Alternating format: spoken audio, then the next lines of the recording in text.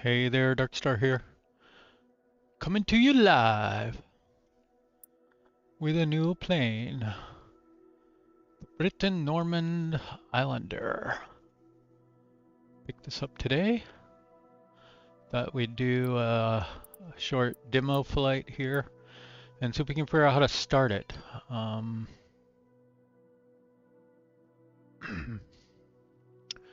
did find a PDF. So this is put out by,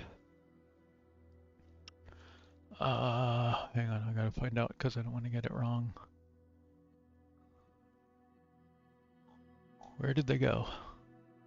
Black Box Simulation. And apparently if you're in the beta and you get this plane, you have the down level version of it, which is a little unfortunate. I would like to try the newer one, but I don't want to reinstall. But it has this horrible tick.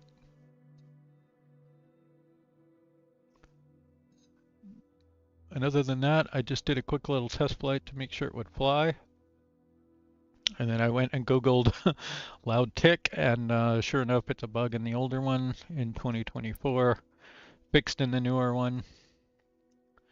But I unfortunately didn't buy it directly from them, so I can't download it. I'll have to wait for it to be updated.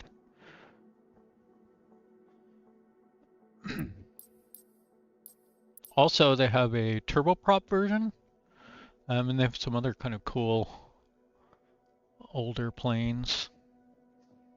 But I thought we would start cold and dark and see if we can figure out how to start it. So you'll have to bear with me. This is not a tutorial, this is a training the pilot. How do I fly this thing? I think I will maybe drop a link to it.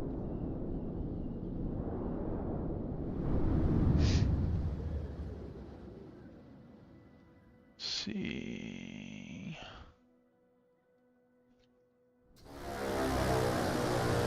Juliana Tower, Dark Star Charlie Tango Alpha, 6 tree ready for IFR departure, runway 10.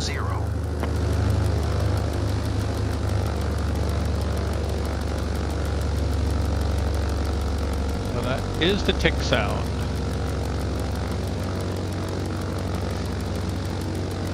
So I'm going to crank this down a bit because it gets on my nerves.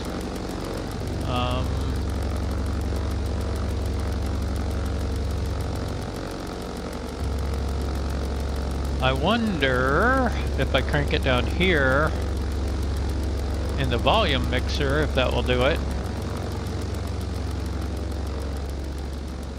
Oh, that is working.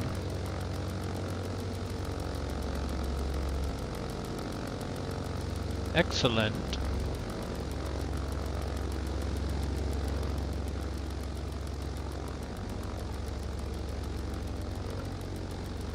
And I can also crank down my headset independently. And hopefully that's matching. And hopefully you can still hear it a little bit.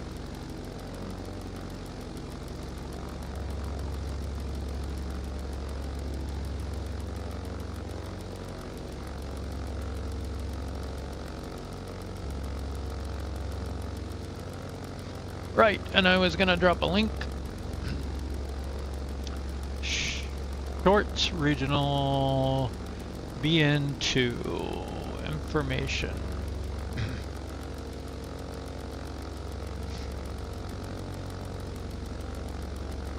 All right.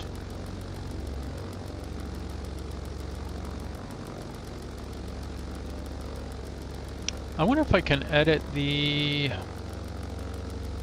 stream info from here. Looks like I can.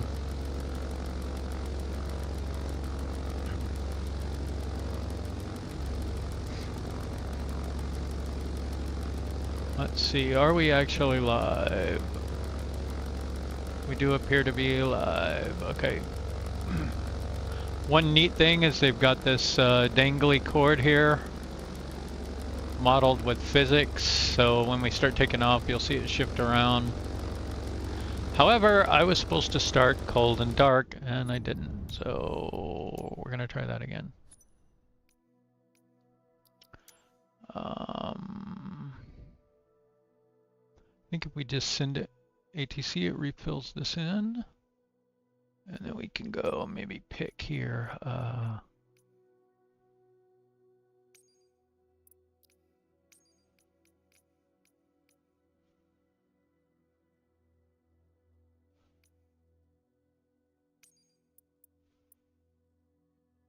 Can we tell where that is?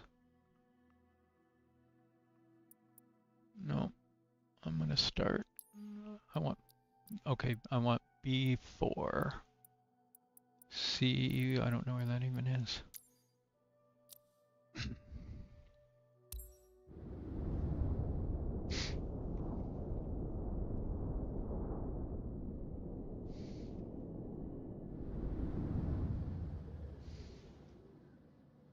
Oh, forgot to set the time. That's okay.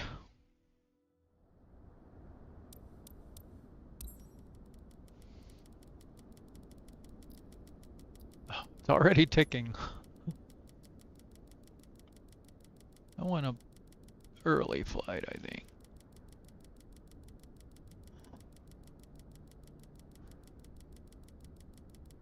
Maybe not that early. There we go, we'll start here. I don't know, nope, these don't work. That doesn't work.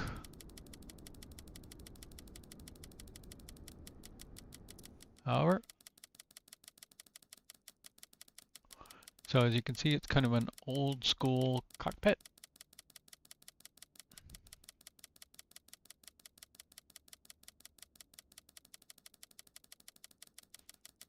It's so odd that that's ticking.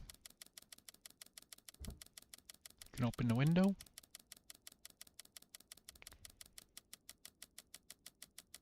So this is the cargo version, I believe. So what we can do is we can click these, and remove all that. And you can open and close things from here, which is kind of odd, but makes sense. I suspect some of that will be different in the newer version as well.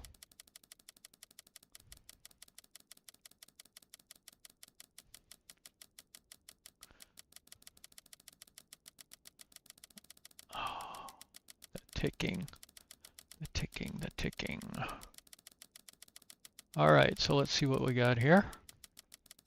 Again, kind of old school twin engine.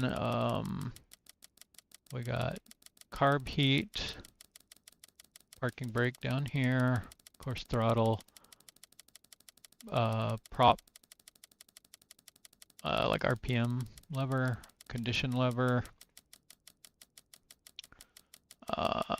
airspeed, artificial horizon, altimeter, I forget what that's called, turn and bank indicator,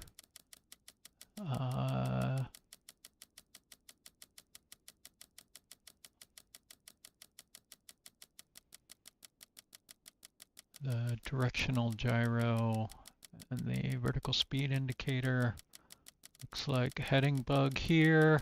There's a minimal autopilot module, one of those older ones, and it's got the cruddy Garmin, which I don't know how to use.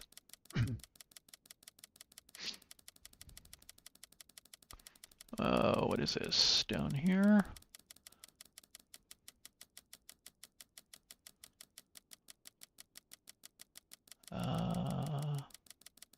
Guessing that's exhaust gas temperature gauge. Carb. That's what you'd use the carb heater for. Gyro suction. ADF, nav1, nav2, fuel flow, manifold pressure, RPMs, port and starboard. Of course, like this is the autopilot, this is the ADF, this is the transponder, VHF radio, comm, nav, and Garmin 530, and an extra altimeter and airspeed indicator over here.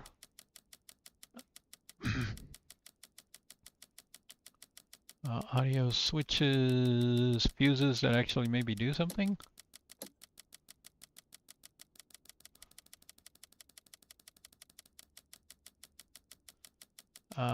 If the ticking is driving you crazy, let me know and I can turn it down. Let's see. Okay, there's where we set the barometer. Oh, nice. It's got both inches of mercury as well as whatever the other one's called. Something pascals. HPA. So we can turn that. Push to reset. Huh. Not sure what that does, but this doesn't do anything. Windscreen demist. Got anything up under here? An incomplete panel, looks like. Lighting services. What do we have for services? Prop de-ice, airframe de-ice, pitot heat. Okay. What are these ones? Batteries, port starboard generator, panel lights. Okay. And electrical. I wonder if we have an external supply. So I'm assuming we get the batteries on.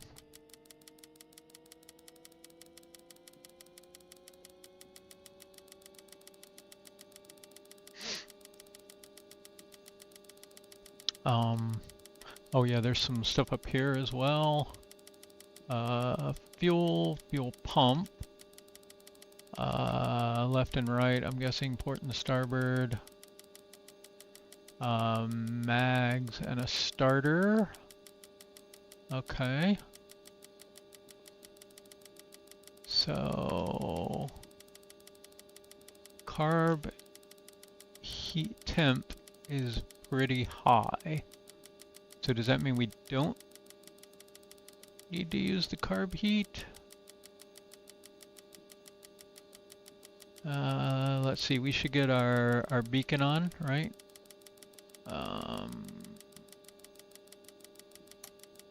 Beacon?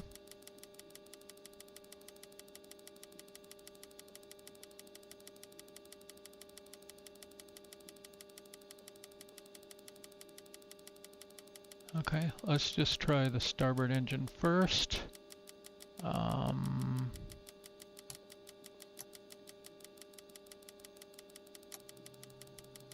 we start with fuel pump?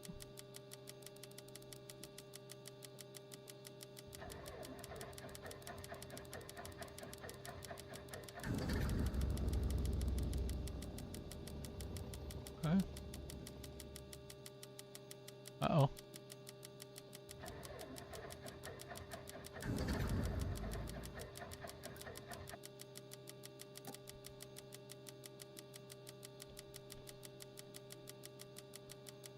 Okay, it did not like that.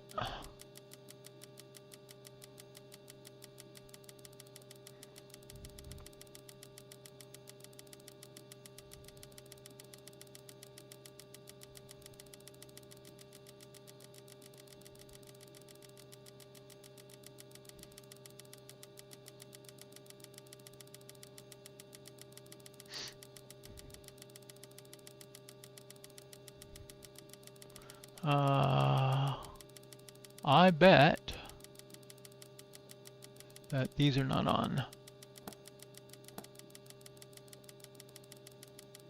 Okay.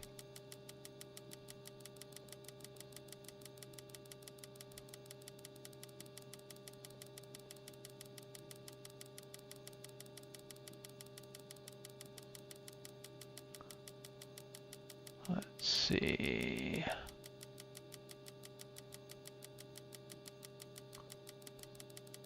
And we might need some throttle.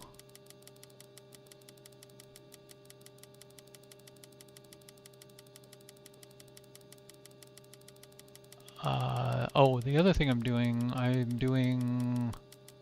that's the starboard and this is port. So I need starboard on, that's starboard.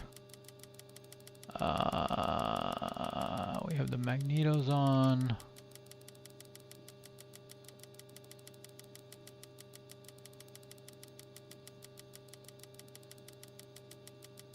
Let's put that up and then try starting again.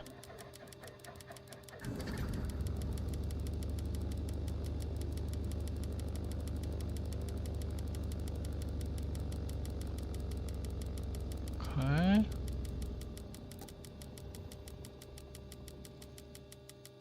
Oh.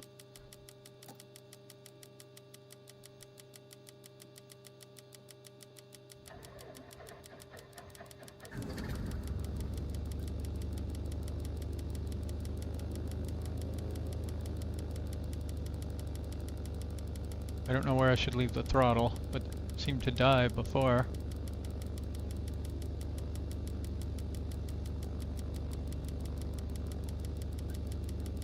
Okay, let's try this side. Magneto's on. We got fuel this time. We got that and that set. Let's try port. Oh, we didn't get the fuel pump on.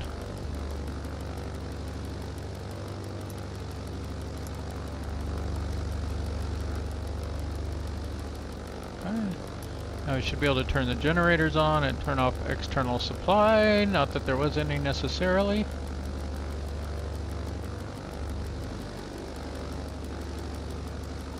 Alright, let's try our throttle now. Yeah, increasing manifold pressure. I don't know where we should leave this. I don't want it to die again.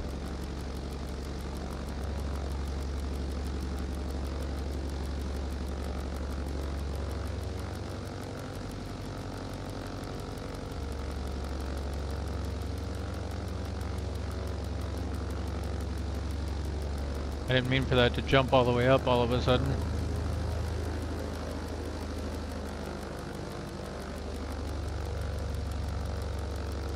Okay. Oh, that's interesting. This one takes away the rudder pedals as well down there.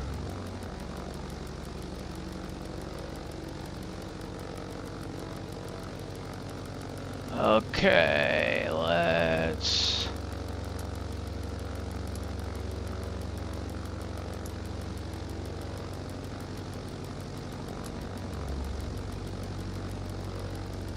all the lights on.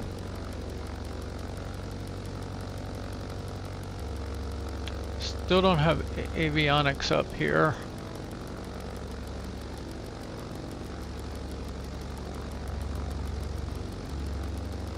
So I'm guessing there's an avionics switch somewhere.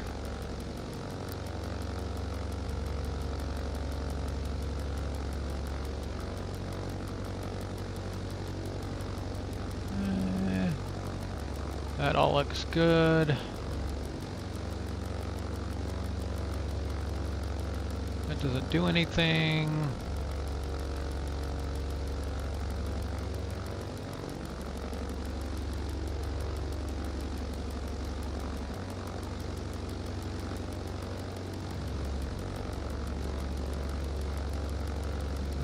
Maybe we just need to turn them on?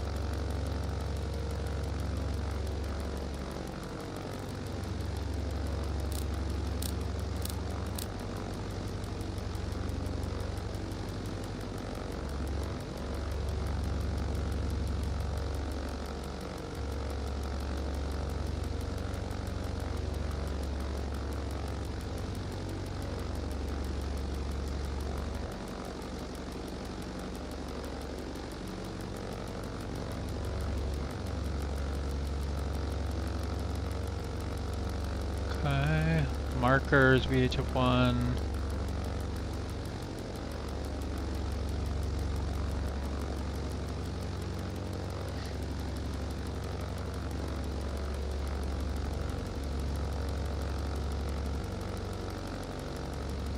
Everything looks pretty good, except we don't have the avionics yet.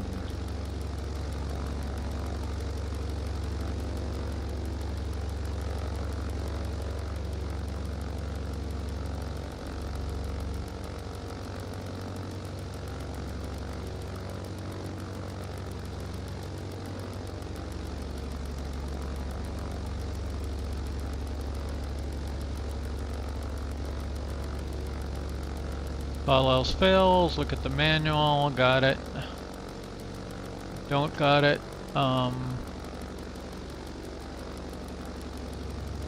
Right there. Dink. Although double click it.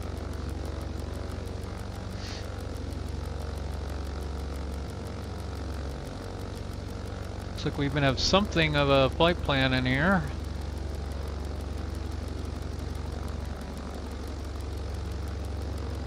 But this is definitely not my cup of tea.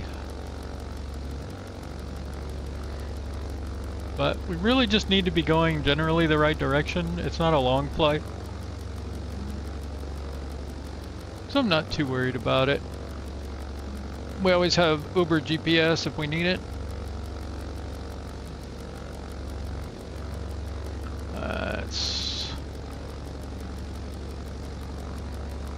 Over here.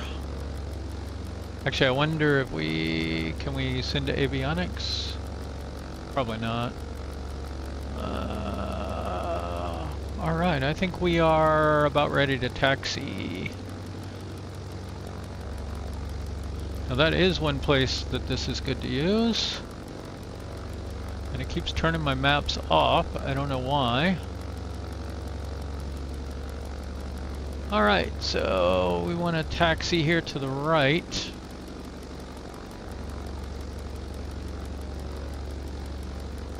Get the parking brake off.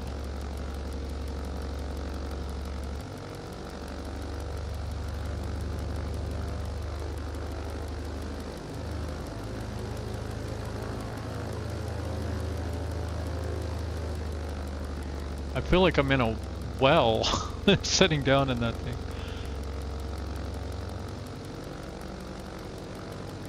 And that's really all the familiarization you need with a plane, right?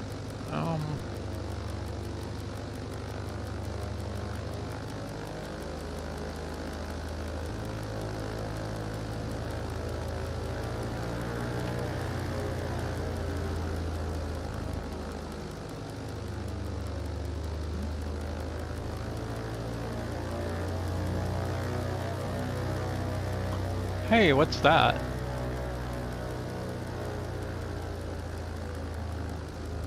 What if there's some way to get plane IDs? I did find a way to look at ILS information in the debug. It's kind of cool, but it's not as useful as it should be.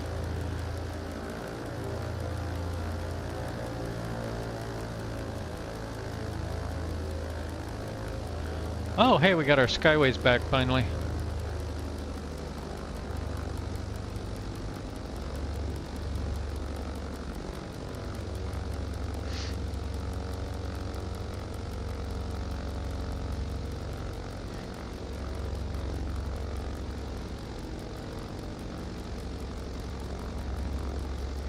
So this is the lovely Princess Juliana International Airport in the Caribbean somewhere.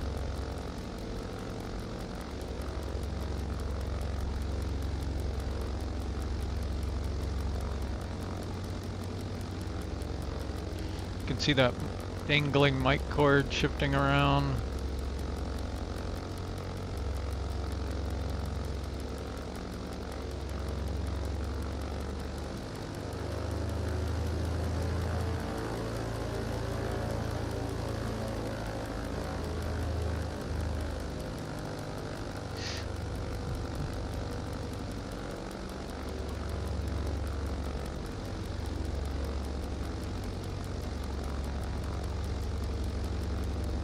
I thought about trying to do this with Beyond ATC, but I don't know. It's always a struggle. I decided to focus on the plane. Now we're in a tiny little short takeoff plane. We probably don't have to be all the way down at the end. I can't even tell where the runway begins here. This thing is huge.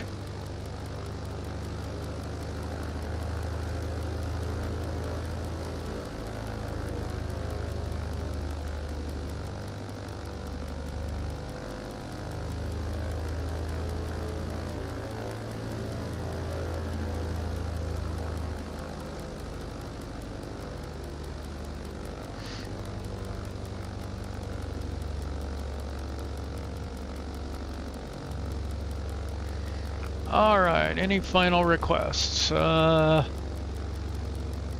not sure I'm planning on using the...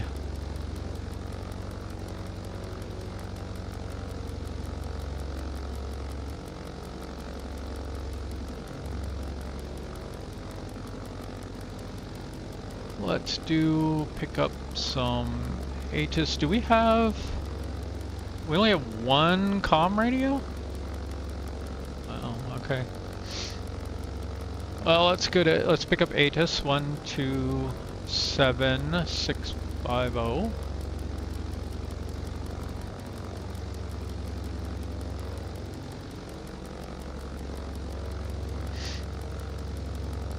One 27650.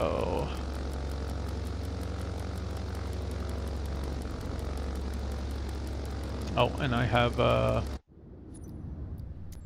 silly me. Have it set up for beyond ATC ATIS. We want, what do we want? Sounds? I guess. Now we have character voices.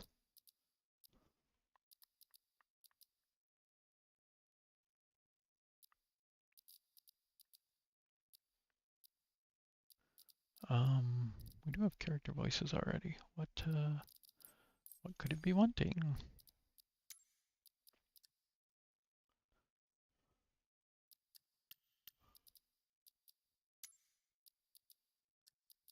Definitely don't want that.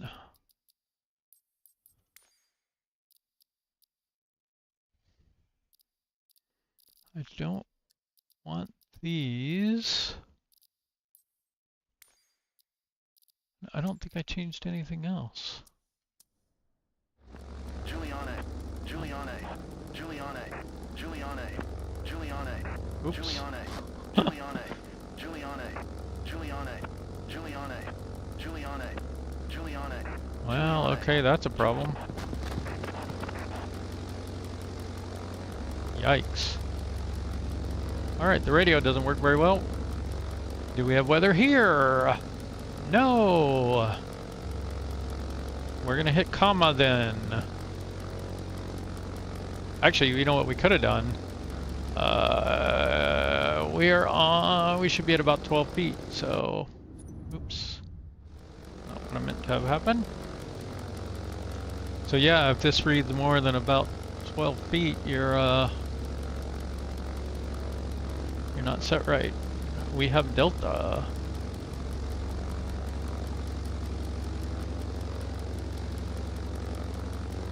Juliana Airport Information Delta 000 Zulu. Wind Cool. 087 at 11. Visibility 6. Sky condition 1,900 feet scattered. Few clouds at 4,900 feet. Few clouds at 14,200 feet. Temperature 25. Dew point 20. QNH 1016. 1016. 10 in use. Landing and departing runway 10. VFR aircraft say direction of flight. All aircraft read back, hold short instructions. Advise controller on initial contact you have Delta. Suppose we could do this cruddy ATC. Juliana clearance delivery. Dark Star Charlie Tango Alpha 6 Tree IFR to St. Croix. Ready to copy. Dark Star Charlie Tango Alpha 6 Tree is clear to St. Croix Airport as filed. Expect runway 10. maintain 8,000 feet. Departure frequency is 128.65, squawk 7171. Clear to St. Croix. As filed. Runway 71, 10, 71. 8,000 feet.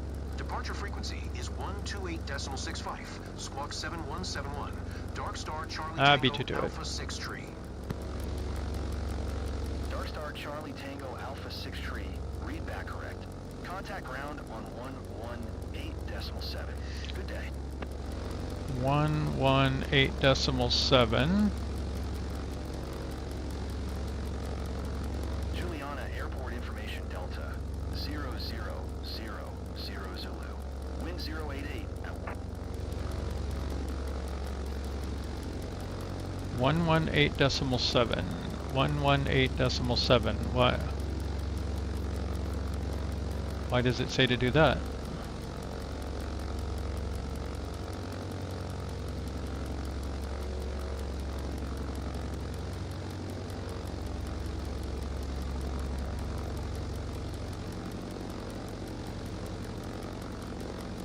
Huh. Juliana ground. Dark Star Charlie Tango Alpha 6 tree with Delta. Ready to taxi. IFR.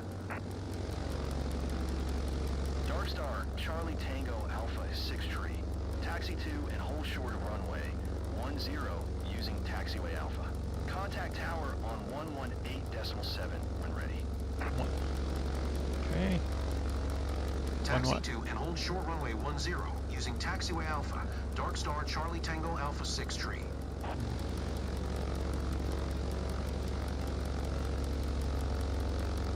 We're already on 1187. Juliana Tower. Dark Star Charlie Tango Alpha 6 tree ready for departure. Runway 10. IFR to St. Croix. Dark Star Charlie Tango Alpha 6 tree. QNH 1016. Clear for takeoff. Runway 10. Cleared for takeoff runway 10. Dark Star Charlie Tango Alpha 6 tree. Okay, we were cleared to... Oh, wrong controls. Okay. We were cleared to 8,000 feet.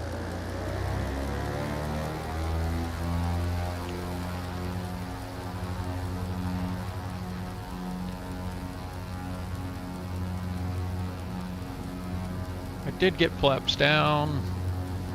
I can't look up right now and show it, but there we go. Back up on the power just a little. I don't know what manifold pressure we should be looking for. There's your flaps up there in the center.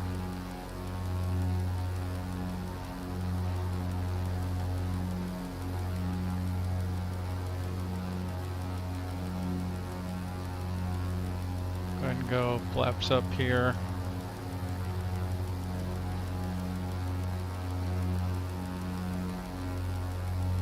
Now this plane is not rated to have a great climb rate. This is the piston engine version. Dark Star Charlie Tango Alpha 6 tree contact San Juan Center on 128.65. Good day. 128.65. 128.65 for Dark Star Charlie Tango Alpha 6 tree. Now this is where autopilot might come in handy.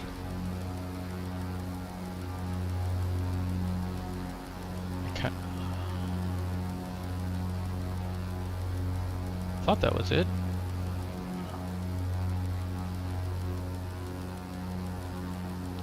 Why? 128.65. 128.65. San Juan Center, Dark Star Charlie Tango Alpha 6 tree is at 1,300 feet climbing 8,000 feet. Dark Star Charlie Tango Alpha 6 tree. San Juan Center, QNH 1016. Radar contact. Continue to Tango Alpha Kilo Echo. Tango. Oh. San Juan Center, Dark Star Charlie Tango Alpha 6 tree. Requesting vector to next waypoint. Dark Star Charlie Tango Alpha 6 tree. Continue to Tango Alpha Kilo Echo following heading 0905. Resume on navigation. They want me to head east. No thank you. I've resumed own navigation.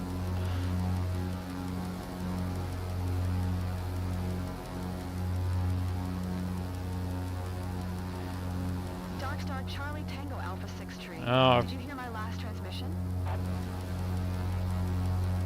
Continue to Tango Alpha Kilo Echo following heading 095. Proceed on course. Dark Star Charlie Tango Alpha 6 Tree. Just gonna try to get trimmed up here for a climb. This is not a super powered airplane, so it doesn't climb super fast.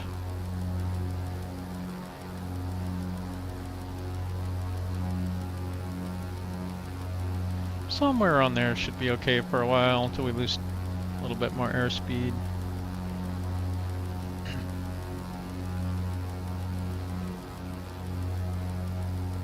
Let's pull back on the prop RPM into the green.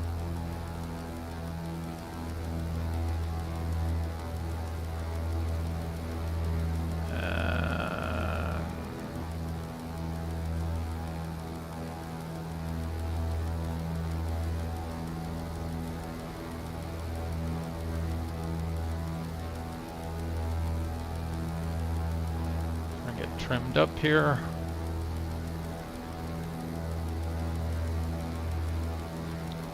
So my hope is to use the autopilot as little as possible. And also the EFB.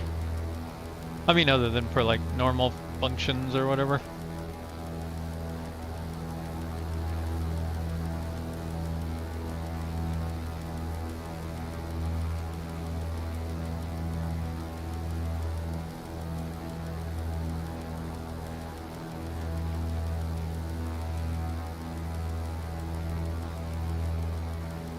Nose drop a little too much.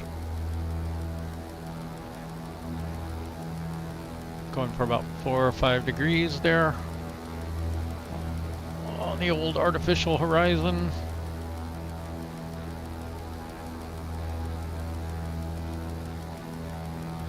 Which is in fact better than the actual horizon, especially when you cannot see the actual horizon.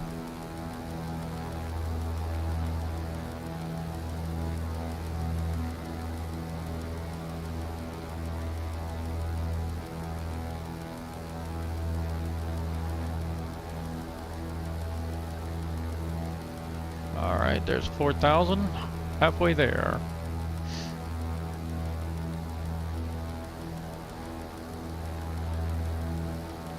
Take off, avoid G.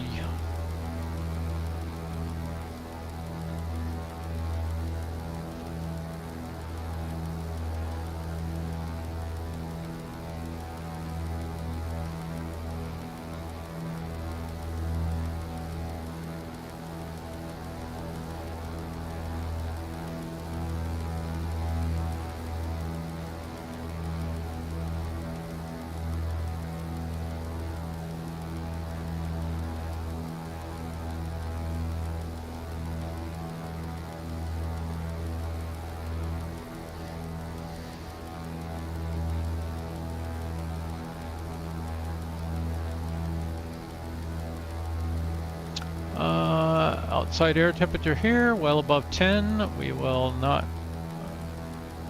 go with de-icing.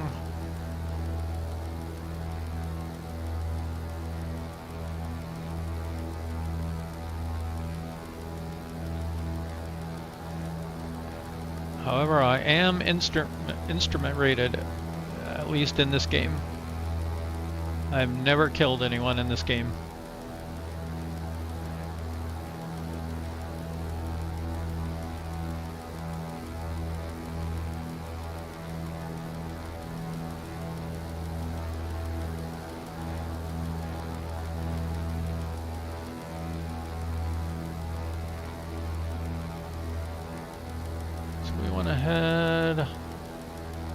About that way. Yay or so.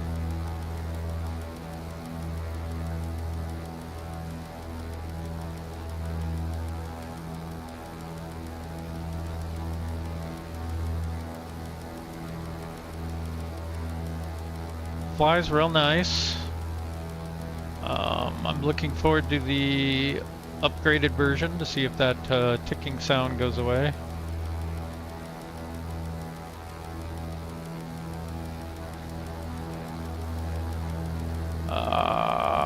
I just saw this. Speeds for flap selection. Approach 114 knots. Landing 88 knots. And apparently, like this thing will fly real slow. It is meant for short fields, even though it's kind of a chunky plane. I think with the seating, it can take a number of passengers too.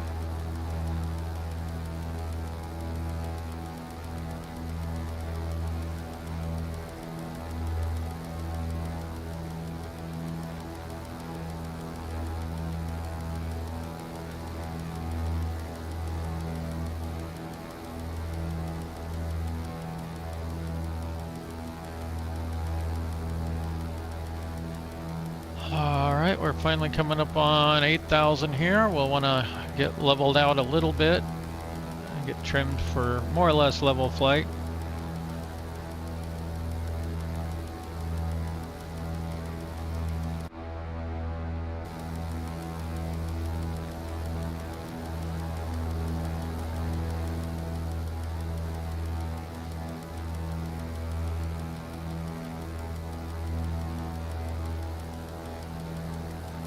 I did crank up the turbulence setting in free flight mode to realism. Because the more videos I watch, the less extreme that seems. Alright, here we go.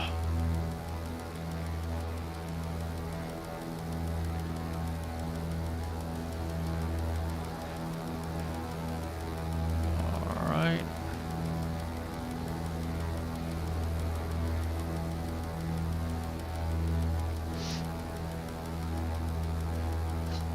I keep thinking I need to pull the trigger on that force feedback yoke. I was thinking about the Moza. Or there's another one, CLS something. Kind of leaning towards the Moza. It's a little bit cheaper maybe. I don't know. Alright, there we are right at 8,000. Now, can we pay attention long enough to hold it?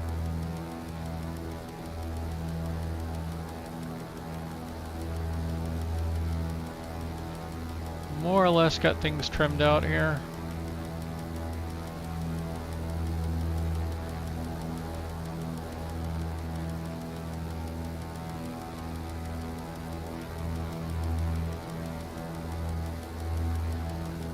Keeps wanting to creep up on me there.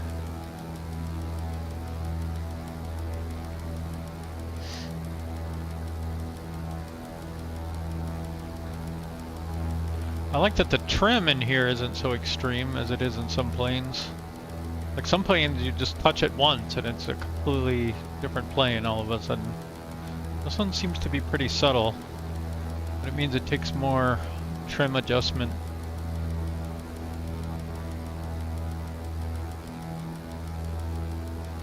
Our airspeed just dropped like 5 knots or so.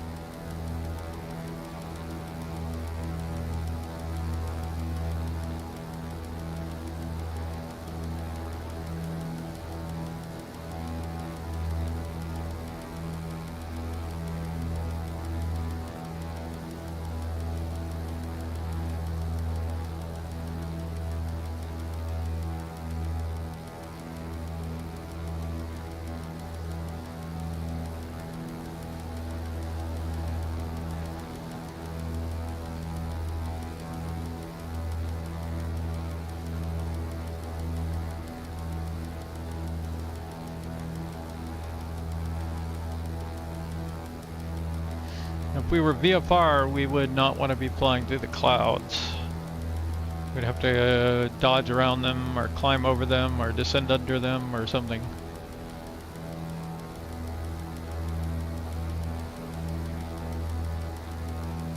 Alright, we're about 100 feet high now. So I'm letting it kind of drift off where I want to be. We seem to be kind of getting blown to the right a little bit too. Have to keep turning left.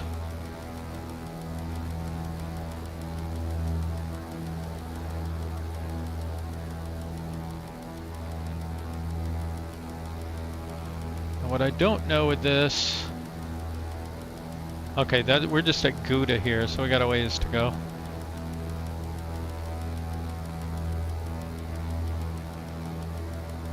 That's why I need a yoke. I can't mouse and fly because I have a right-handed flight stick right now. And I don't think I can do a left-handed flight stick for a number of reasons. One is 20 years of right-handed flight stick. The other one is just desktop arrangement at the moment. Otherwise I'd maybe give it a try because this is a reversible one. Yeah, we're just cruising along here.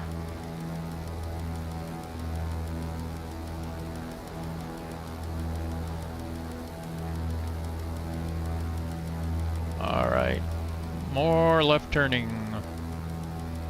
Right on the line now, so my heading bug might be a little off as well.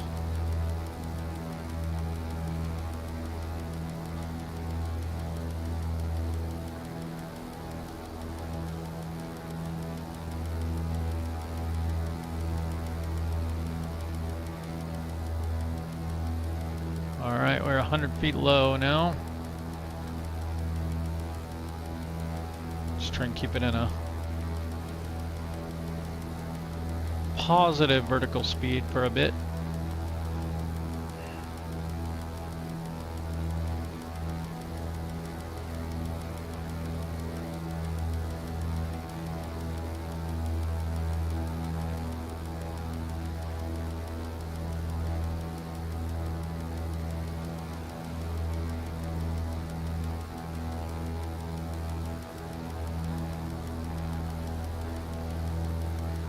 About 50 feet low.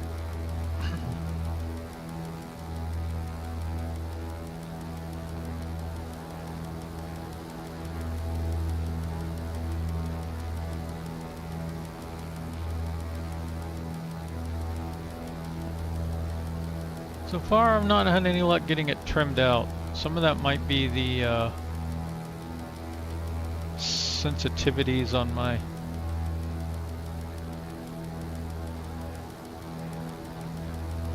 flight stick and everything.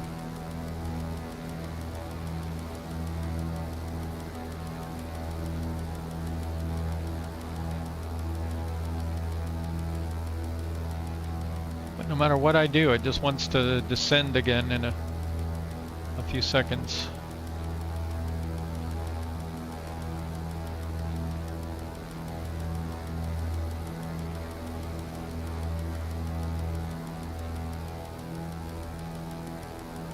Let's see if we can range out a little bit here. There we go. That way we'll know when we're getting closer.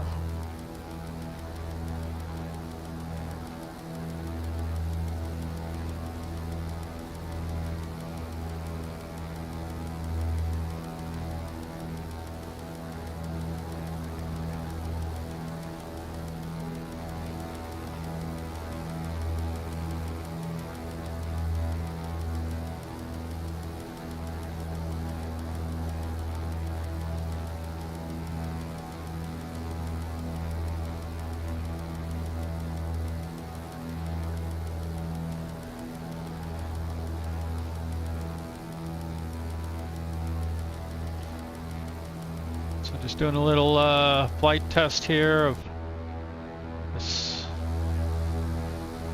black box BN2.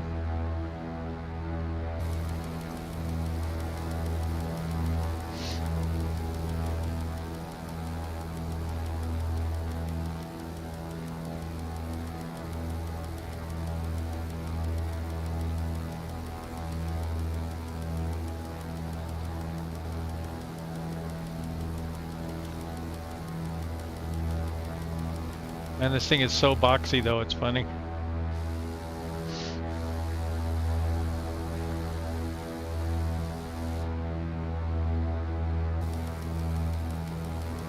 Oops. That was the wrong way to adjust.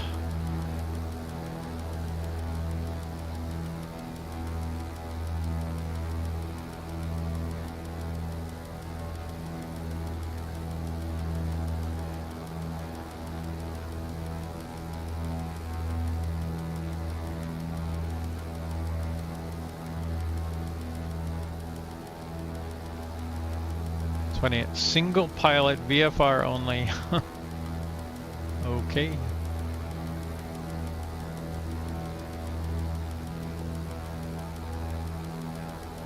It's even listed as like crew 1. Found that kind of odd.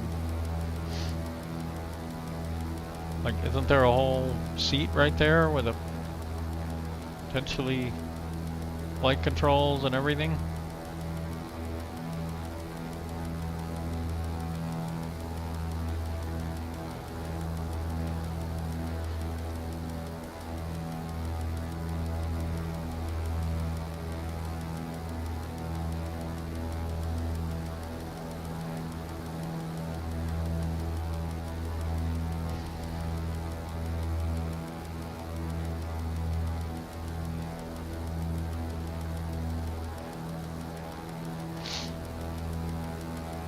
Alright, let's go autopilot for a minute.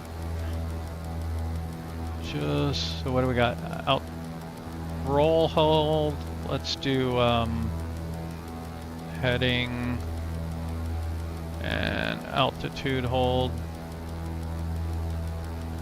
I just need to look up on our flight plan here.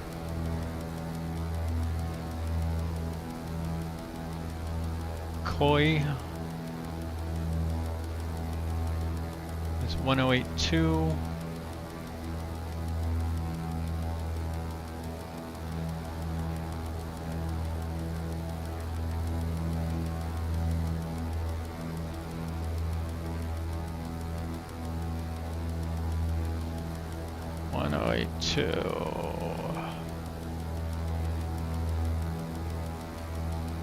Okay, so that should be nav 1.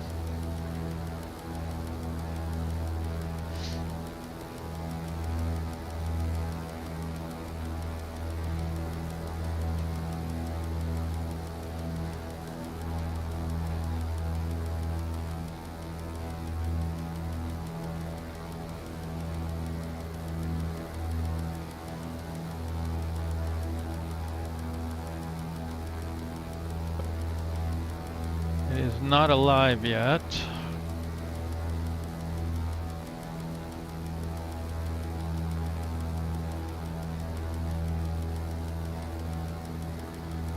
And ST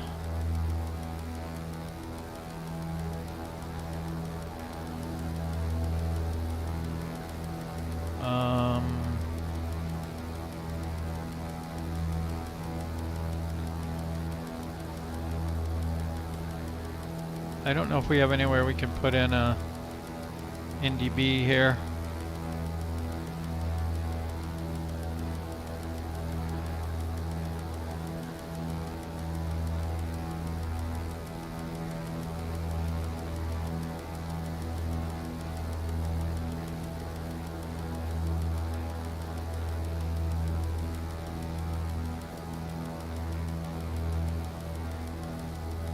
Oh.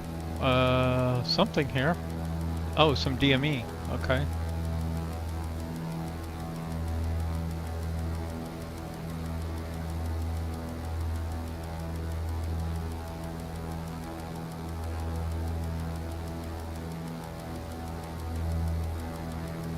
So we're going 155 knots and it's 41 nautical miles away.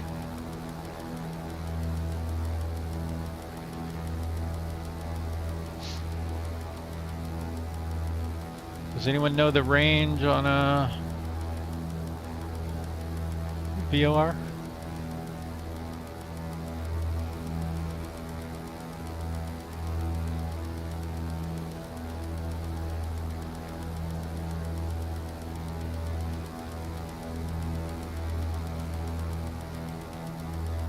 So maybe 25 nautical miles or so.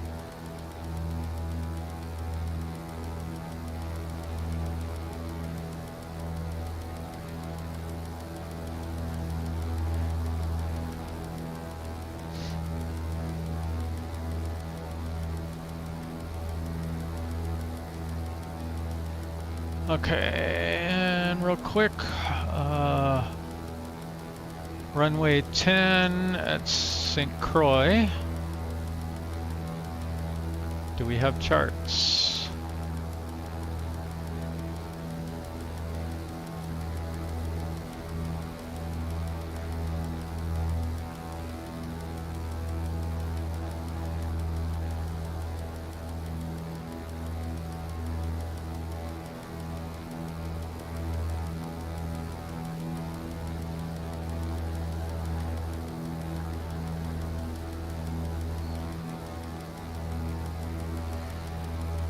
Okay, so runway threshold at 73 feet.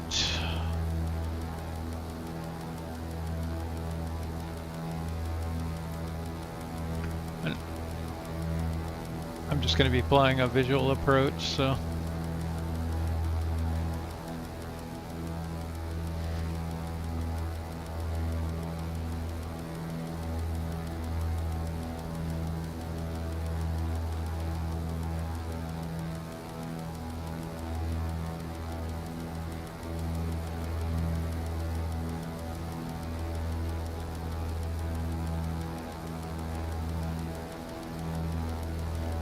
Now, just out of curiosity, what happens if I hit nav?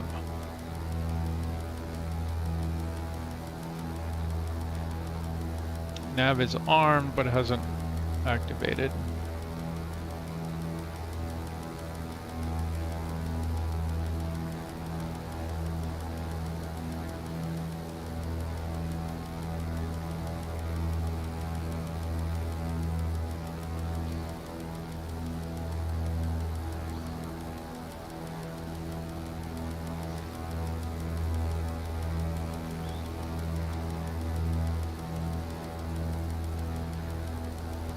Huh.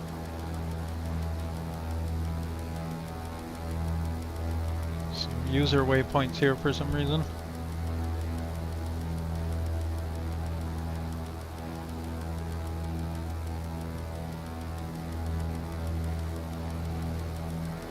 Flight plan.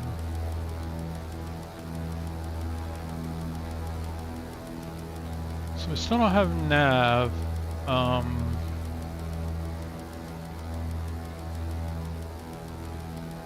Ah, there we go. We needed to be on GPS.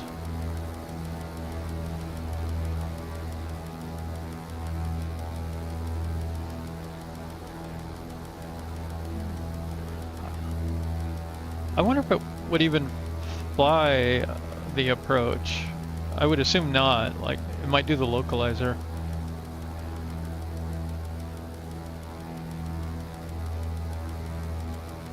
I was kind of hoping it would give us a top of descent, maybe?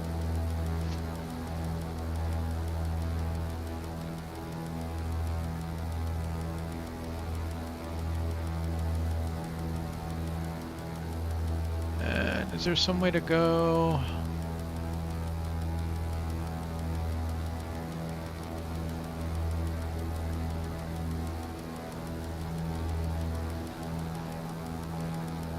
I have GPS here now instead of.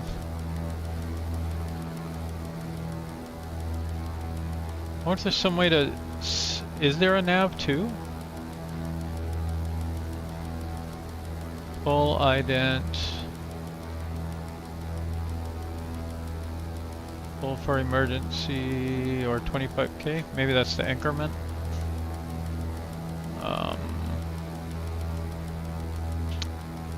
I don't see any way to do a nav 2. It clearly has one, or it thinks it has one.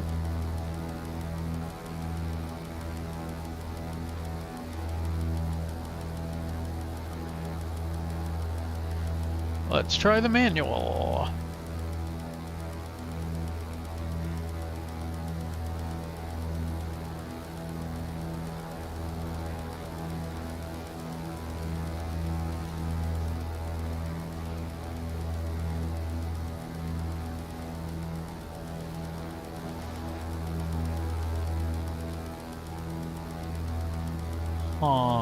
Okay, I got it now.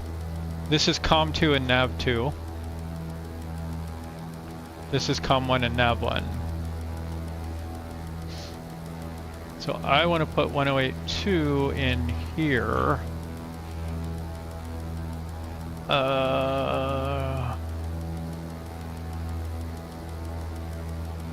Push. There we go.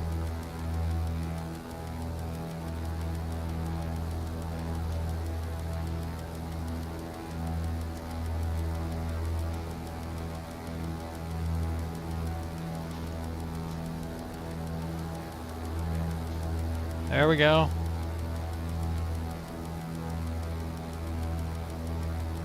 And we want to put this on. There we go.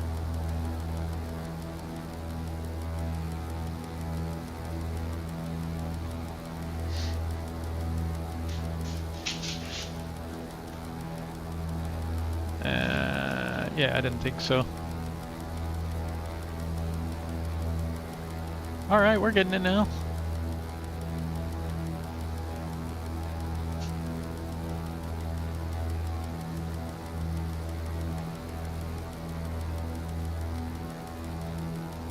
Still don't see any descent planning.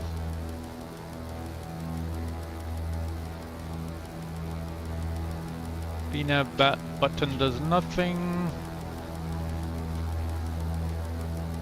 Different nav views.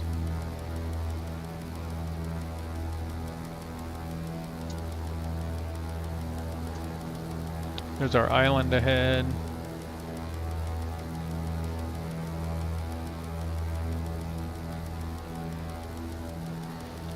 20 nautical miles from that VOR.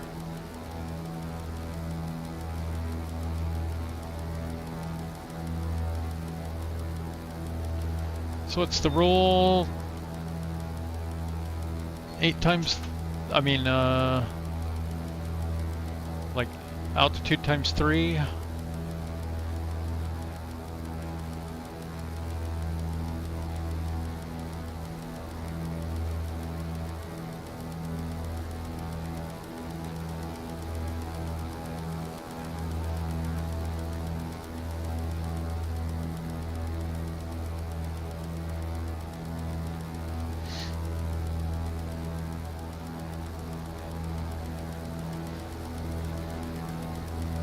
So we want to be about 21 nautical miles out,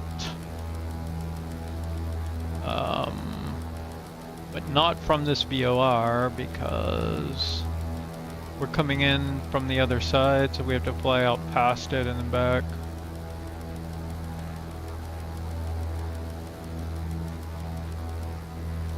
So maybe we'll start about... Charlie Tango Alpha 6 tree.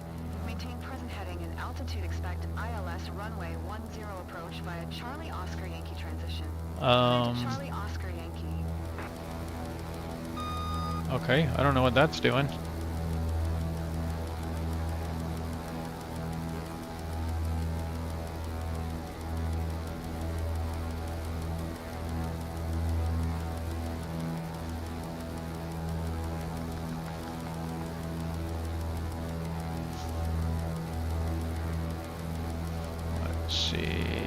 Let's just go back to heading mode. Dark Star Charlie Tango Alpha 6 tree. Oh, my last transmission. Maintain present heading and altitude expect ILS runway 10 approach via Charlie Oscar Yankee transition.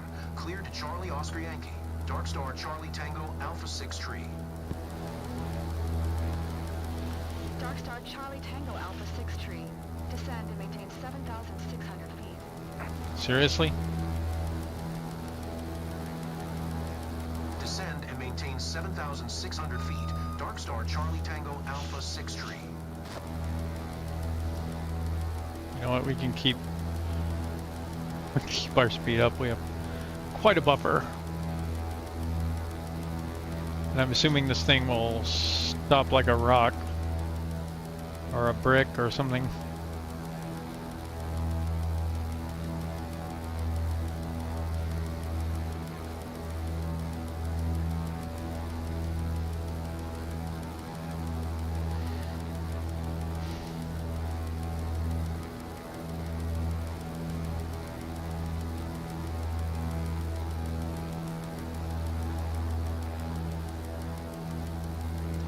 Really need a yoke.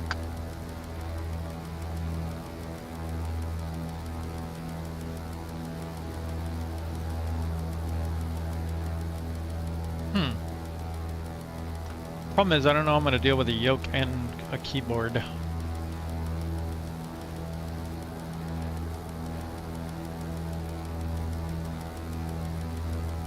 So it's about 7.6, right?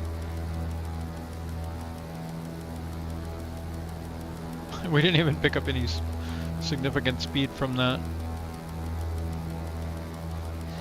We're just getting these weird wind gusts that's changing our airspeed by like 5 to 10 knots.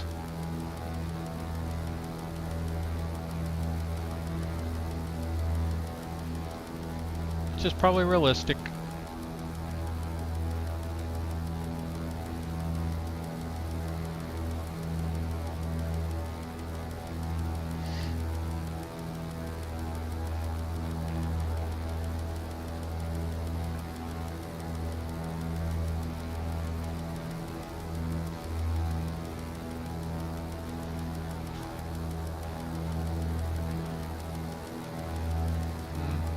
Lost a little altitude here.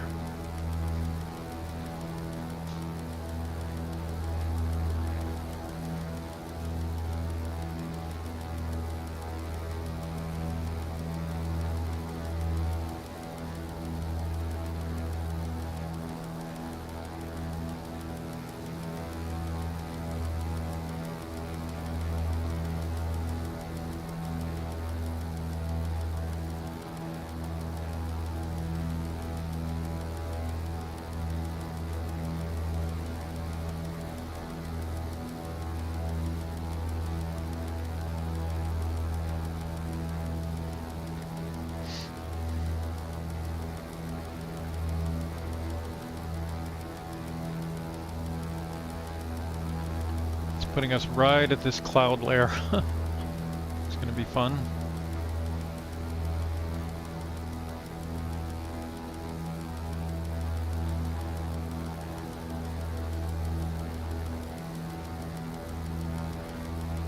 How's the audio if you're able to chat? I turned it down because this plane has this horrible ticking sound going on in it. It's a bug in the current version. It's fixed in the latest one.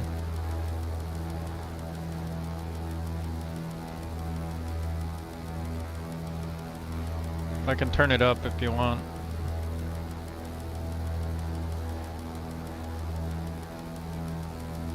I know, I find the cockpit noise kind of soothing. I'll even just set out in the rain in the cockpit sometimes.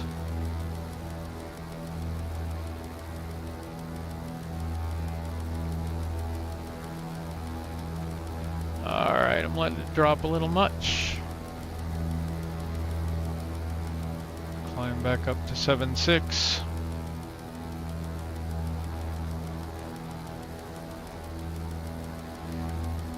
The gusts make it really hard. I gotta say.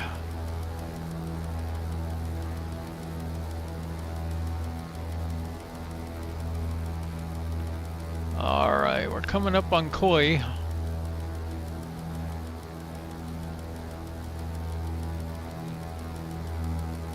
See our VOR needle there on nav 2 drifting past.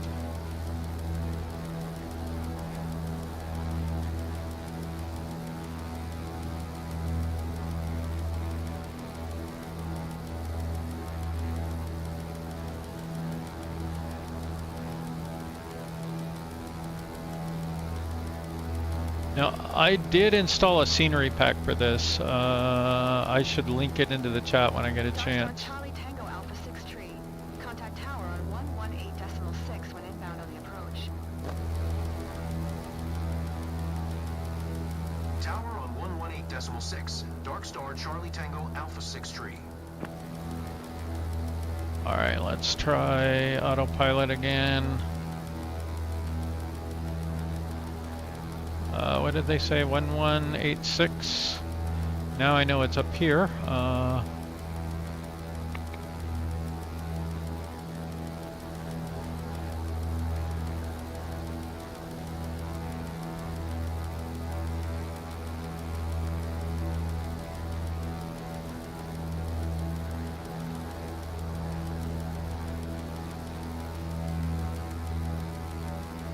It's a lot of knob turning.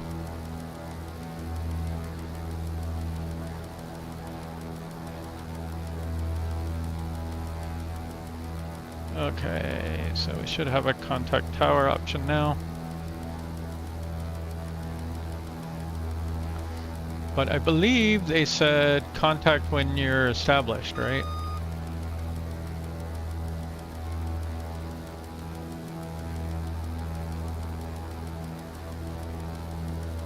And in theory, we're a long ways from that.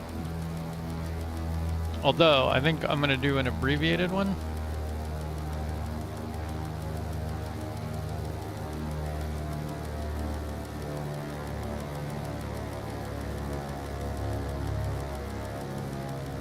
Fine.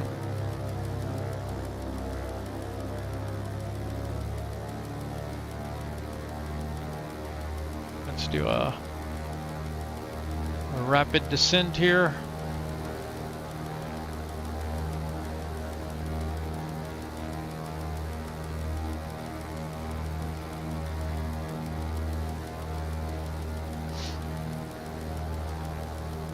Want to keep it in the white band.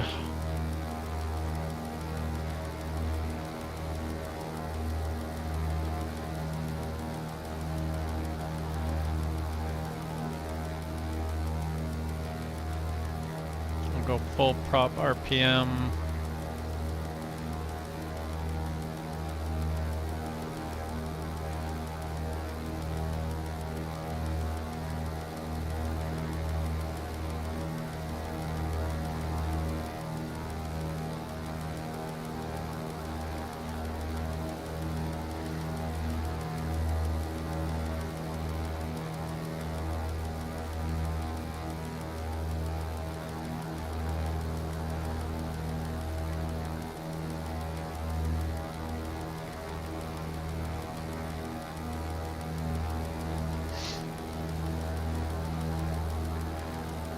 Oh, we let it get out of the white band.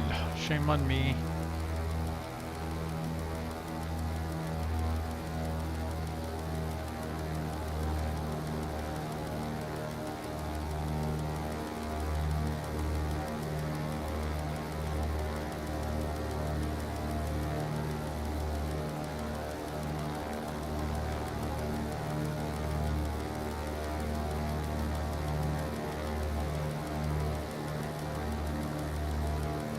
Are we on autopilot or something? I don't think so. I can't tell when it's on and when it's not.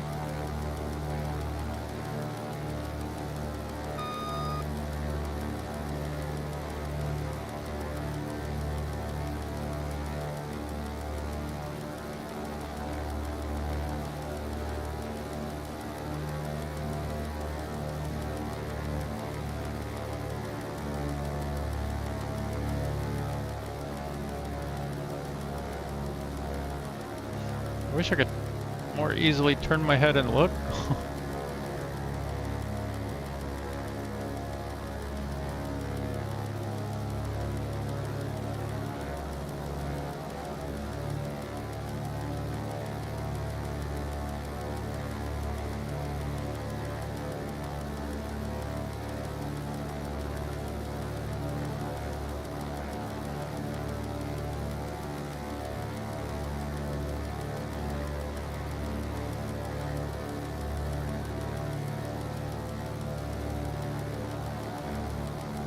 So I'm thinking to descend to about 4.5 and then turn.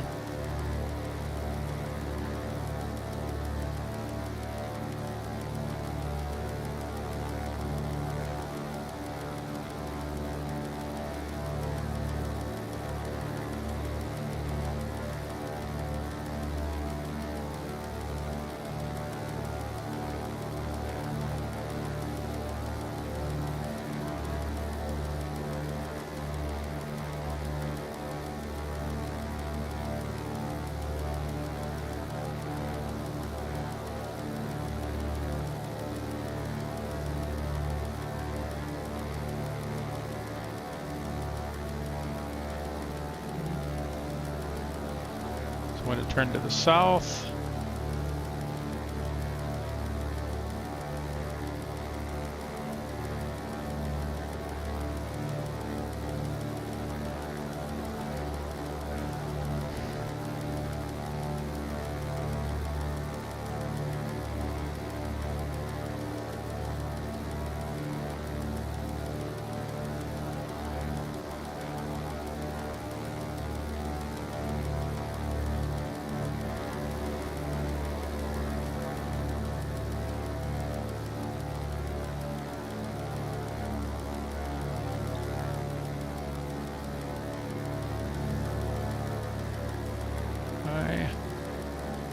And finally I turn to the east.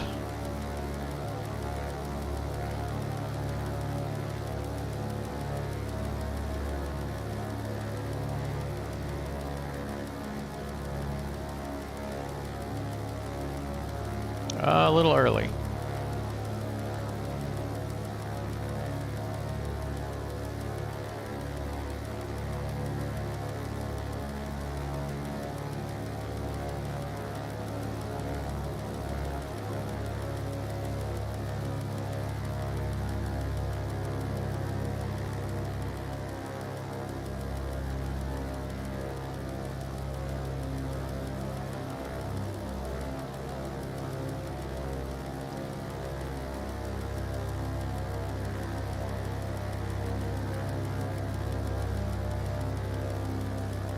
Okay, nav 1 should have our runway alignment more or less. I don't know how to get any vertical guidance though. But we're good.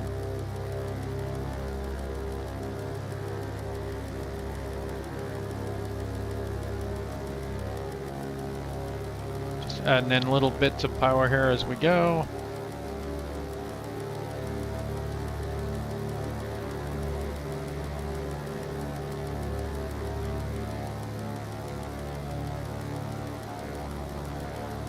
Outer marker, I guess.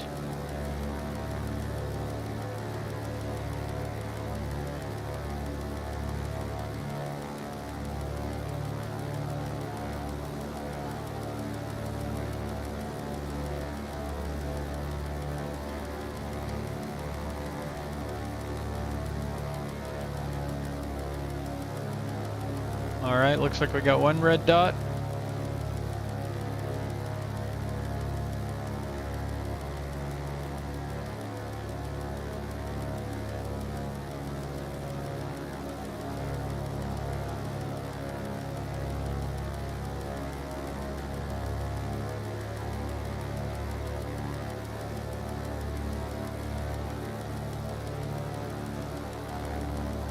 That's a huge runway.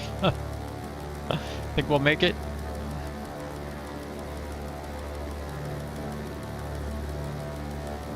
Is that 2?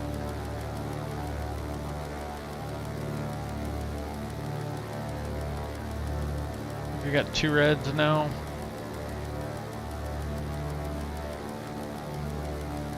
So about 450 feet per minute-ish, maybe?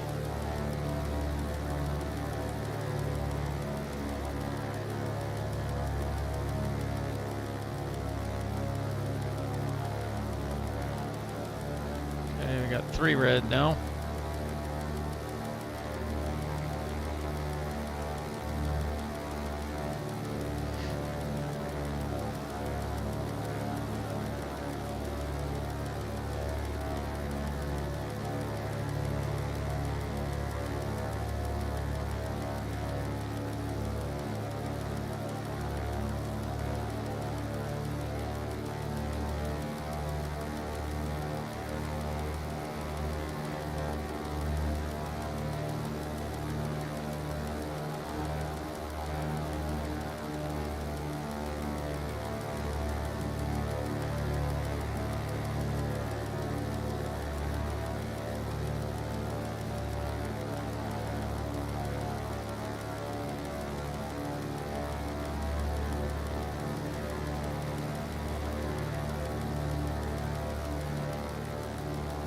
Turbulence is fun. Keep you on your toes. Too high.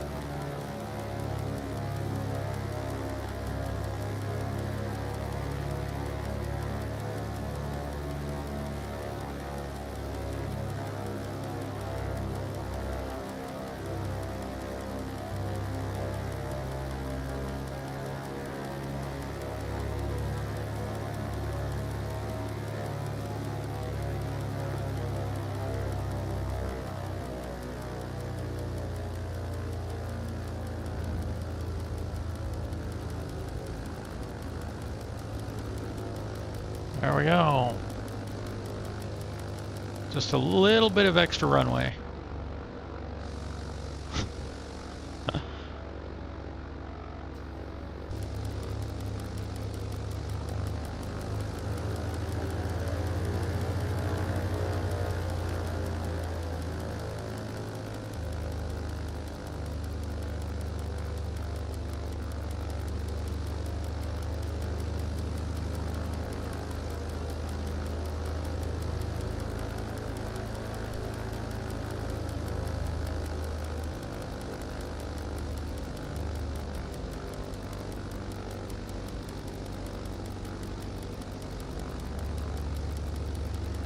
Does not have reverse thrust though.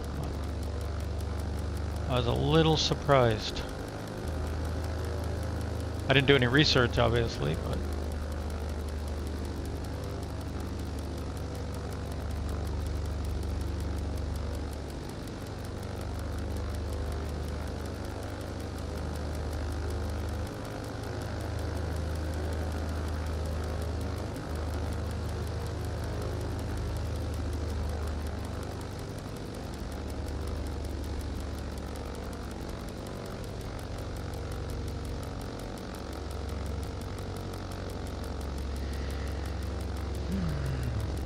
I wonder if we have taxi. There we go.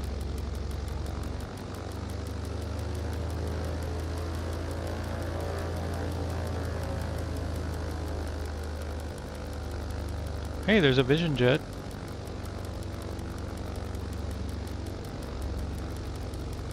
I was thinking about getting the Honda Jet, trying it out.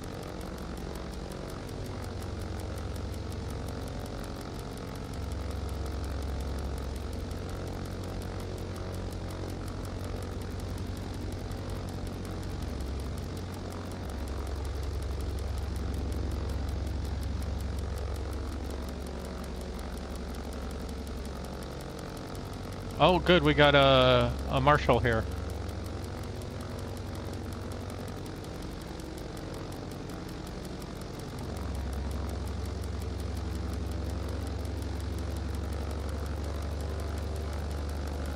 And I conveniently cannot see him, but there we go.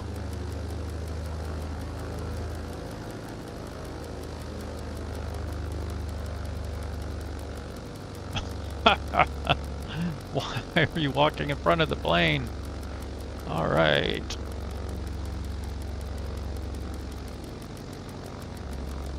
Now, how do we suppose we cut this thing off? Probably the easiest way is just to pull the condition levers to cut. I can feather the props. Probably should have done that first.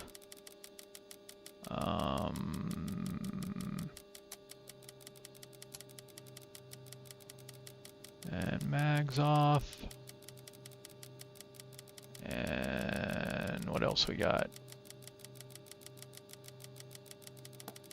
can switch the tanks off. There we go. We can get avionics off. Lights. We can put on external battery, turn off the generators. And open the doors. Chocks, gust locks, pitot tube covers. Of course, it would set these on fire if we put them on right now, wouldn't it? Technically.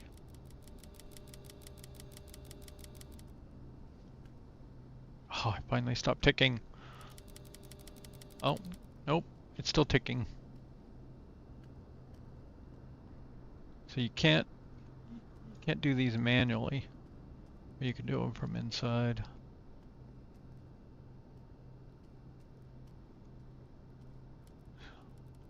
Couple of cargo doors.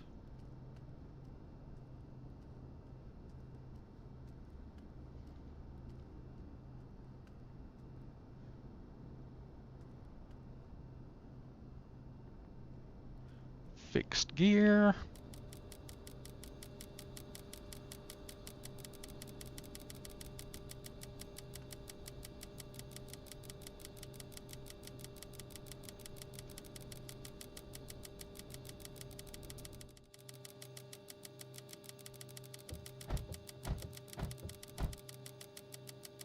And you can get rid of the boarding steps.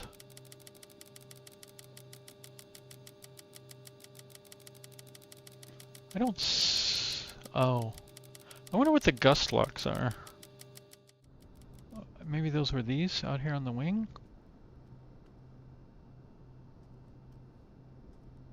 I bet that's what these are.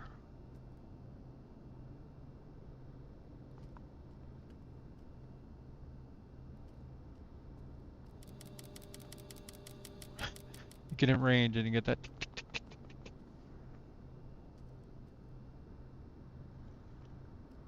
Yeah.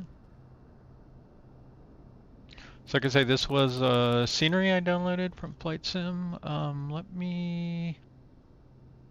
Can I go grab that? Maybe?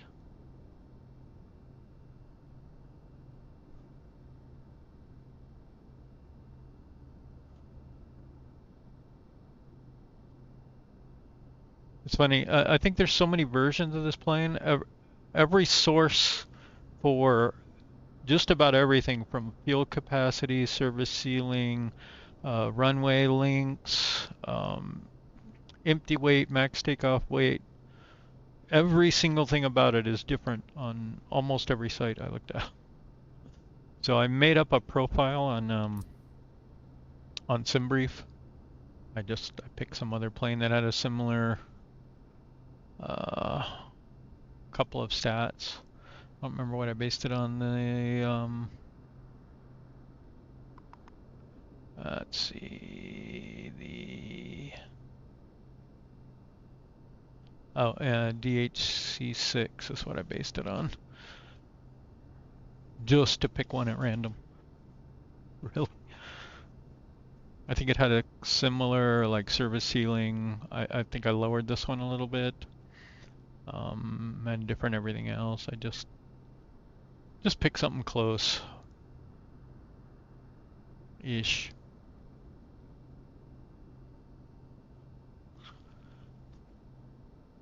Did not find it in the aircraft performance database.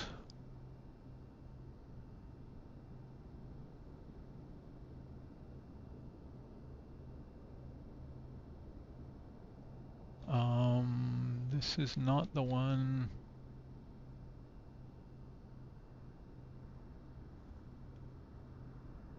I definitely want to link that.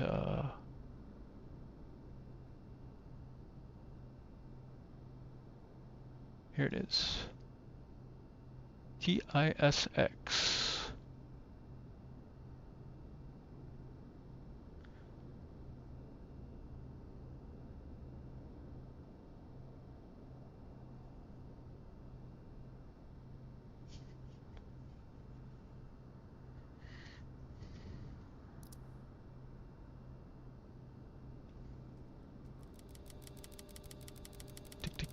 tick, tick, tick, tick. When you're tired of waiting for the bus. I think this thing is a bus.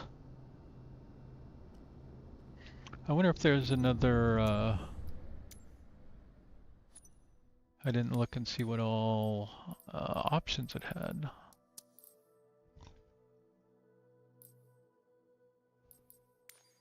So there's variants.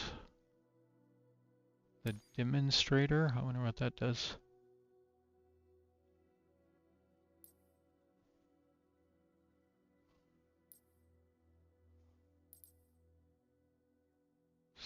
Okay. Search and rescue.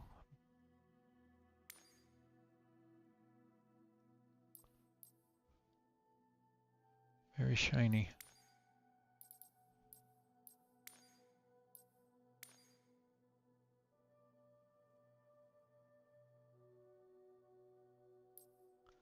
So this has the long nose.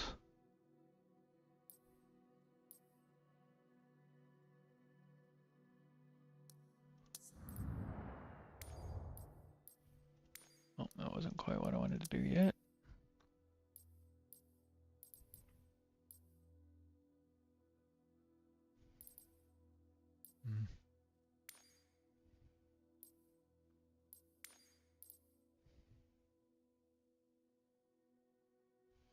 Okay, this is the one with all the colorful ones.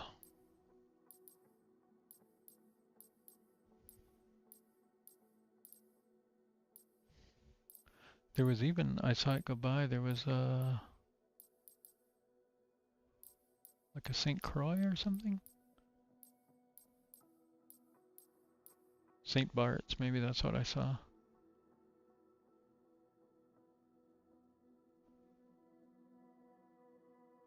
British Airways Express.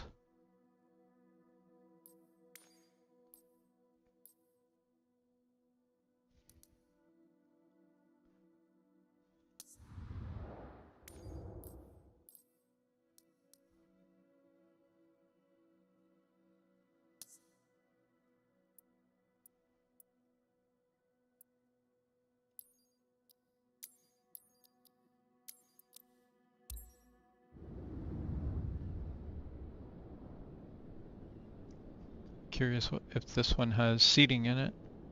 The other one was definitely cargo.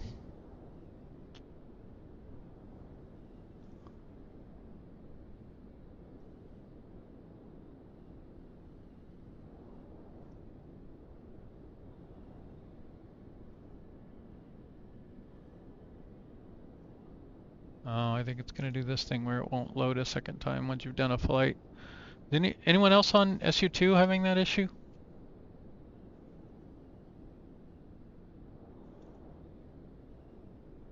Or am I special?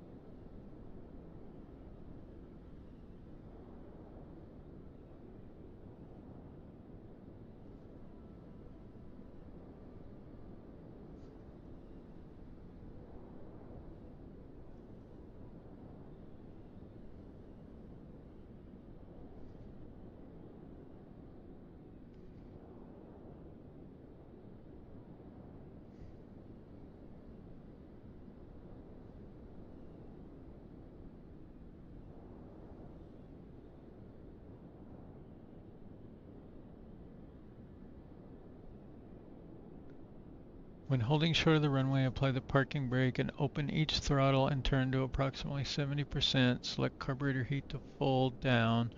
Manifold pressure and engine should drop. Turn the carburetor heat to off and repeat with remaining engine. I did not do that.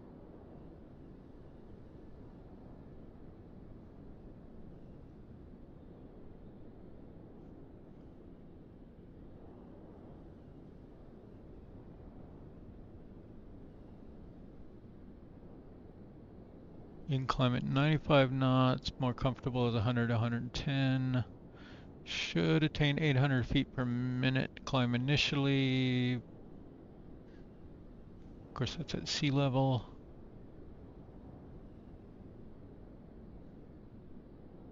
Has a basic KAP 140 autopilot.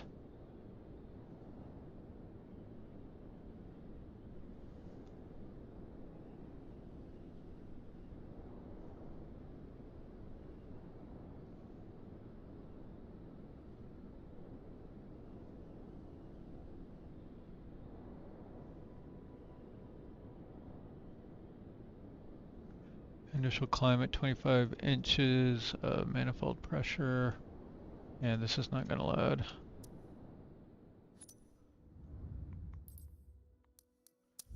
The only thing I know that fixes it is restarting.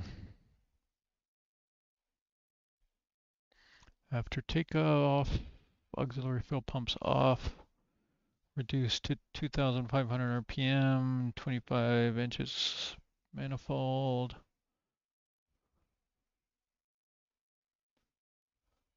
Carb heat off.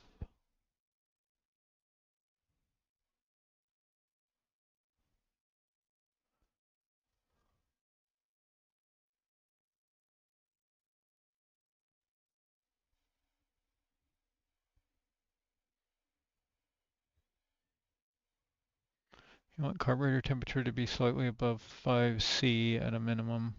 You can use carb heat for up to 30 seconds.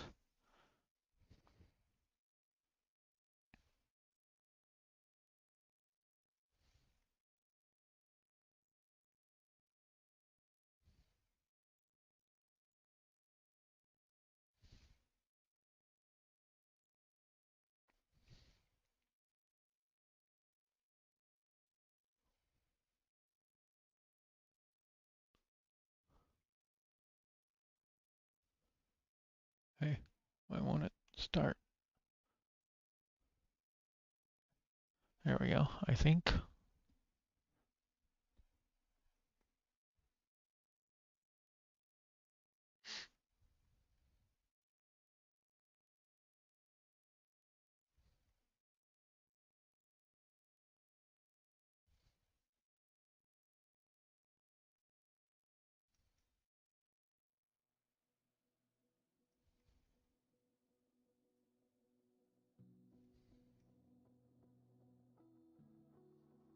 Oh, we more or less got shut down right. It says Magneto's generator's battery.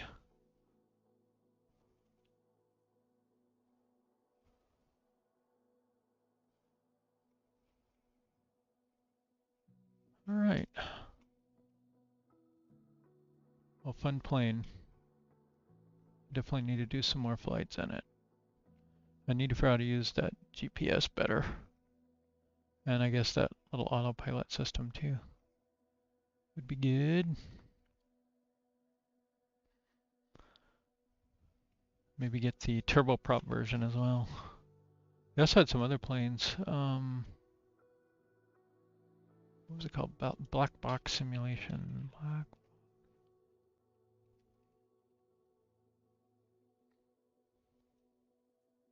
So I'm not trying to be an ad for them or anything, but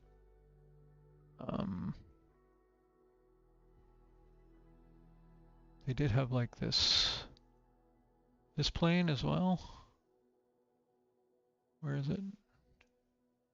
The Shorts Regional.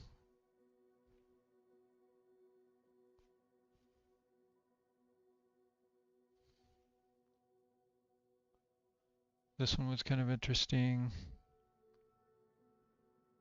The turboprop version of this plane. I guess there's some different regionals. I think this one's a package is what it is. Contains the SD330, the SD360, and the Sherpa. All right, well, it's up.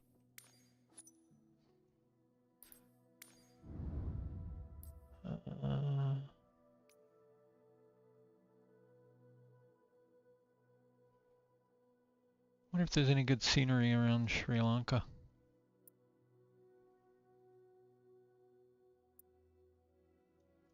Some of these areas where it should are like kind of.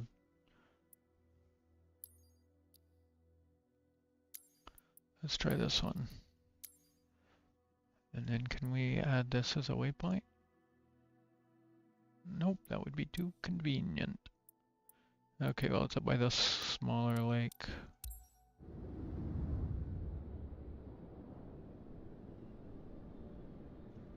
Maybe we can add it on the EFB.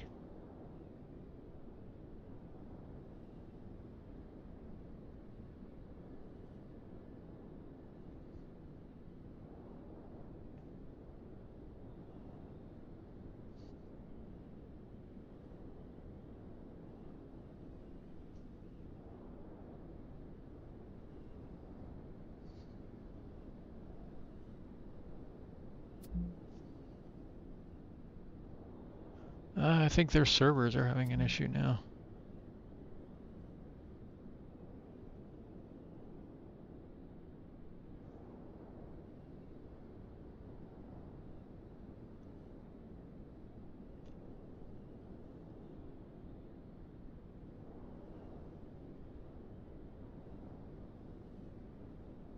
Yeah, I don't think it's me.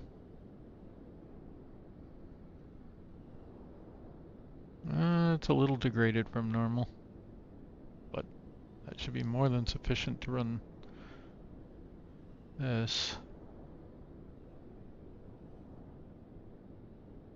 Yeah, good upload.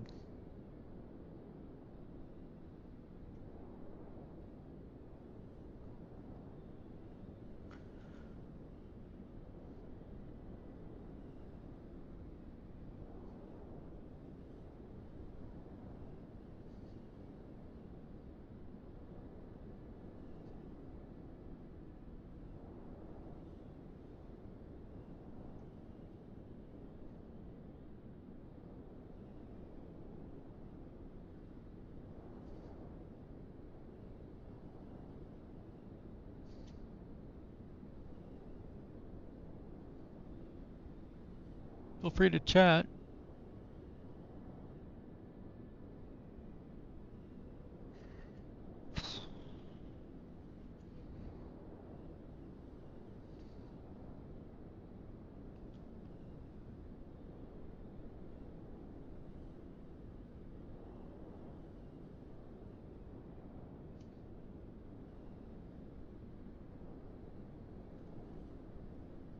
While we wait for things to load.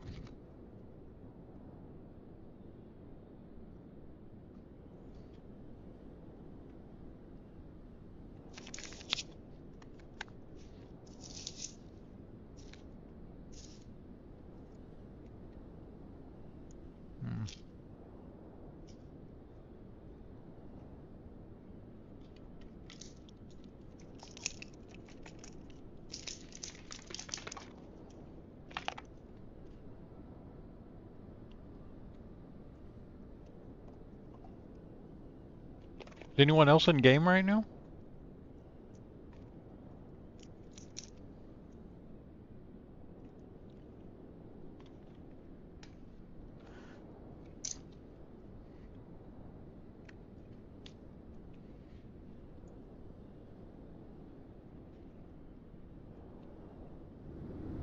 There we go. Finally.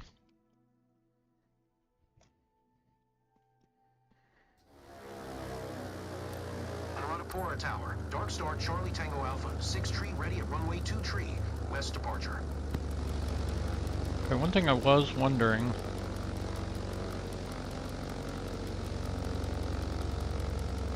Really? You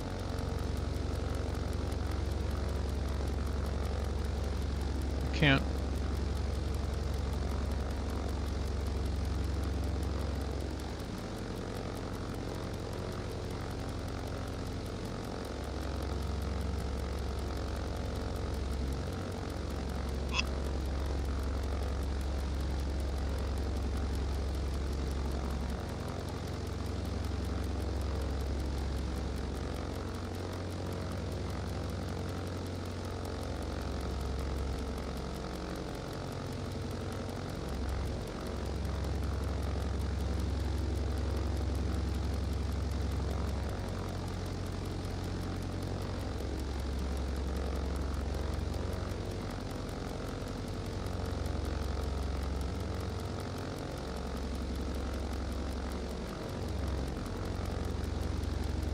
Did not really update on here.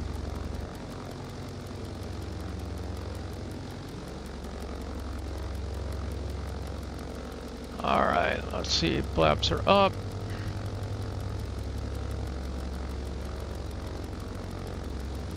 Add a little trim. I don't know that we need much.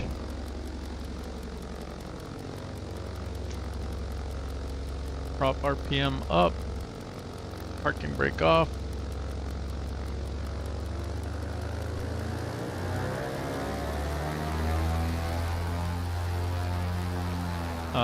Hello. Was the parking brake already off?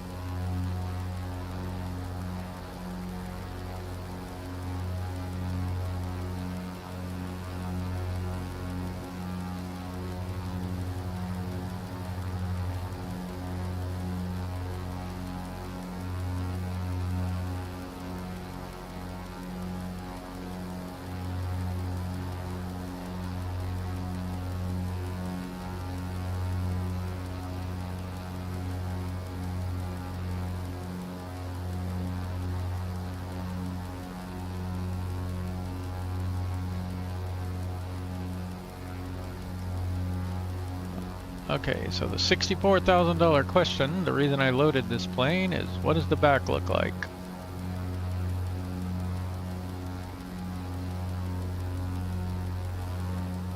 Hey, we do have passengers. And one suitcase. And for some reason, our co-pilot is in the back seat. Okay, way to go.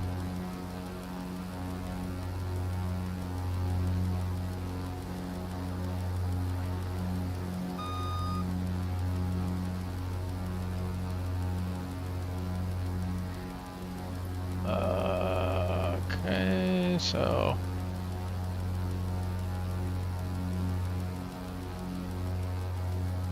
I think that's the scenic item that was flagged on the map.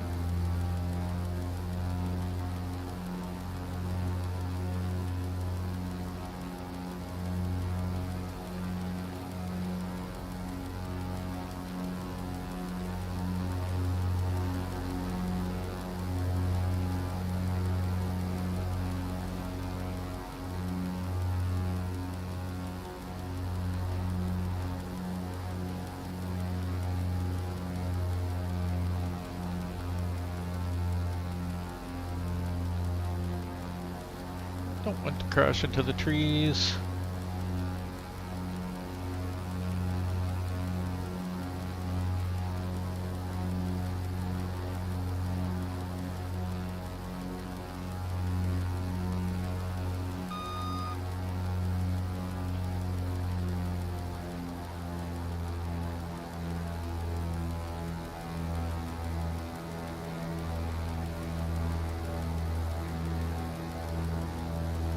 There's the lake.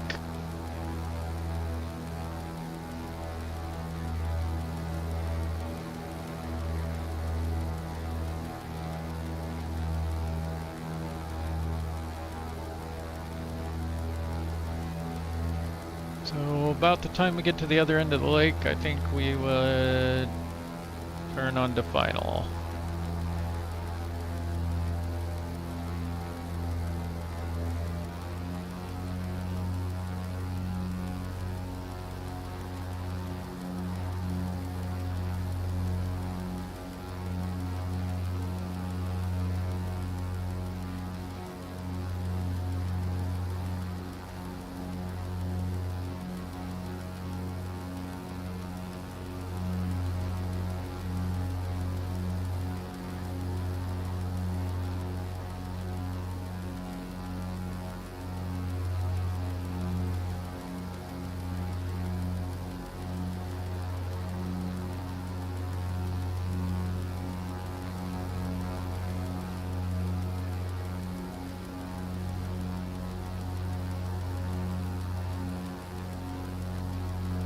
that's the airport right there.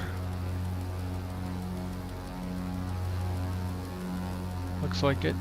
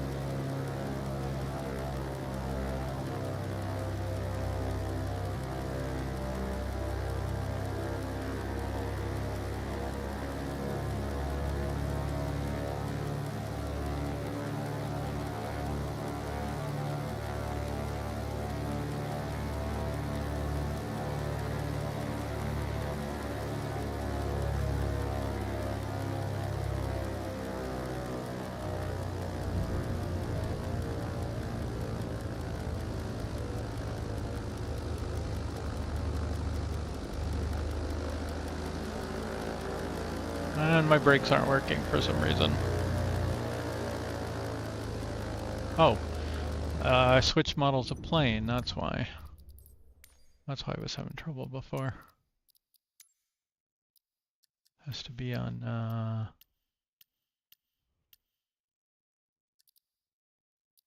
uh-oh. It didn't switch to throttle when I clicked on it. We want prop RPM and brake rocker.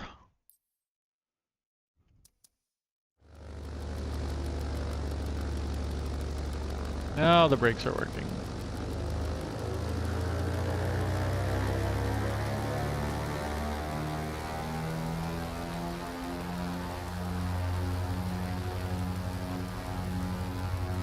Let's do one more loop.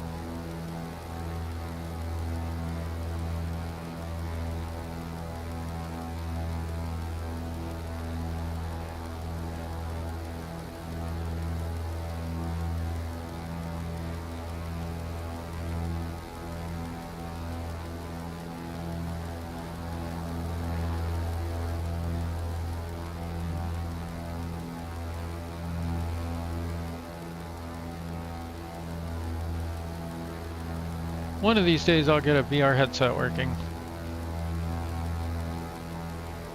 So I can actually look around, or maybe just eye tracking.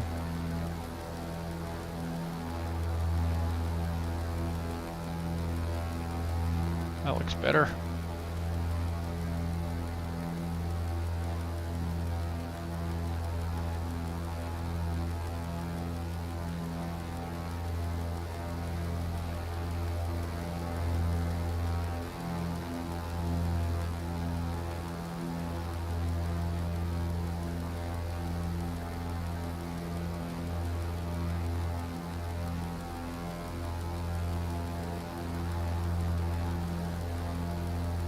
Funny, we do have the window open. We could close the window.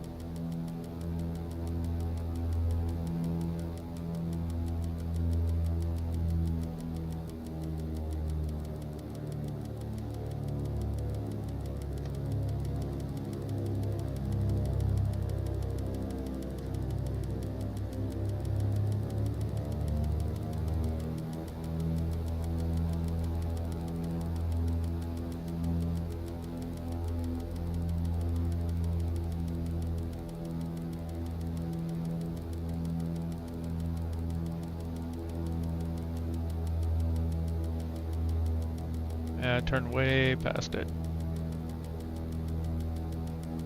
And I've lost like a lot of altitude. Terrible, terrible pattern.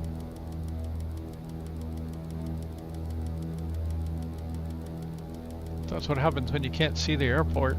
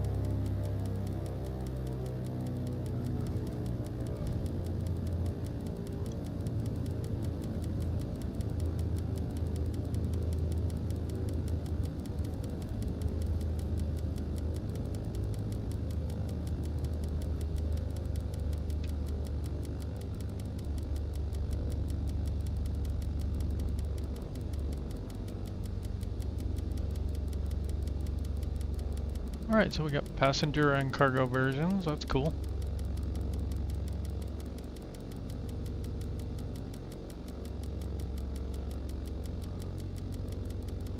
And I wonder what the right way to start it down, to shut it down is exactly.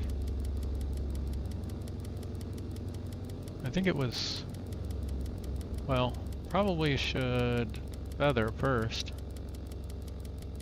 And then shut it off. And then magnetos can come off, and generator and fuel pump should be off. External power, lights, avionics, battery. Of course, we're not going to have external power here. I just parked off the side of the runway.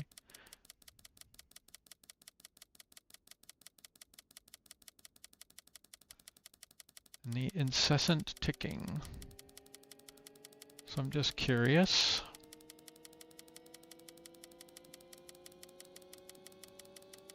I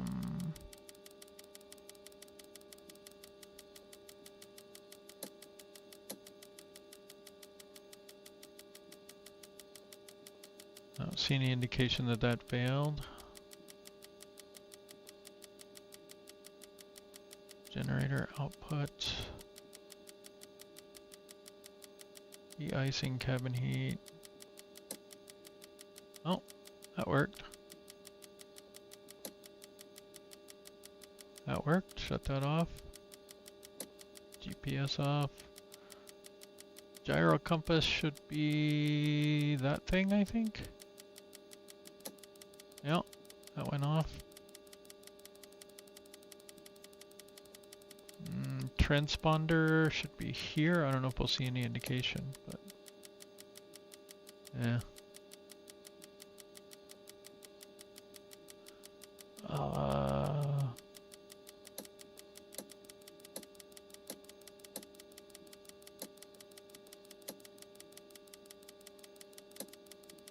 That's turning that off. ADF, okay. Yep, VHF2 went off. Which one's the autopilot?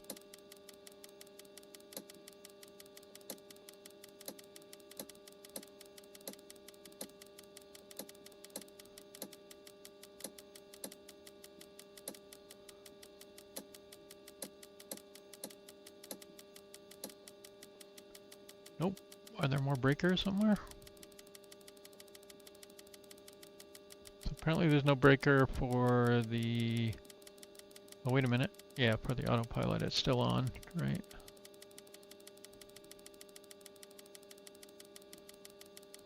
So, all breakers... Oh, nope, that one's not out.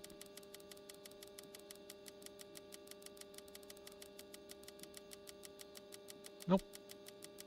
No breaker for the autopilot.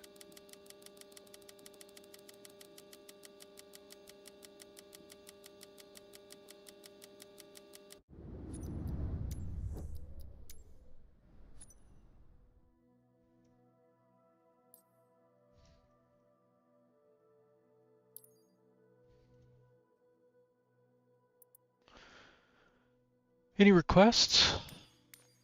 Anybody? Anybody out there?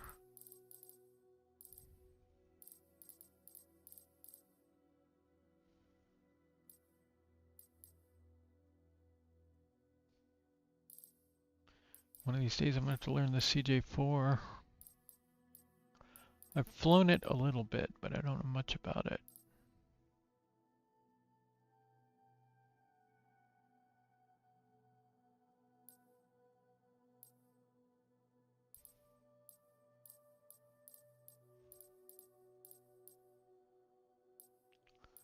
I cannot land tail draggers either. I'm just terrible at them. I haven't flown this plane yet. One thing I was thinking about doing is just going through all the planes and see if we can do a quick takeoff and landing.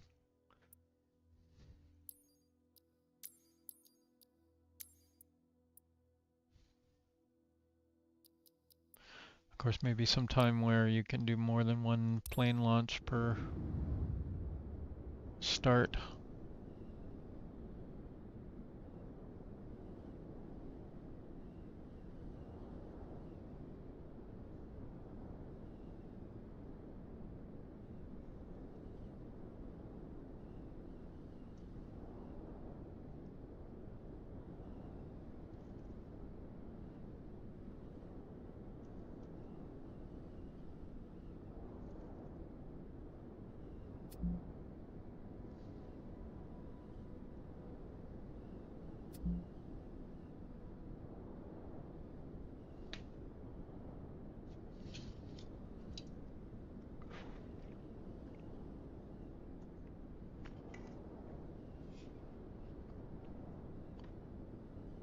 Maybe that'll load in a minute, maybe not. Meanwhile, I'm gonna make some tea.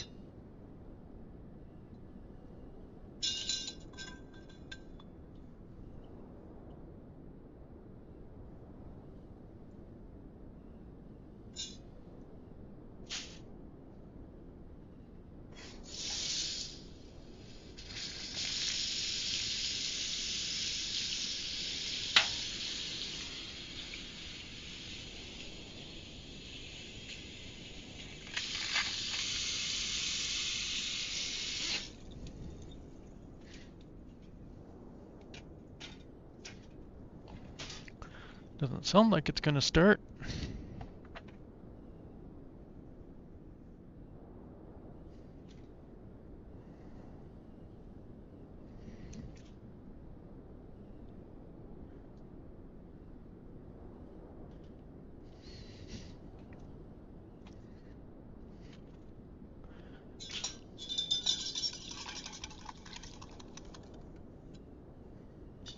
If anyone's out there in the Sobo land and wants to hire me, I'm a pretty decent coder.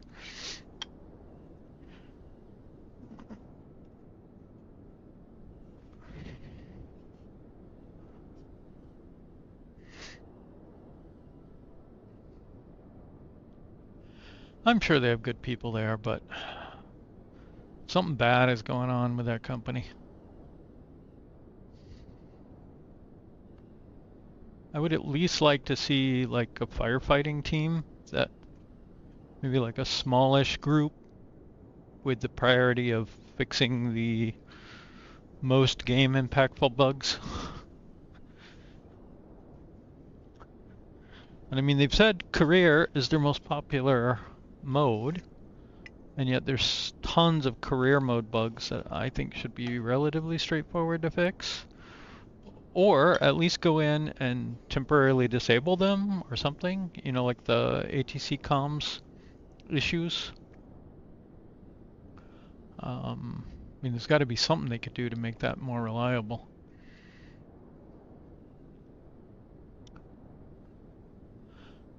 One of the more annoying ones is where you arrive at the destination airport, but it just will not give you credit for being there. Like, that one would be my top priority, like fix that. I can't understand why that would be super hard to fix.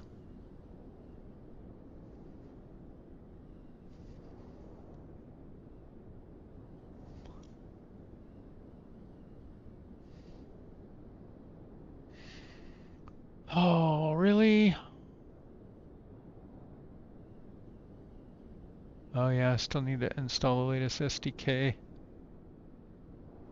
I did find a couple of cool things on here. I don't know if anyone's ever done this where you know, you go here and you go to nope, you don't go there. You go to advanced options, enable developer mode. I don't know if you need to install the SDK, but you might need to. I think you can get it from over here, like under help. I don't think you need to though to use some of these features. And then like under tools, well, I can't right now, but there's a teleport window. You can teleport around using aircraft selector. You can actually change what plane you're in dynamically. If we could ever start one, we might see such things.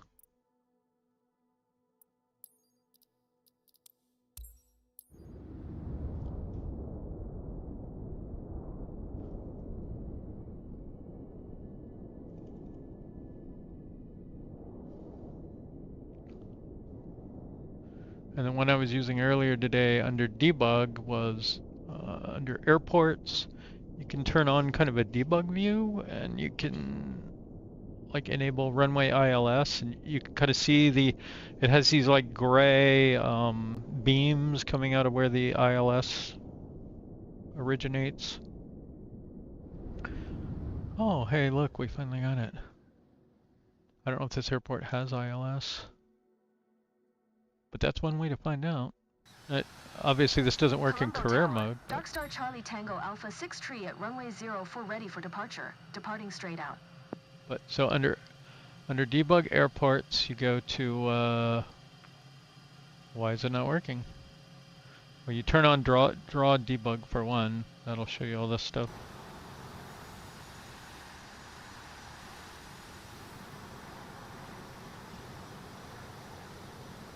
I don't know why it's not. Oh, there it is. Okay, runway ILS. There's your ILS. It also shows DME beams.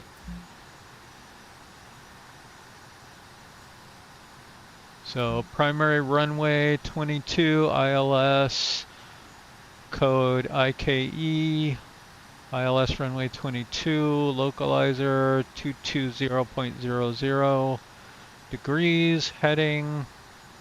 Magnetic variance 2 degrees, frequency, I can't quite make that out.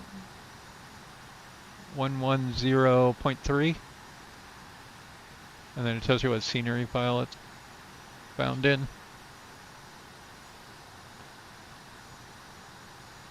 But, like, that's not quite aligned with the runway. It looks a little off to me.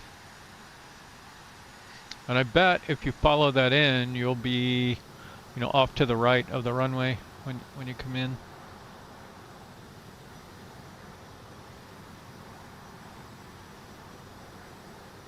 Well, I thought that was kind of cool. Now when I'm reporting bugs, I can turn that on and get screenshots.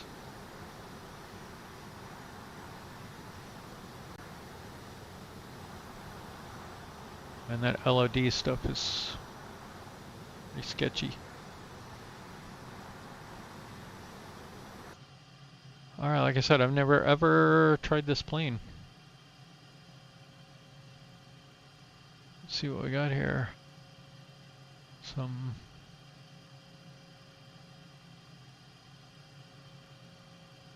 altimeter, vertical speed, interesting heads-up display kind of thing.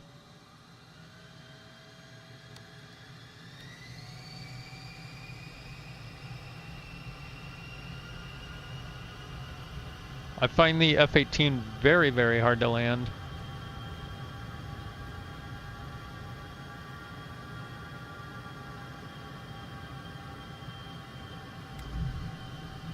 There's gear up.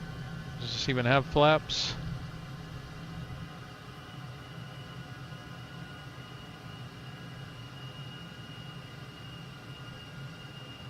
Well, it's already got better avionics than the F-18 does. You got a map up here. You got a forward-looking camera.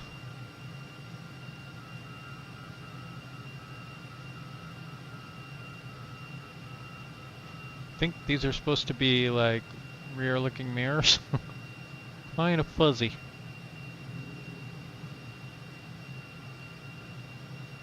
It's not quite as point and hold as the F-18. The F-18 just feels like artificially like point and hold.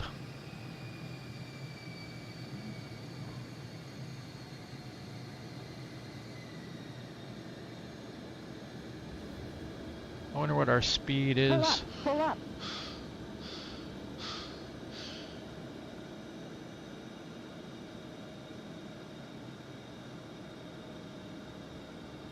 Altitude, altitude.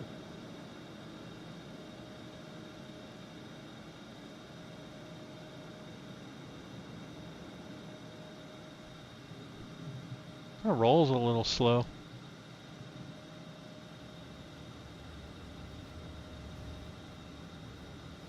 Altitude, altitude.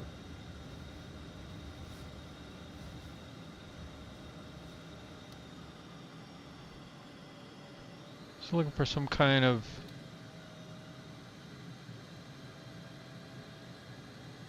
speed indicator here.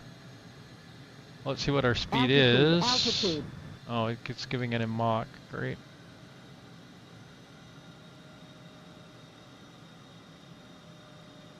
Altitude, altitude.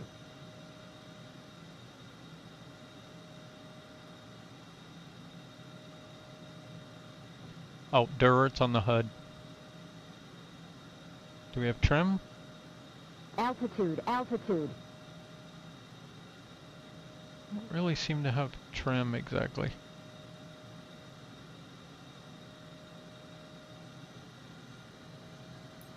Alright, where's the airport? I guess not that airport. Okay. Altitude, altitude.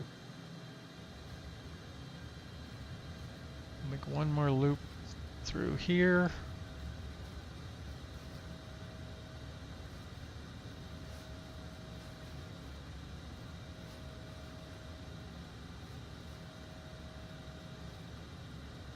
Altitude, altitude. Wonder what we stall at.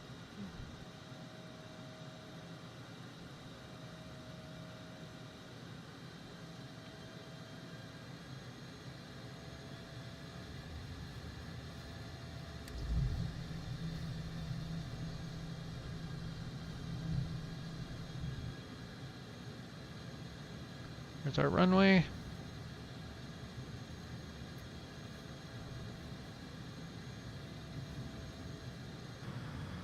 Oh, we do have flaps. Good.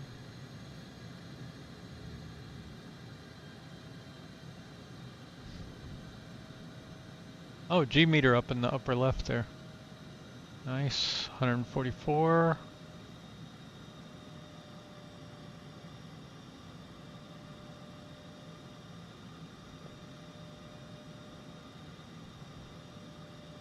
Suppose this can do an ILS approach?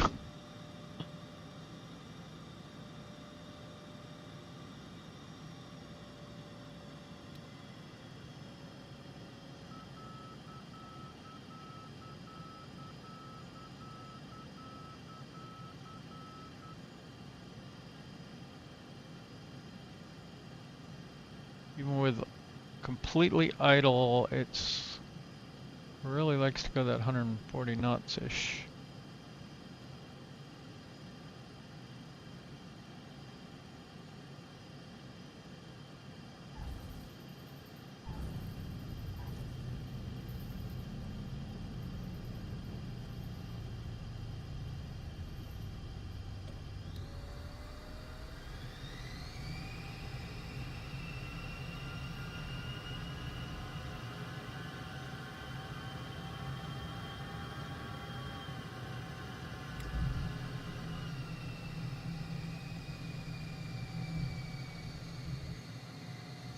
Well, that was a whole lot easier to land than the F-18. It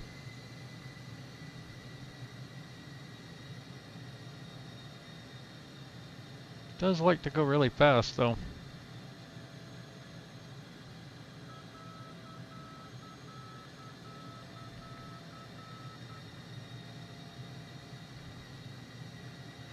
See how it does inverted? Altitude, altitude.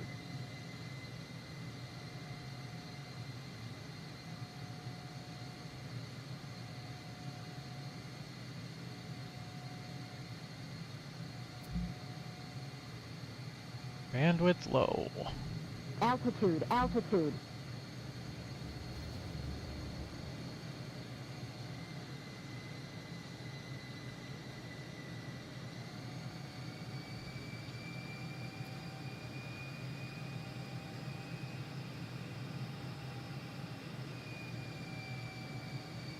Altitude, altitude.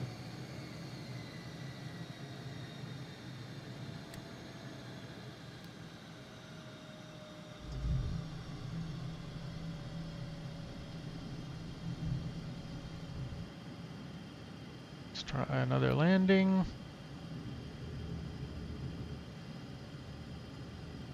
Very steep. High speed one right now.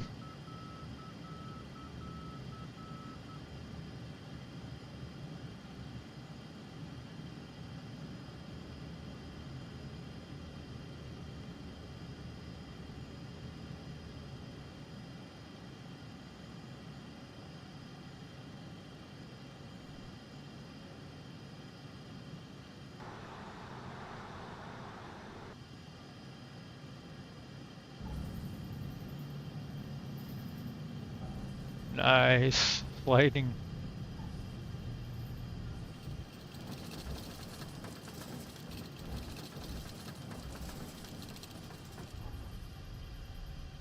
Yeah, way too fast. Did not like that.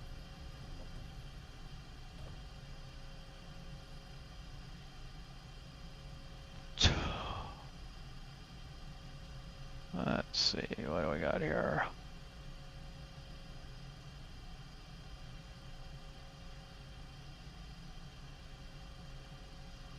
Wonder if any of these actually work.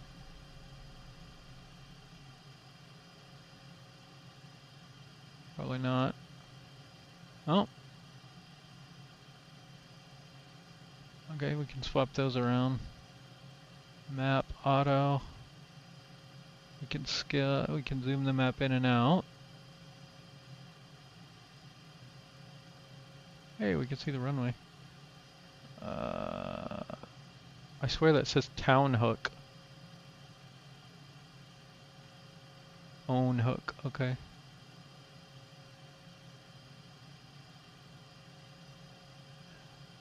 Brightness. Nope.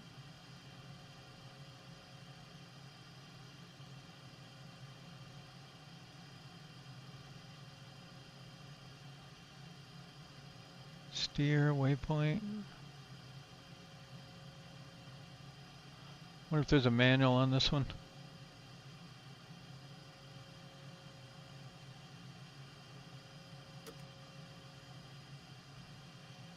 No?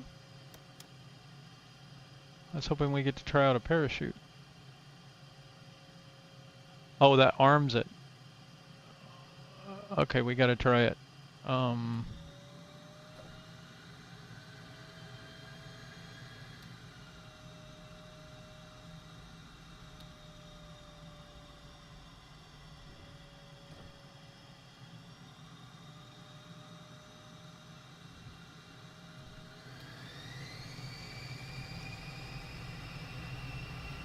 I've never tried the Vision Jet fly home thing or the parachute.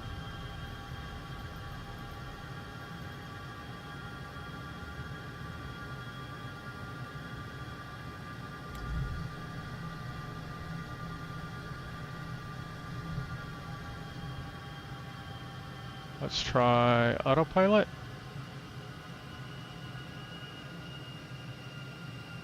Nope, that doesn't seem to do anything.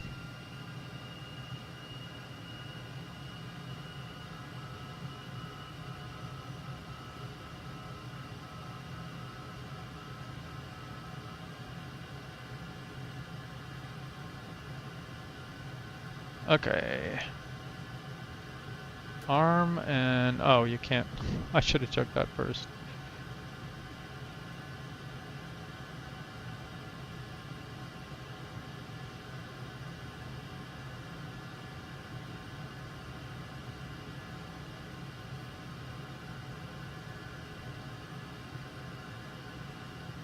I still haven't found our airspeed other than on here.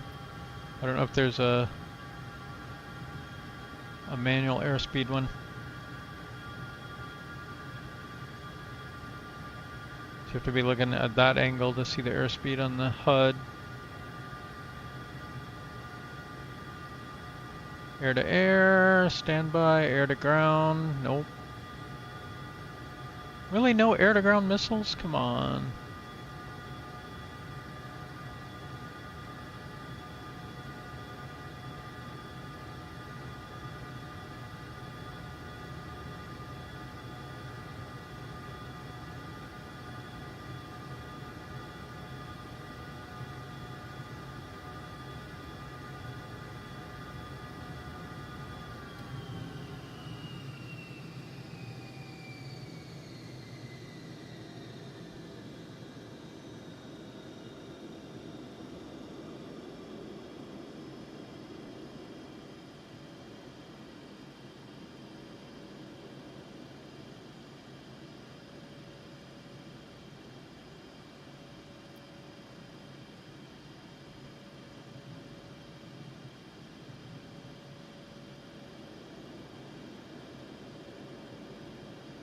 Somewhere up there is the airport across that little harbor lake thing? I don't know.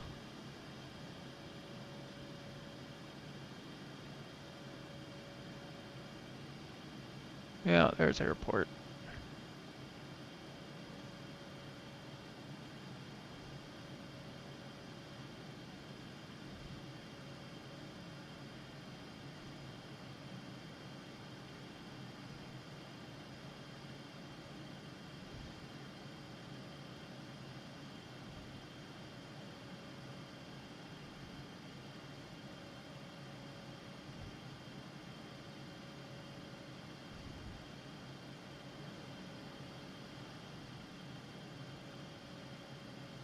Very hazy. Altitude, altitude.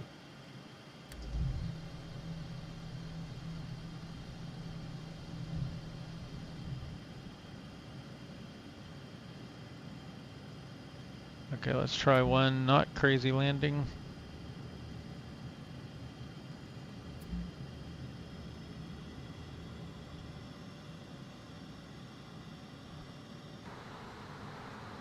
Let's see.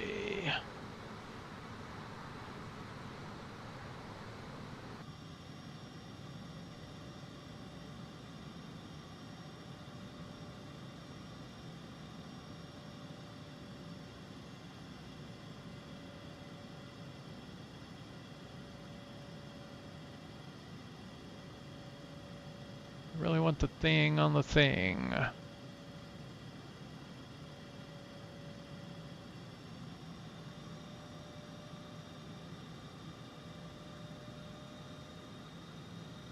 There we go.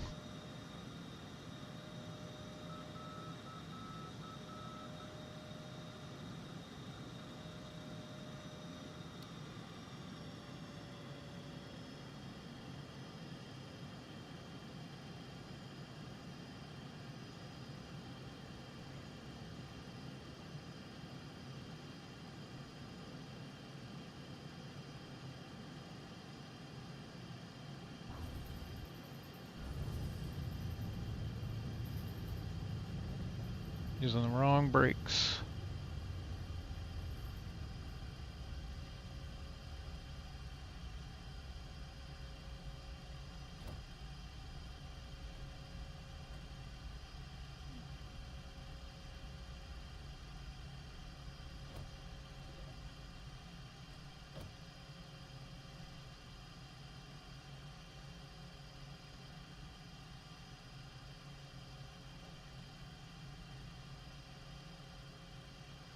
And then there was one. How you doing?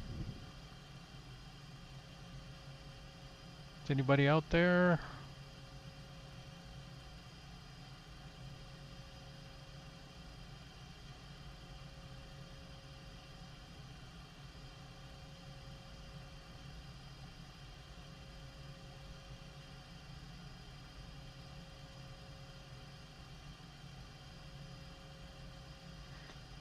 I feel like the F-18 is very, very unfinished. This feels slightly less unfinished, but I don't think it's anywhere close to like a DCS kind of implementation.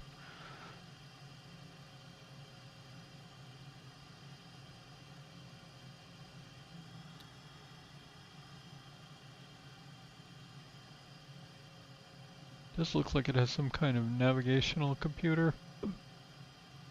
But again, it doesn't really look all that implemented. Well, nav, waypoints, flight plan disk.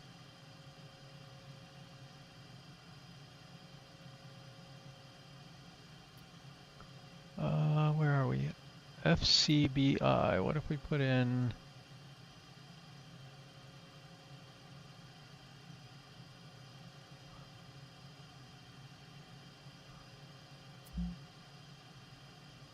Yeah.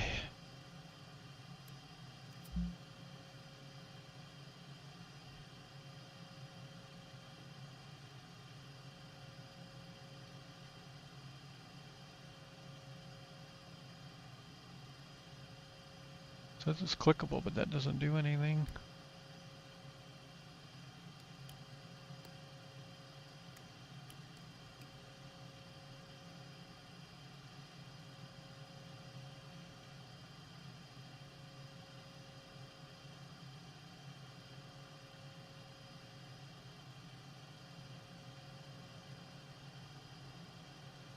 No, clear.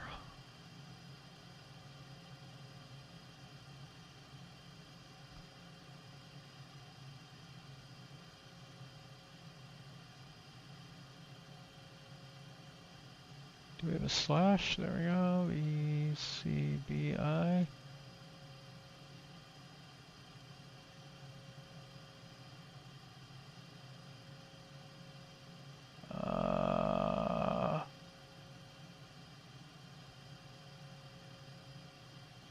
Okay, that worked. Cost index, really? I just don't think jets probably have a cost index field. Cruise, flight level, slash temp. 200 slash, what would that be, like, negative? Let's just put in zeros.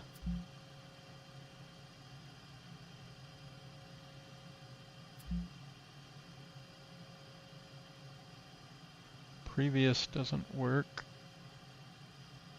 This doesn't work. Space doesn't work. FA doesn't highlight.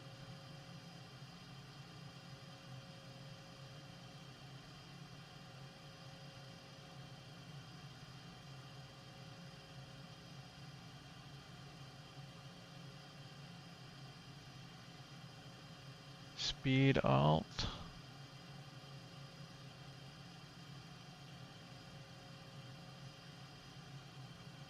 Nope.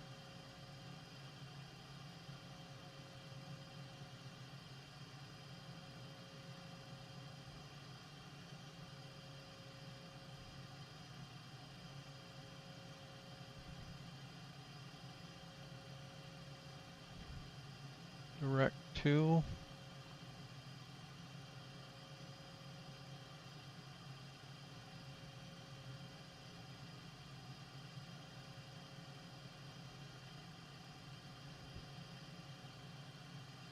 Nope.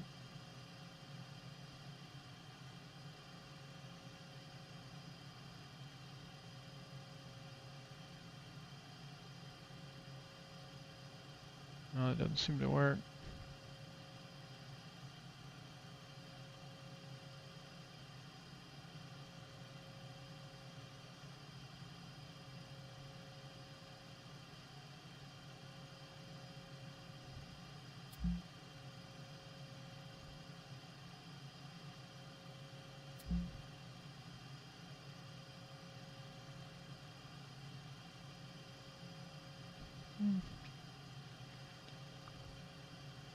I might look up a manual and see if we can find something on it.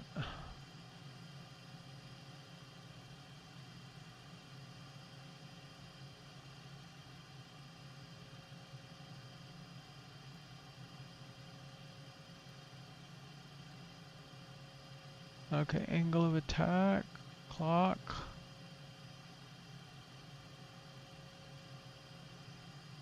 I'd be kind of shocked if there isn't something that shows your speed that isn't on the HUD.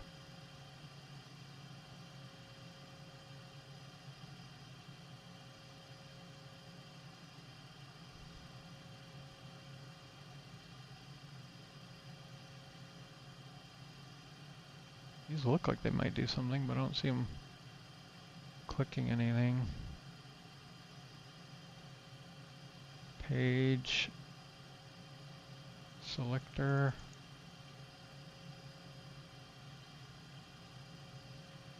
Other than a forward-looking camera and some kind of map that you can zoom in and out of, that seems to be about it.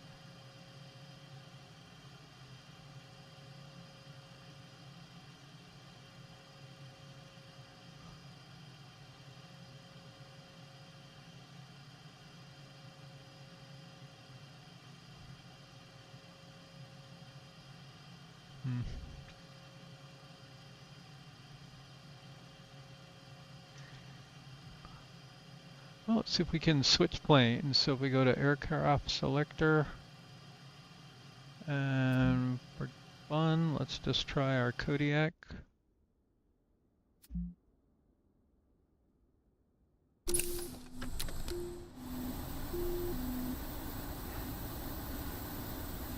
There we go. Now we're in the Kodiak.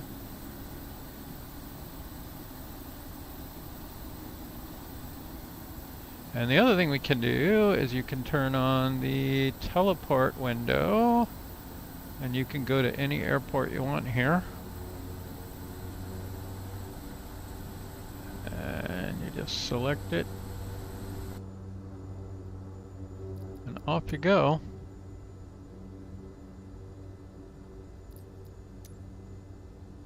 Now it leaves you in slew mode.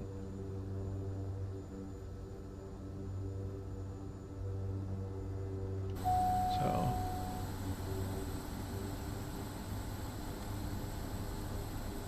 not sure exactly where it put us, but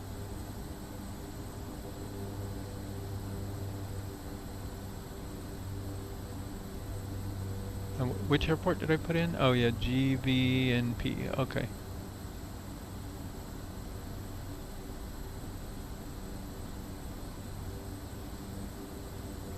So this is another one that I installed some scenery on.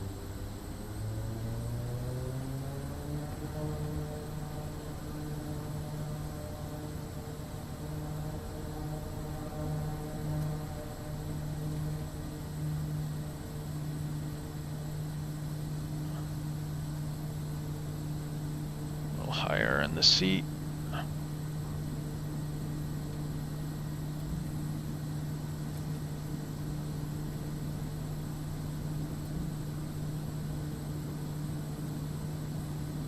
I think the scenery I installed is just airport area.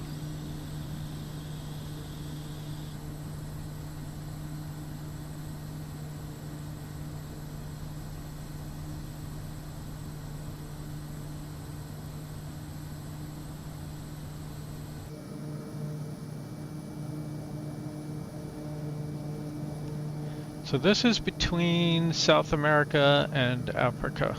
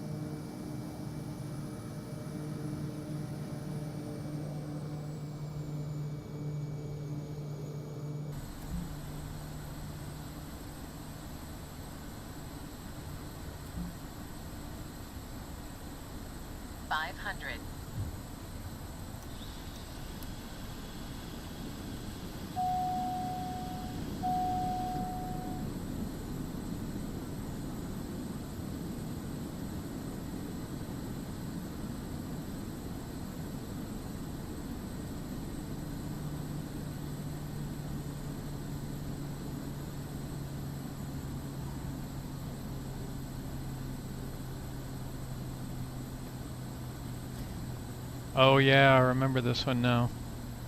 Got some weird terrain effects from the from the overlay, I think.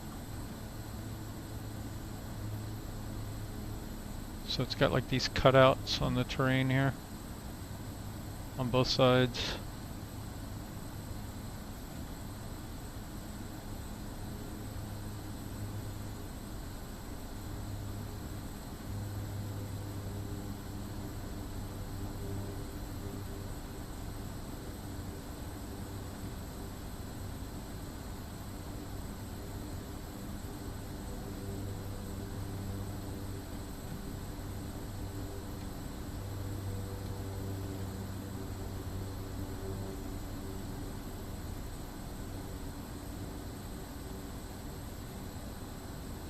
Hey, there's our marshal.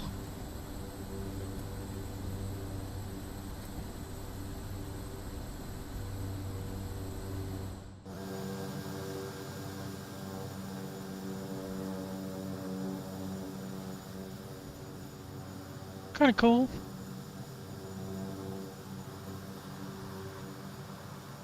So I don't know how different this is from the other one. I've never been here without this loaded, so guess I could delete it and try it, but it's part of my world tour I'm planning.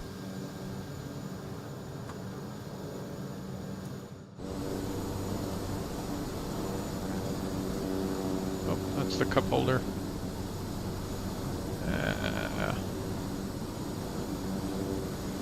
Can't close the door.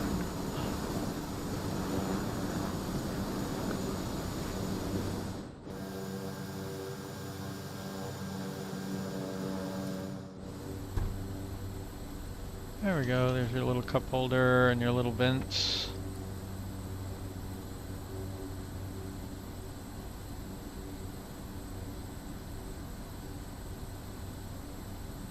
Kinda hard to control.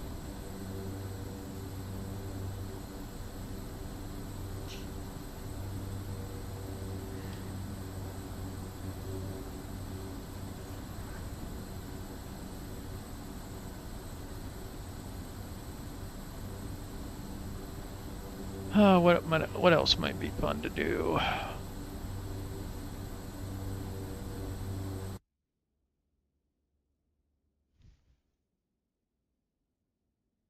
See if it'll load. It might crash.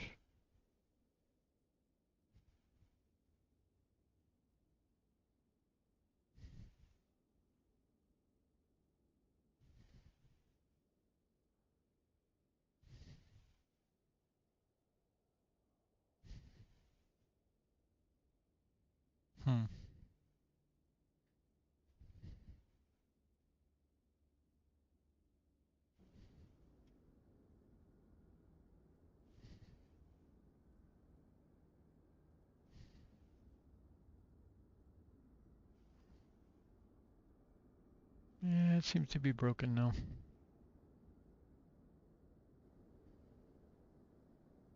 Hey, PC-12 loaded. Over and over and over.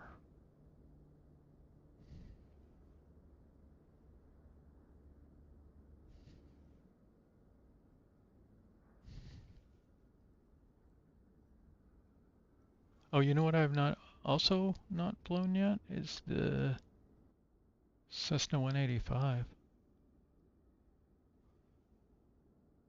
think this is the one they just gifted us, right?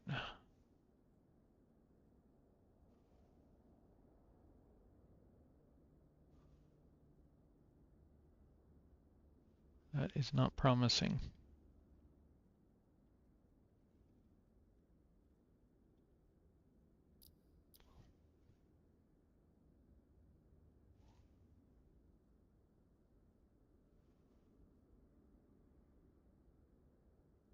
Let's see.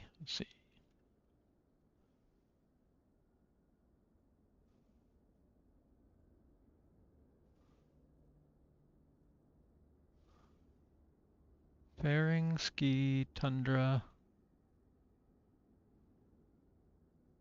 standard, amphibious.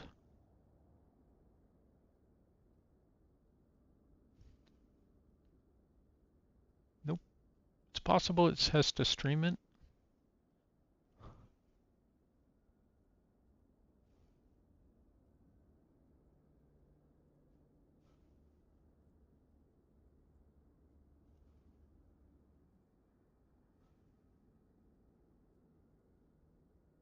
It's rocking back and forth. External view, internal view.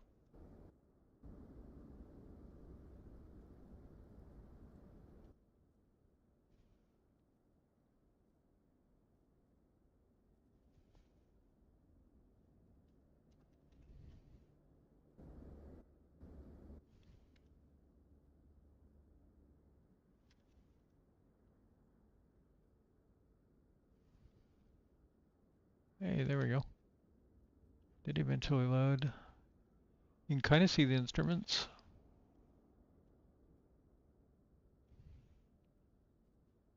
Oh, there's some reflection thing going on, making them hard to see.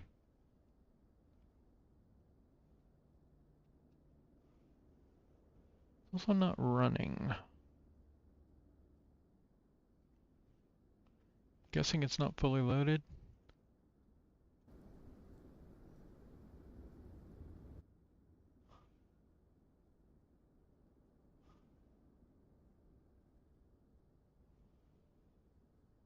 Batteries are on. Pump. Box fuel pumps. Magnetos to start.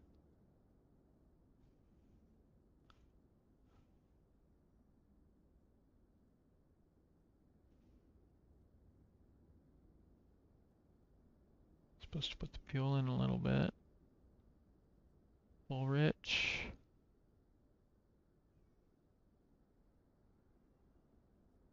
Prop RPM. Oh, there we go.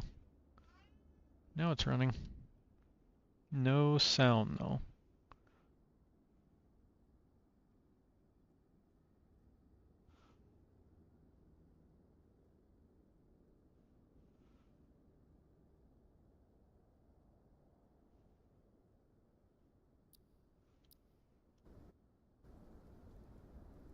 Got outside sound.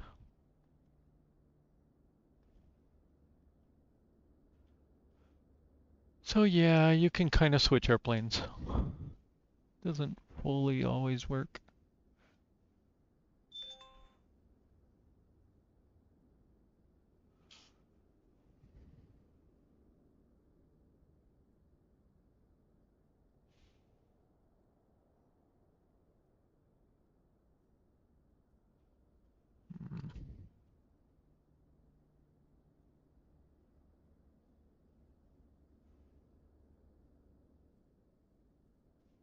Let's see, avionics master, I guess. It still hasn't like fully loaded everything.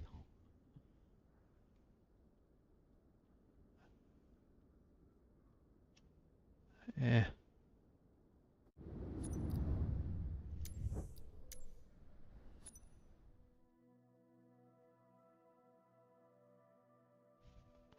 It's almost like those have the transparent texture on them. I don't know if you saw that. Like they got that checkerboard.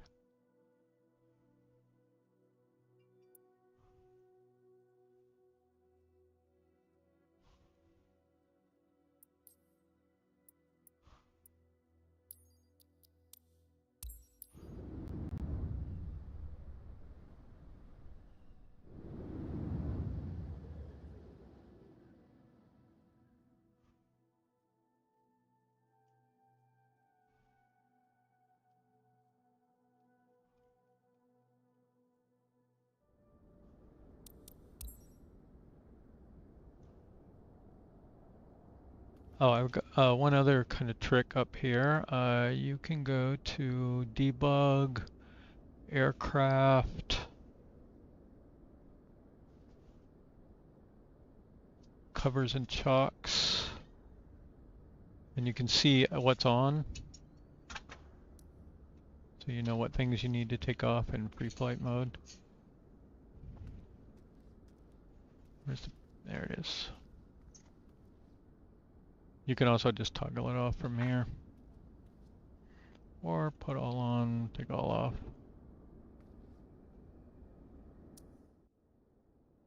Oh, and then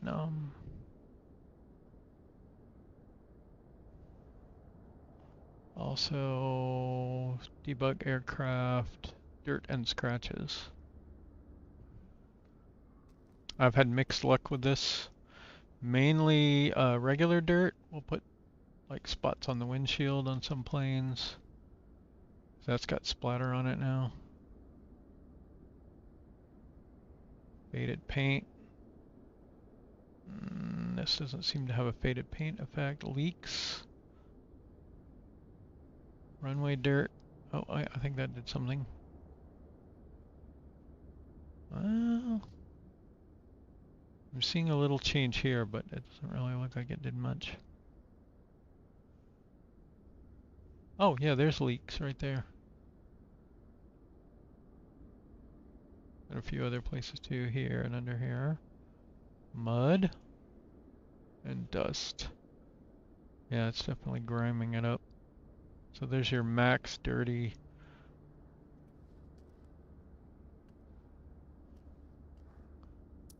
$185, and then it'll have like, you know, bug splatter all over the windows.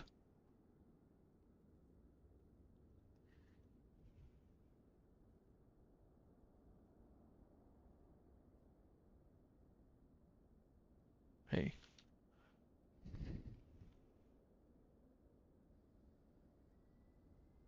Emergency ones start. Throttle in, 1/4 inch, full rich.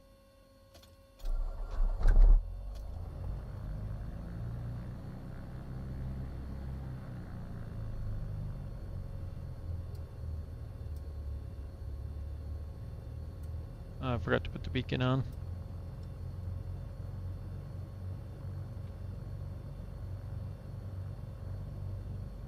And where are our lights?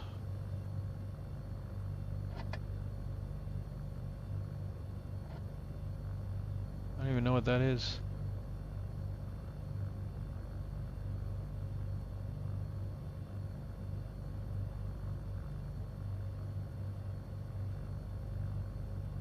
Alt static source pull on.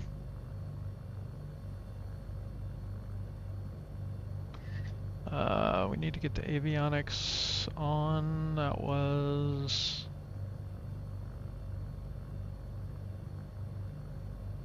Radio Master.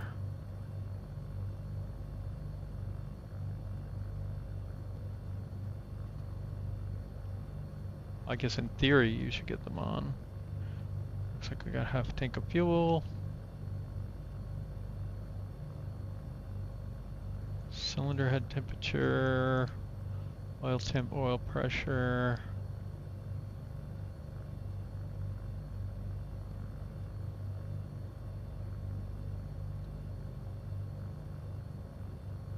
Okay, battery close to 0 amps, so it should mean some kind of generator is running.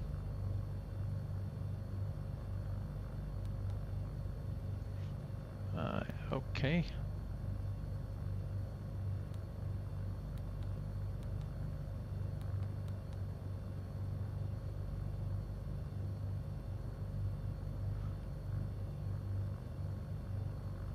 Still don't know how to get some lights on in here.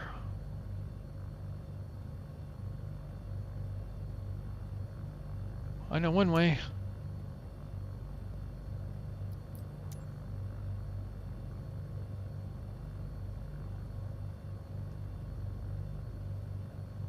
Oh, nice. Going up moves your view down. I don't like these cockpits where it's got you so constrained as to where you can put your head. Like that's as high up as it's gonna let me get, apparently.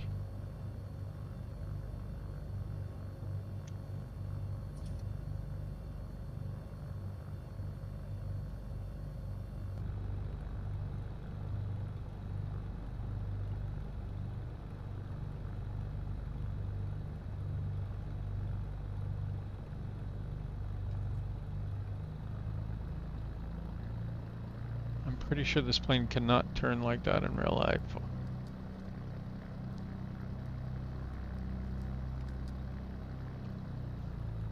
It's just a little bit bigger than us over there.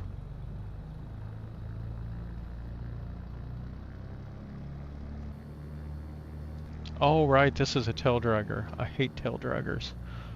I'm so bad at them. I don't understand why a plane that's tilted back wants to nose forward so much.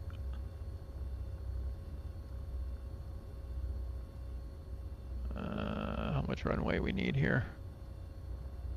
I think we should be good.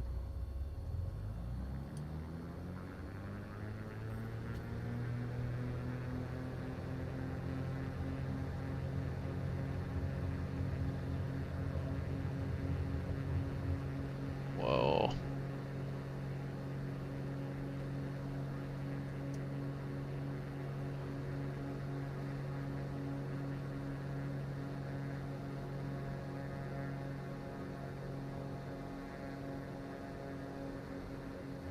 Does this have an autopilot? It would appear not. That'd be fun to fly cross country, wouldn't it? Let's fly over to Africa. So in my around the world leg, oh, I hate this bug. But it's something down here to up here. It's a little, it's about 1,100 nautical miles. I did it in the Kodiak as a test run, and it was a little tricky to get the Kodiak to go that far. It's a little outside of its normal range. But I was real light, you know, we're not carrying much. I think I did 300 pounds plus pilot and a co-pilot. And it made it. It wasn't going to make it. I had to go fly up to pretty high in the Kodiak. I think it was maybe 18,000.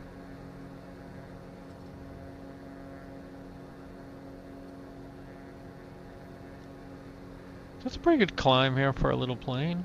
We didn't climb that long. We're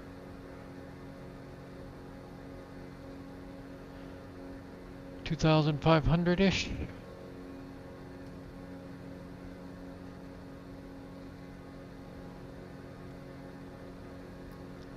I don't know what the nearest other airport would be.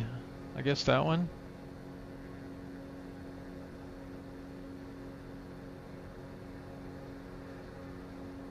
Can we set that as arrival? Set that one as departure. And then send to avionics. Did we get it?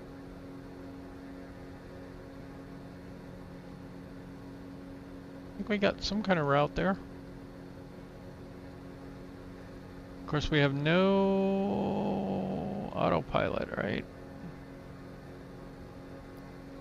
How far is that? 110 nautical miles. I tell you what, let's do it.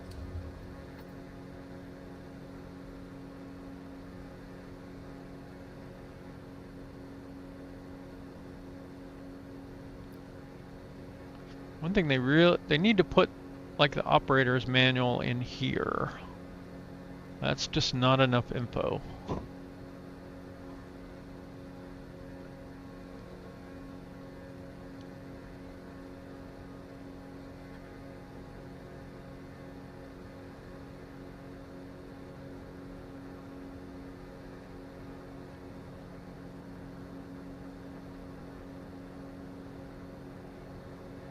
So we want to head that way.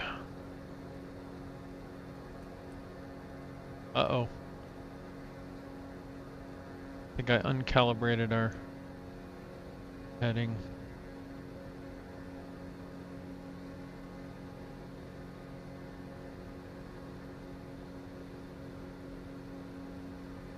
Cruise speed 147. This says cruise speed 79 knots. I don't think so.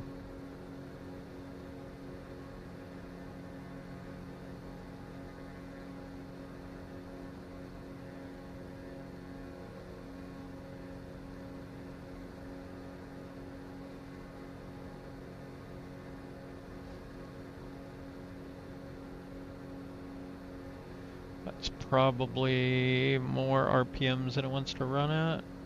Is that?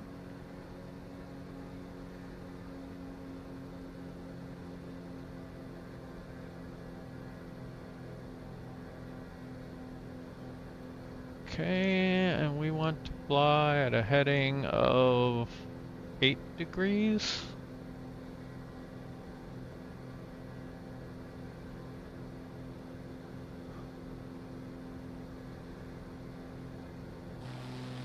What are we currently pointing at?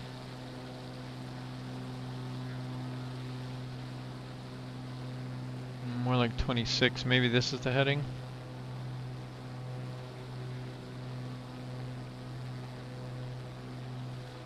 Okay, I was thinking this was here, but this is all part of this one. So from here, 24 degrees, 110 nautical miles.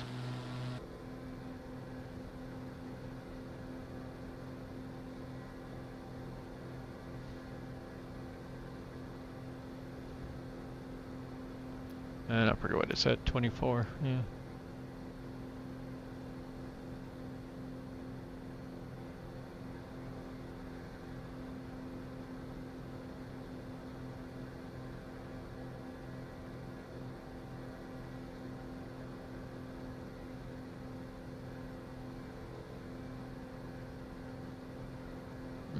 What's that little island?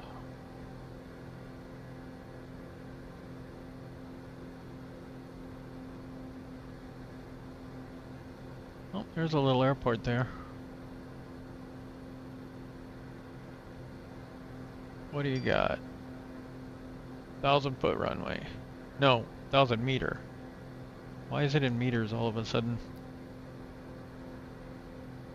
Should we do a touch and go?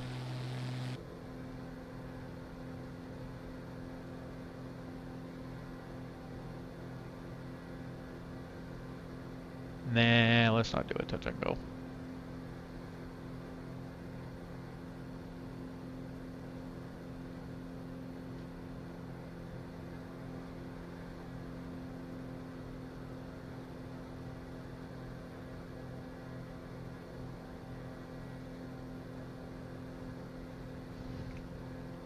Let's turn on the windshield wipers.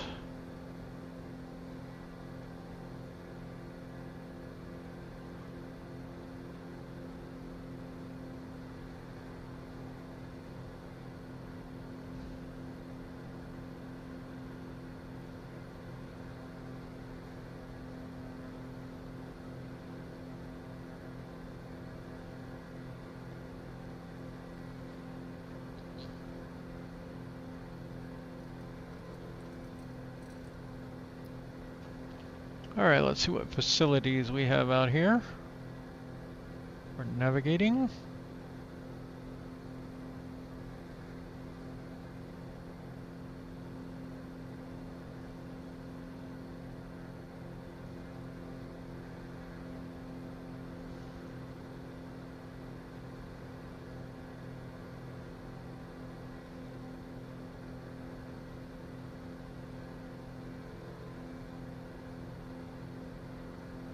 Bearing way off course here.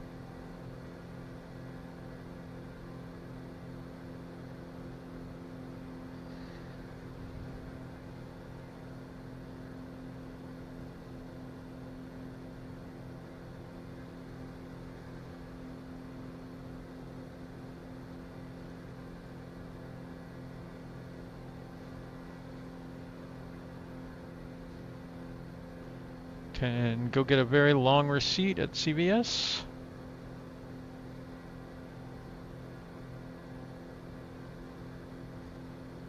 .3. So we want to go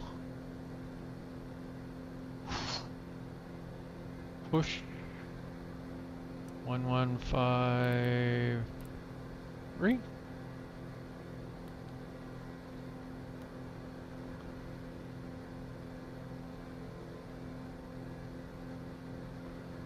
All right, now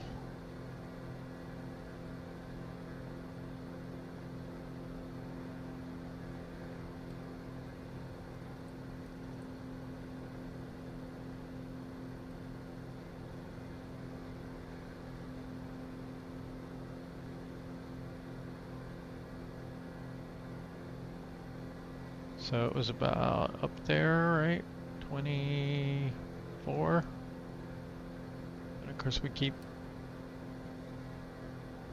veering off here, but that's okay.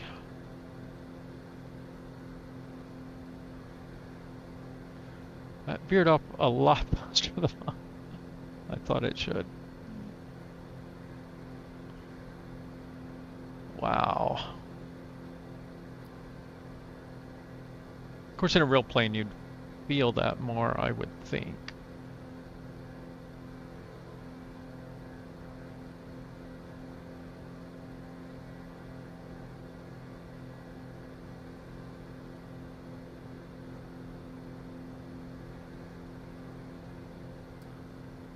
We don't need these lights on anymore.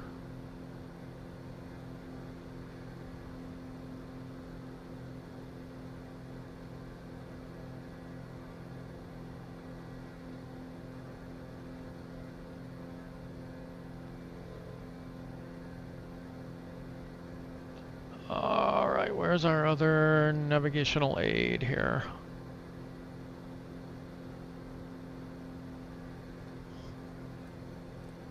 I feel like this should be alive now. But maybe this is the ADF, not... Ah, here's what I think I was looking for. No.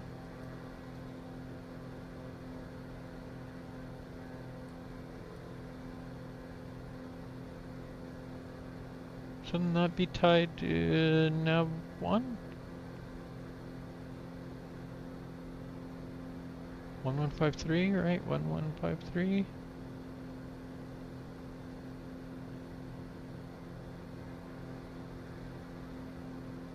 Man, this thing just really wants to veer to the right.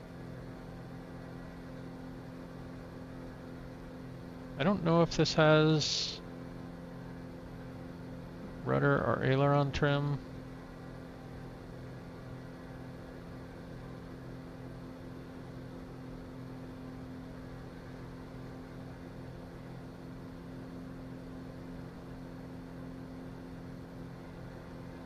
Well, that seems to be better. Maybe it does. So there's pitch trim. Okay, there's some rudder trim. Tail wheel lock. Oh, that's good to know. Okay. Oh, cowl flaps. Okay. So I don't know if we should open or close those. I guess we'd watch some temperature, right?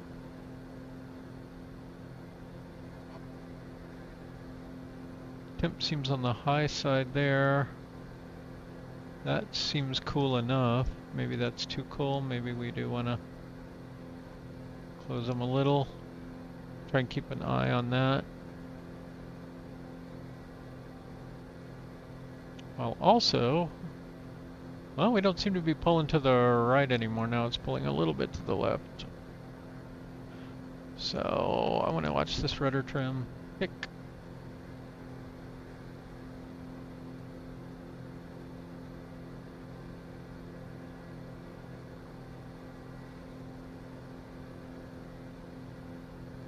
Cabin heat, cabin air, and nothing.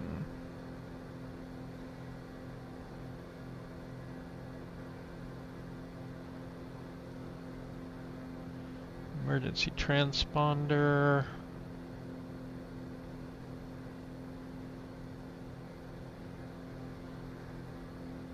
Temperature is still in the green. Manifold pressure, fuel flow.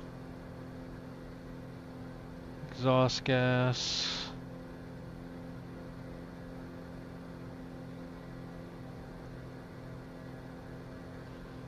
So I'm trying to figure out why this is not doing any. Well, it's switching that. So it's doing something, but the deflection indicator is not really working.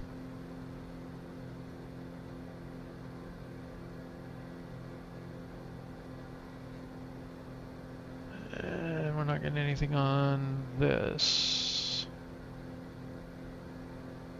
Let's turn on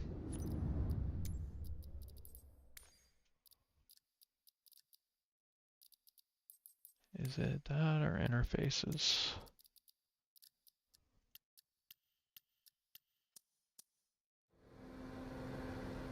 There we go, now we can see what we're pointing at a little better.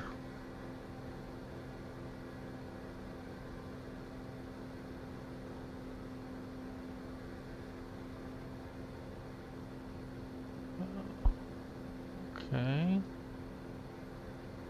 Yeah, I mean, that's about what I was expecting. I just don't understand why I have both nav1 and nav2 on 115.3 and I'm only picking it up on this one. That's ADF, yeah. I thought that might be the case. I don't know if there's any...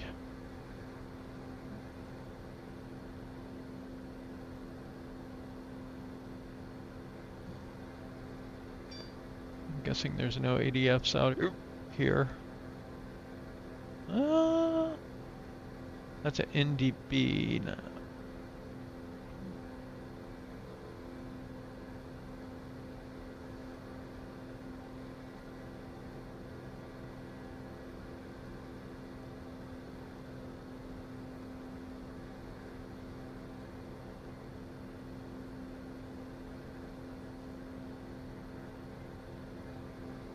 Come on.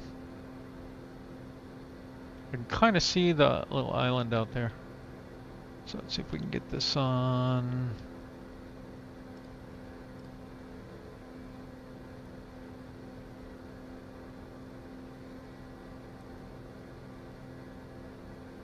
Three, 4, 1. Nope.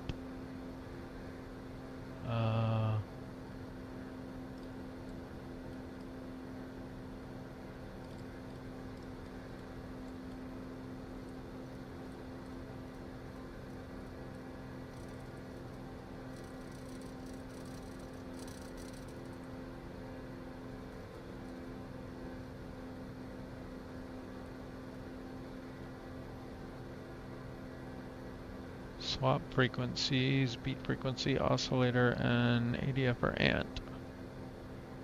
Okay, we need to...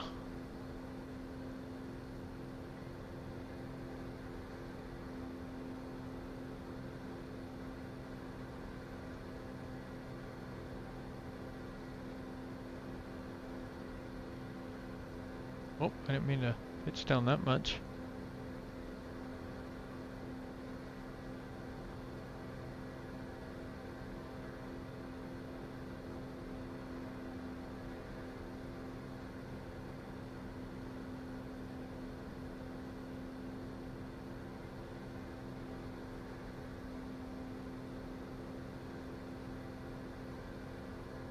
Okay,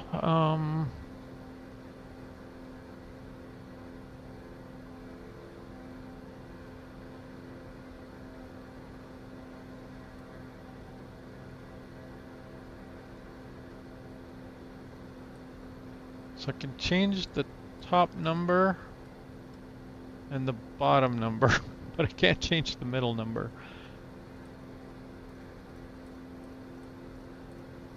It just rolls around.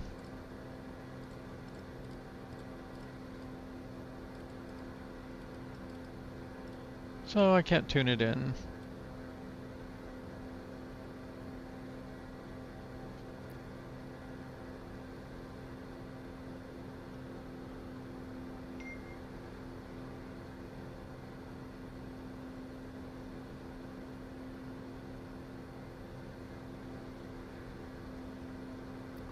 Just check on our position here. Like a little bitty speck of land there.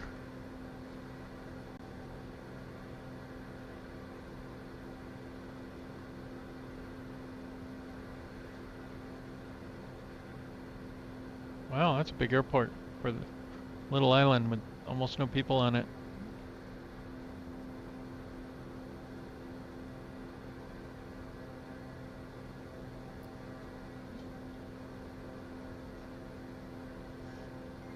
Wonder if it's a popular tourist destination.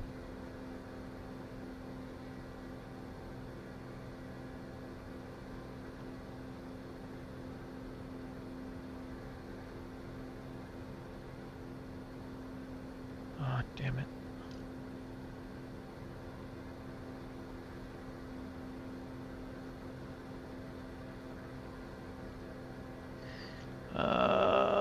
Let's see what this looks like further out. Oh yeah, okay.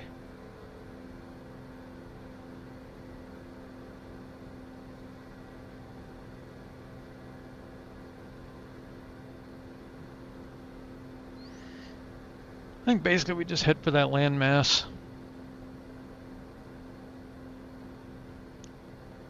What is this? Air cabin control. Okay.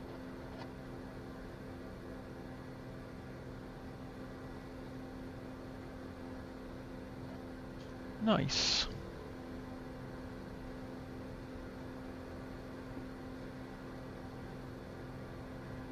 Feel free to say hi in chat.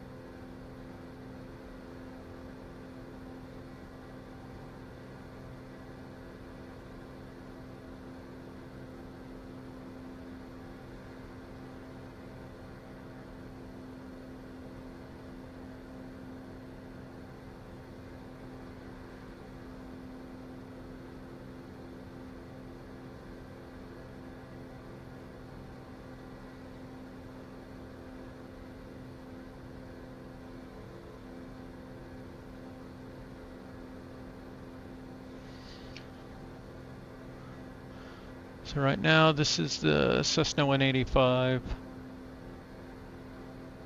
Just kind of hand flying it from one little island here to another.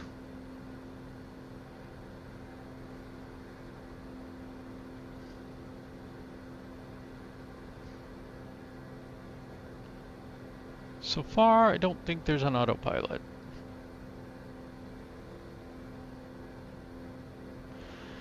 And the ADF radio seems to be busted.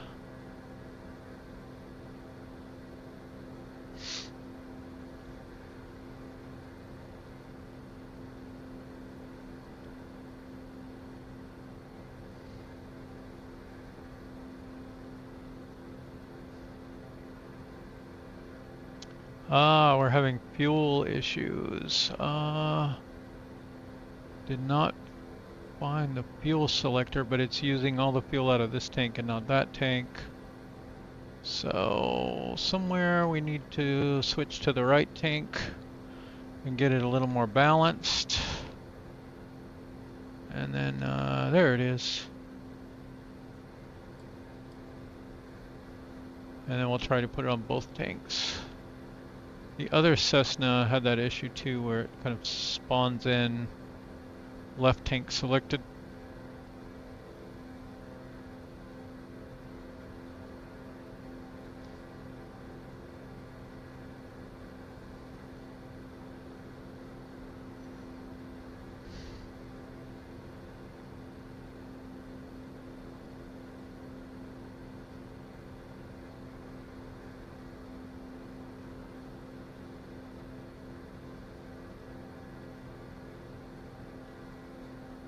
Let's see. Oh, okay.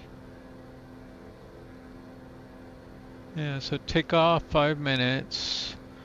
2850 RPM, max continuous power 27. We're at we're in the green. So fuel flows at full throttle, RPM, we'll call it 26-ish. Do we have a, oh, well, there's 27, 23 gallons per hour.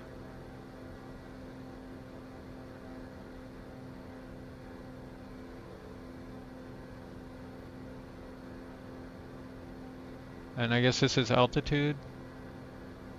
So 4,000, 8,000, 12. I think we're hovering about 4. I'm not really keeping an eye on it too much, as long as we're not hitting the water.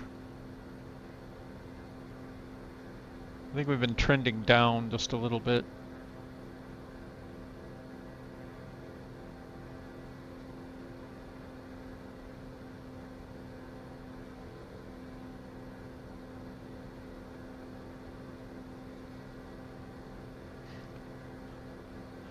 Mostly because I'm not really focusing on carefully flying it. I'm just trying to learn how everything works in it. I think we got the basics now.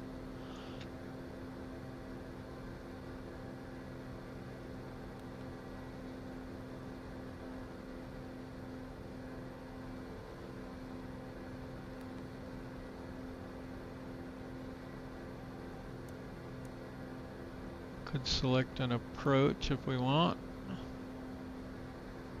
Whoa, it has an ILS. Nice.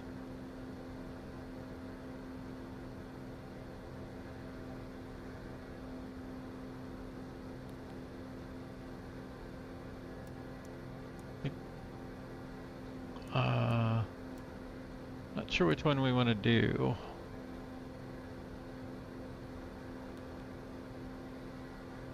Probably not that one.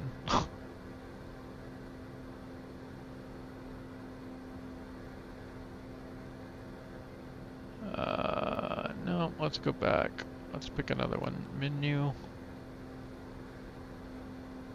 No. Proc. Enter.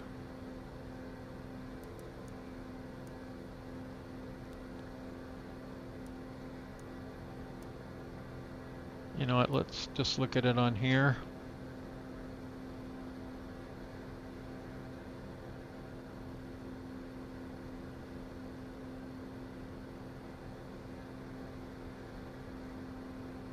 Okay, I think CVS would have us fly all the way up there. Maybe we just want to do direct.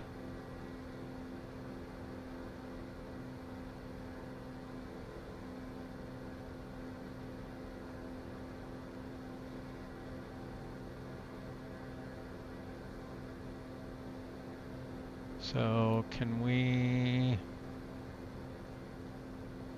It doesn't seem to have a direct option, but we could just say...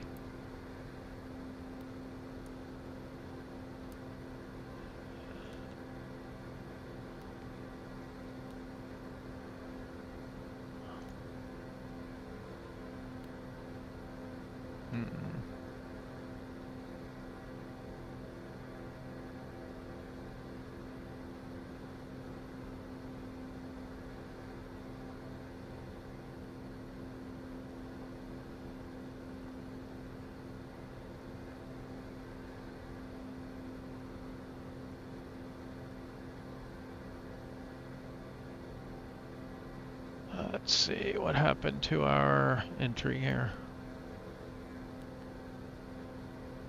Enter.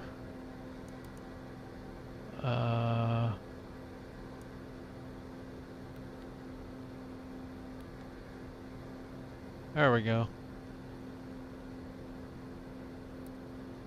Oh, dang it.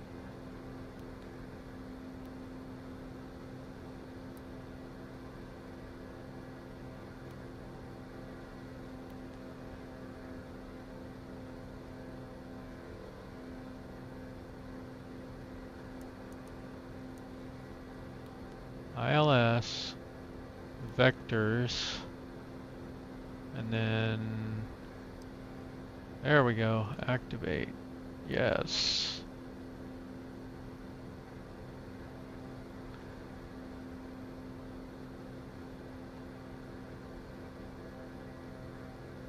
All right, it automatically put in the ILS here.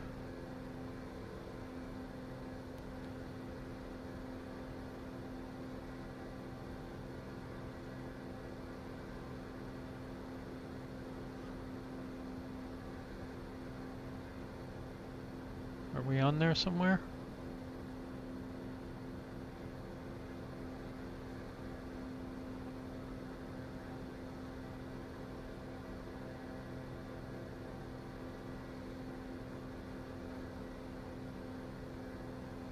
Okay, we want to go to...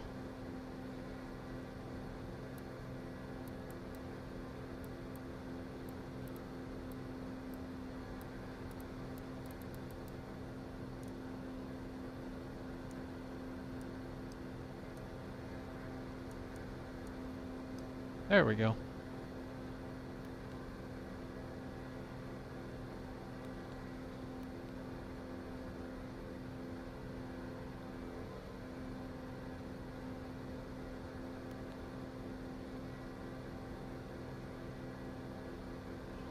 Alright, now we have some navigational aids here.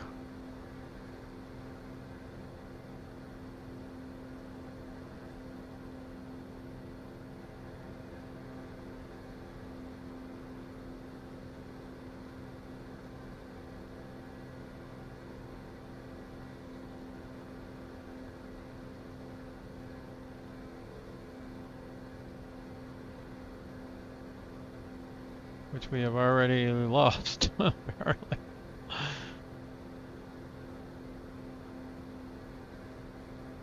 Come on. More to the left.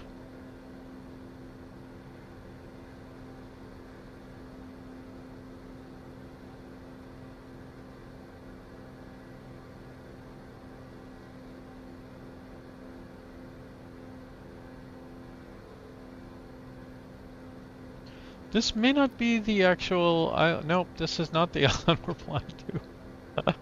Okay. I kept thinking it would be like just up past here, but a whole nother island away.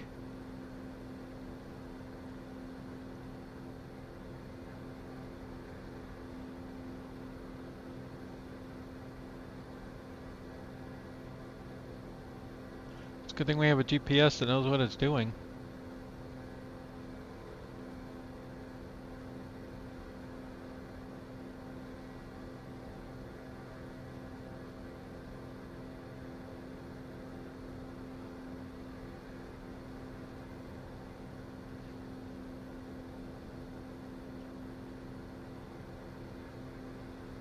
Okay, so now what I want to do is watch this needle and not let it drift too far off or too far over.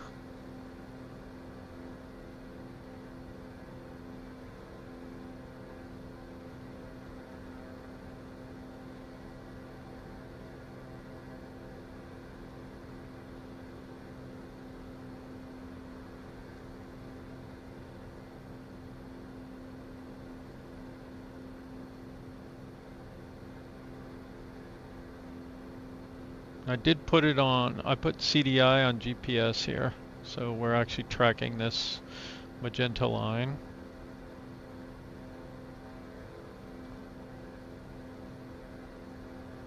And then in theory,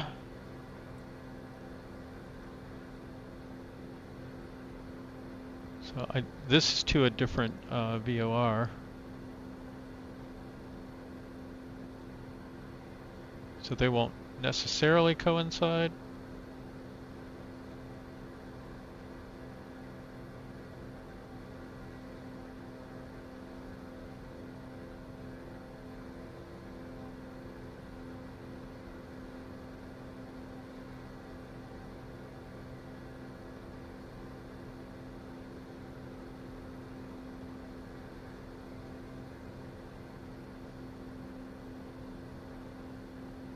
Feels like we're drifting to the left a little or something. I don't know. Maybe winds?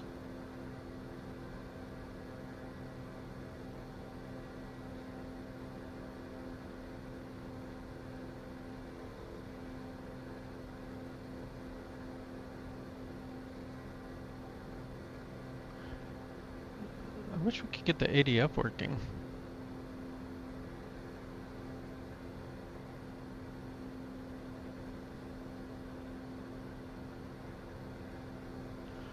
Might be possible with key bindings, but I don't know. Could just be that this interface is broken. It's also odd that there's like these insets here that don't have anything in them.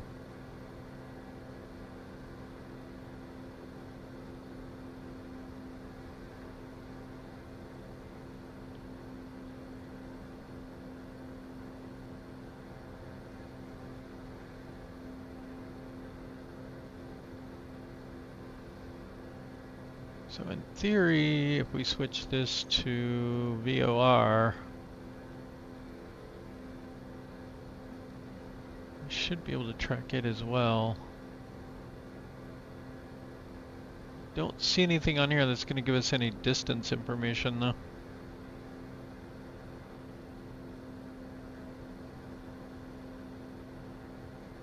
It'd be nice to see how we're tracking distance.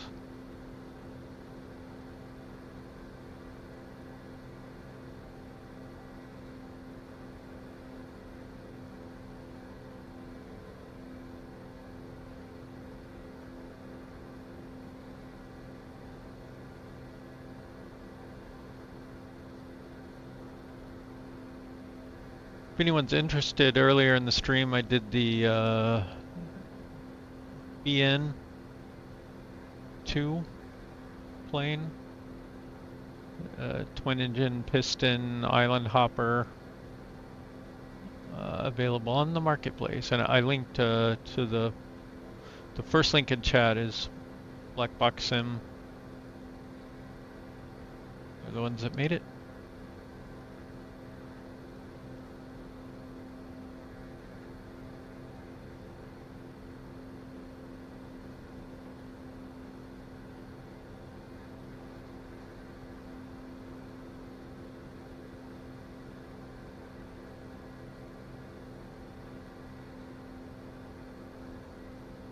And of course what would give us distance, and we can put that up, is I think our flight plan would. So we're 13 from here.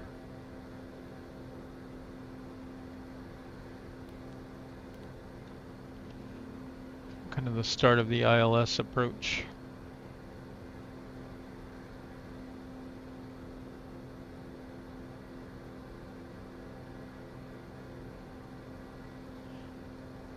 And once we get there, we can we'll switch it to localizer, and hopefully we'll get glide slope information too. So we should be able to fly it down.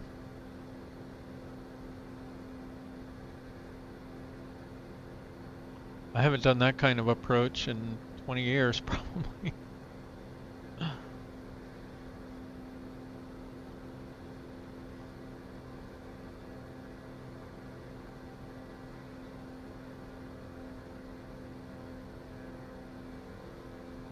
So how's it going out there?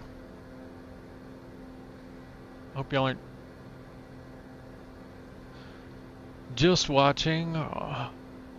Maybe you're flying.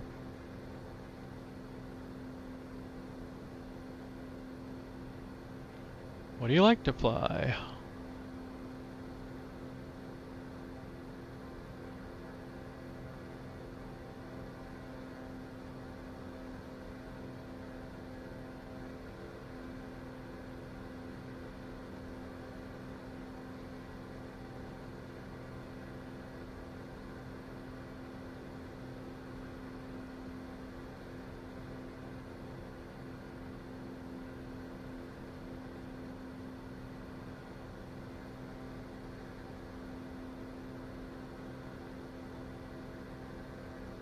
I wanted to drift a little too far.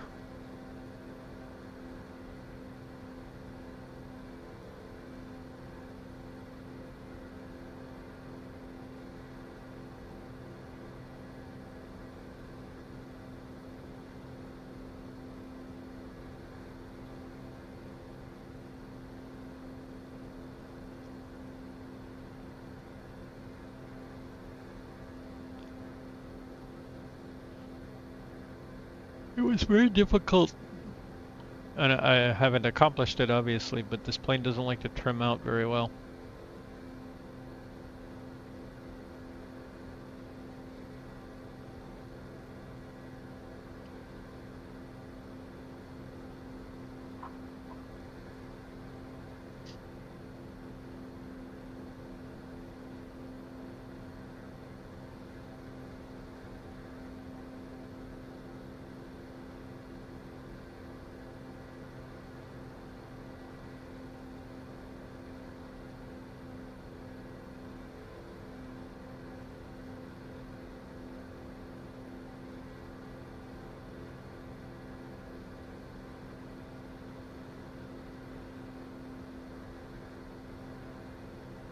Yoke back up.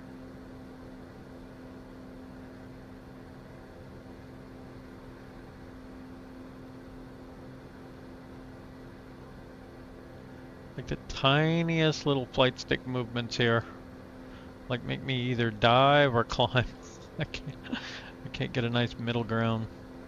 I should probably lower the sensitivity, but then it's difficult to fly other things.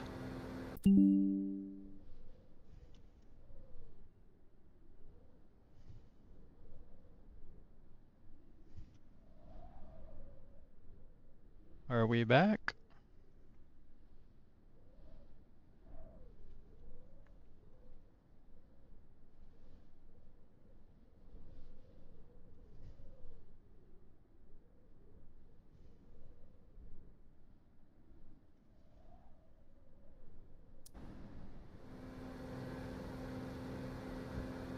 Okay.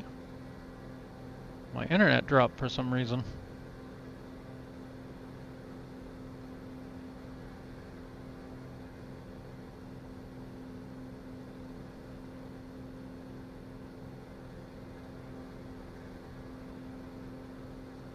We have squares. I guess we know how big a block is.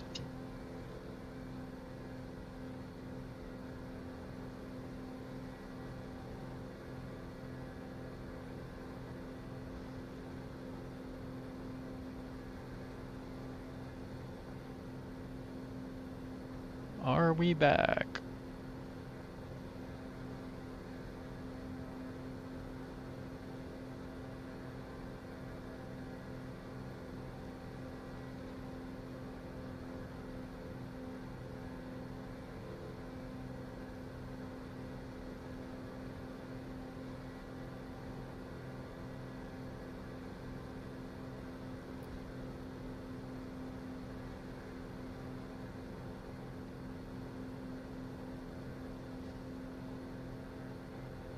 Okay, it looks like it's about in the middle of the island, right up there, probably. And we're gonna come right across here onto that runway. Ish.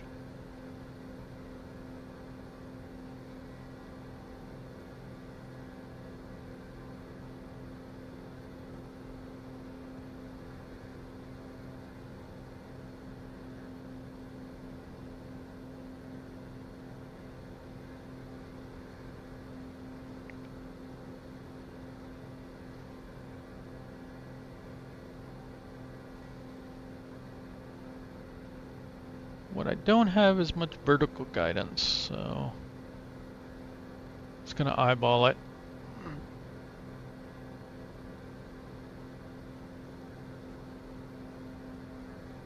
Getting bounced around a bit here.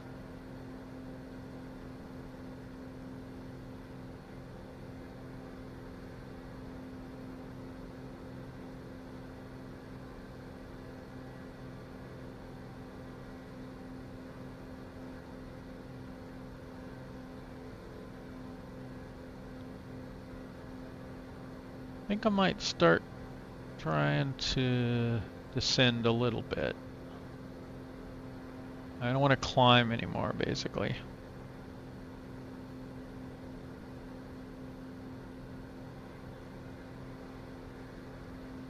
At almost 6,000 feet. So even in a pretty good descent, we need 18 nautical miles or so to get down comfortably.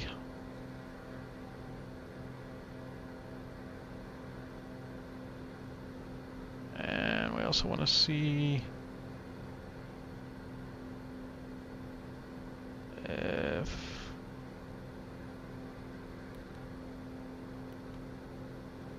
there we go.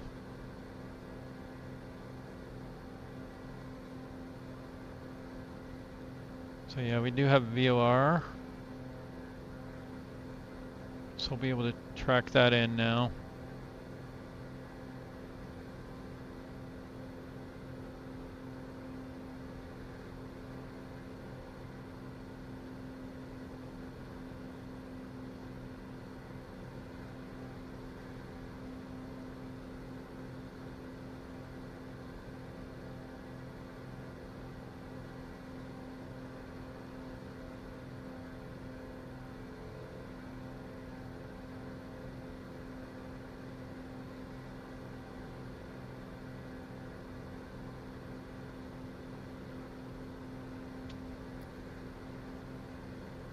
I don't remember, are there 2 runways up here? Nope. Runway and a taxiway.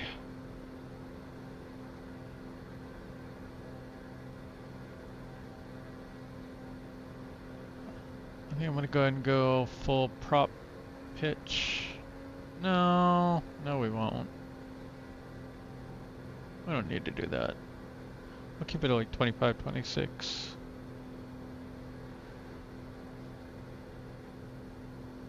Right before landing, we will do that.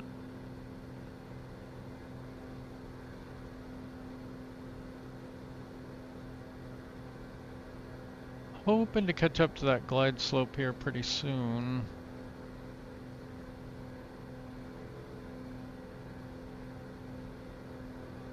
But I don't know at what altitude we're likely to intercept it. I probably should have looked up the charts.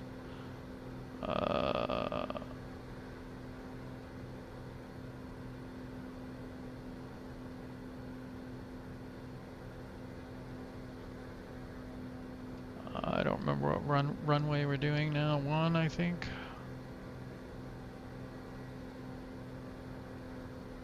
Hey, we're right on the chart. So we should have been at 2,000 back there. We're still at 3. So let's pull some power out. Do a power dive. We'll scoot over to the right a little while we're at it.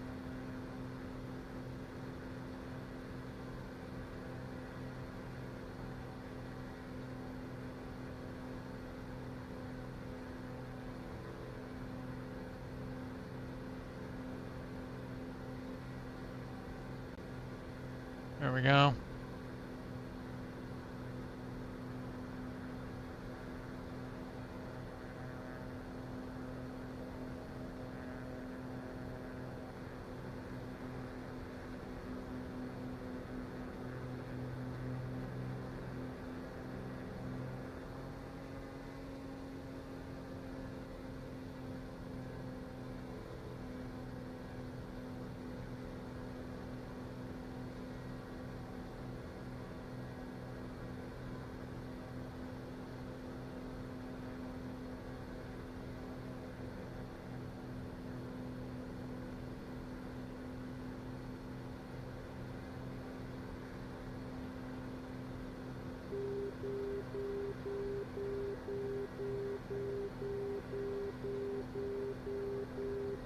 Still a little high, but we're fine.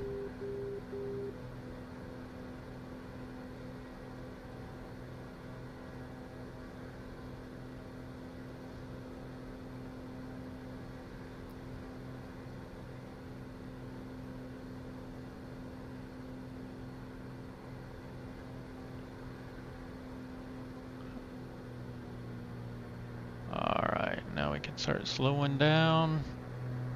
I don't want to slow down too soon because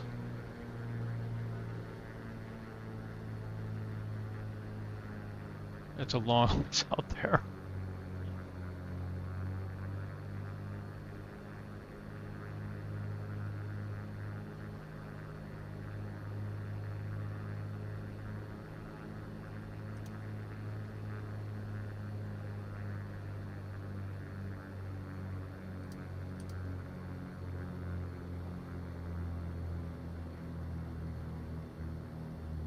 Alright, now we want to get into a nice, easy approach here.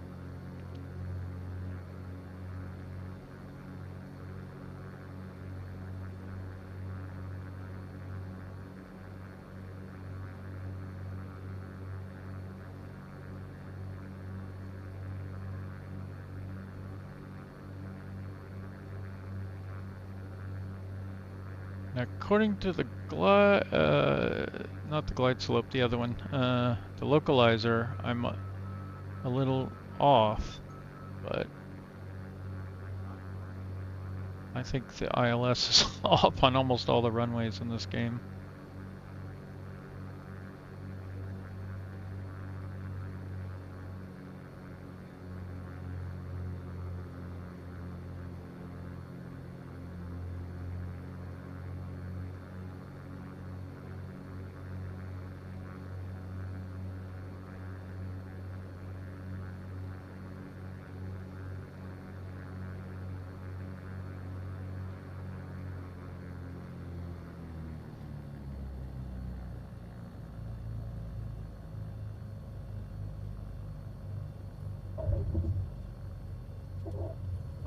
Oh, I forgot I'm in a tail dragger.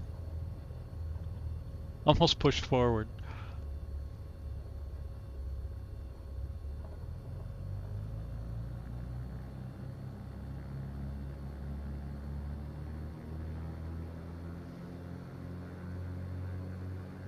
Why are we not going?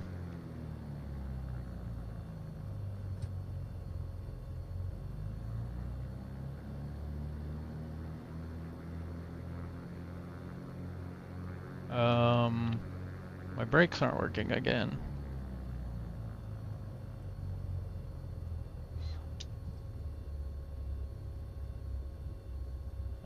Parking brake is released, but my brakes aren't working. Because they're on the wrong control. Why? I thought I already set it.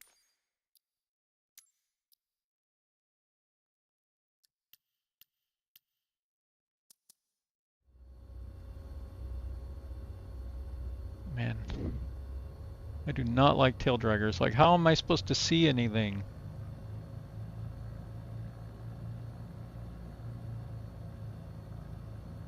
And, like, it won't let me go up any higher. That's it. That's all I can do.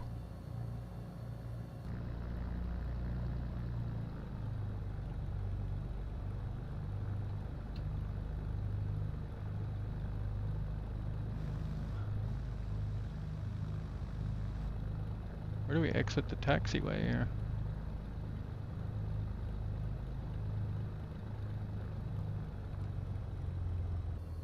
Oh, the other thing is there is a wheel lock. Tail wheel lock. Unlock. Okay, that probably should have been locked. I've heard some differing opinions on that. Tail wheel locked or unlocked on landing.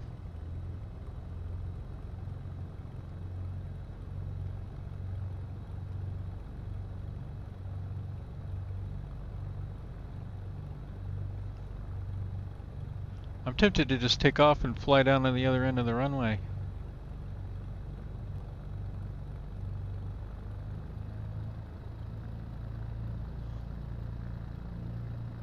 Look how far that is.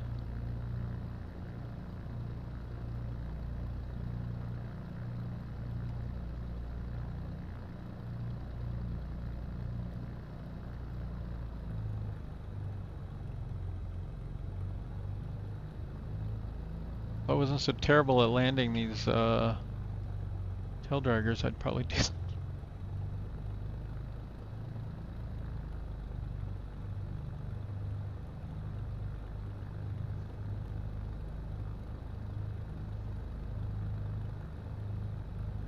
I guess that's where knowing the airport would come in handy. Like you'd know to land far down the runway, not right on the end. Could have flown for another 10 minutes down here.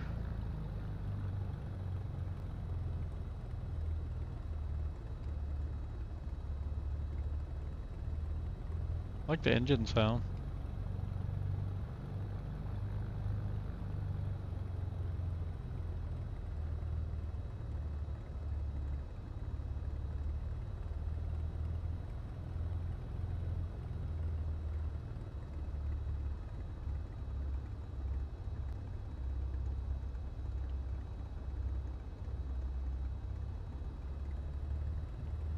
I like how all the signage is blank.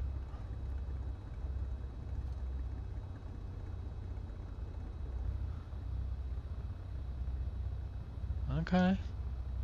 Well, like, where's my taxiway signs?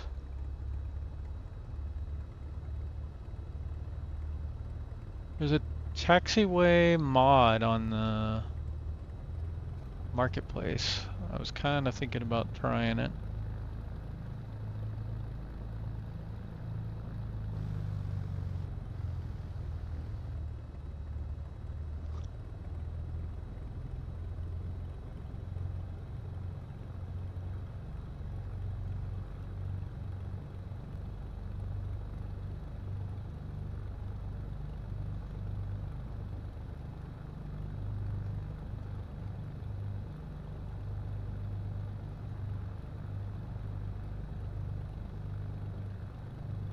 Have any of y'all flown the Spirit of St. Louis?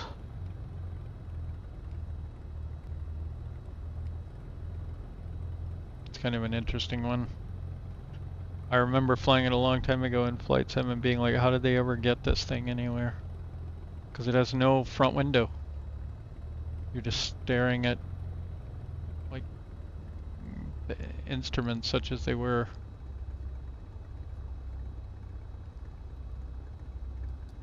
Pitch and bank are like water levels.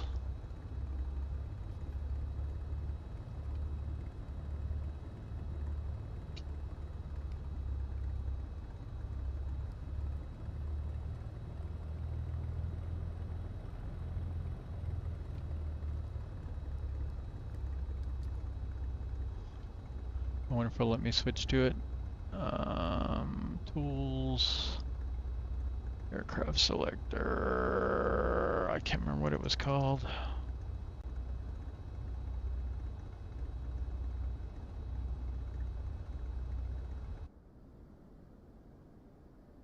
Load. There you go. So pitch trim, throttle, anti-ice engine. That's your pitch and bank.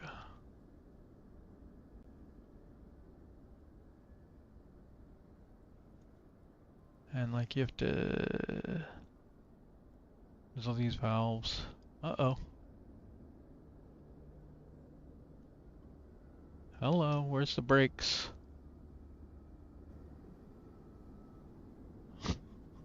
I'm gonna run into the building.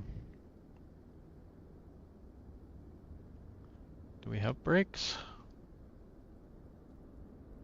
We apparently have no brakes whatsoever.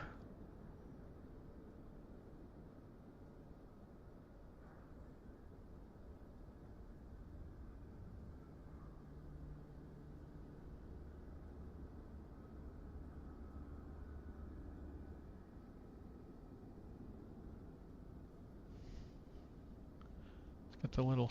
I guess that's the airspeed indicator.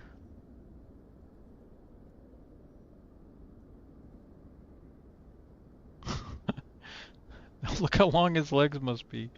Like, how is he that big? I gotta get a picture of this.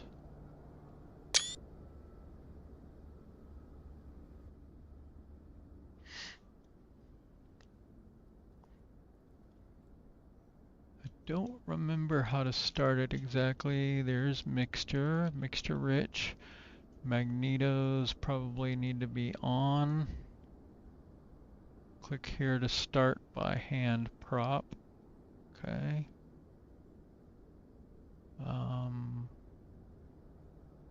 All of these open. That need to be maybe.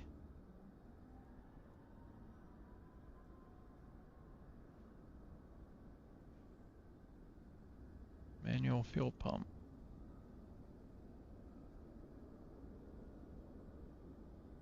I guess you just start.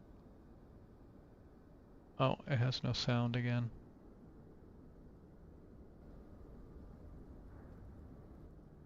Oh, something's not blowing.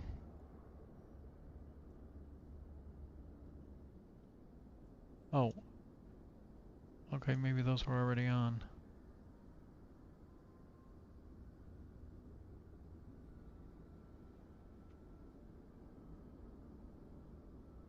There we go.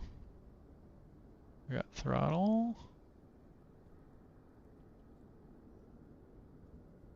We got fuel.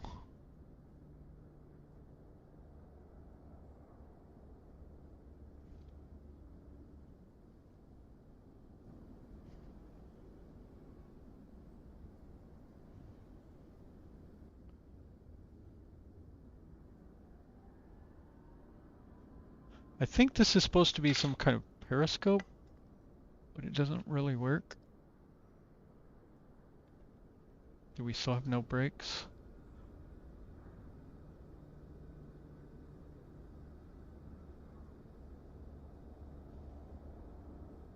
I don't think you have flaps either. And of course we have no sound. That's exciting. But can you imagine, like, you're trying to take off like this?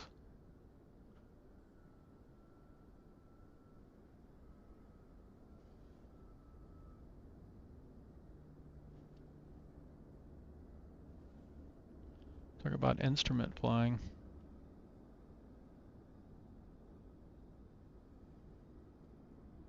So you can see banks at 10 degrees.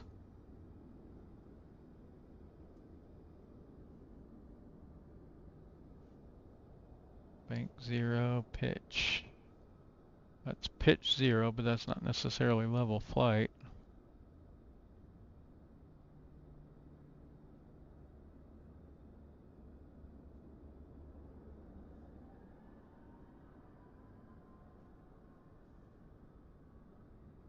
You've also got kind of the, let me pitch forward here. Trim forward, I mean. Got kind of the pendulum style turn indicator.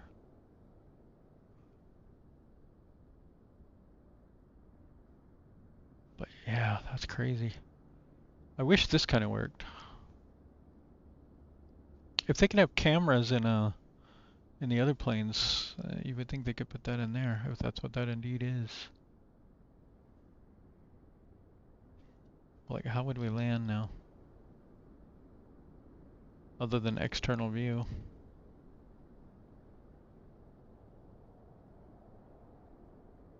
The airframe and everything is fabric.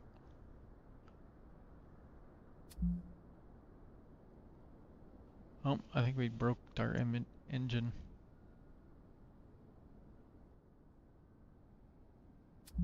Is it dead? Guess it's not dead, but like, how would you land? Gotta be something.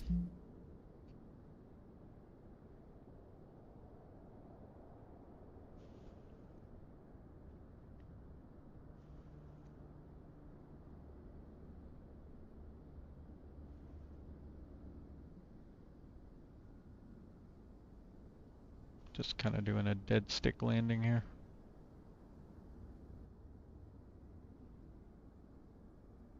Your speed's 80 still. That's pretty high for this plane, I think. And again, tail dragger, which I am terrible at, but I will try it. But only from external view.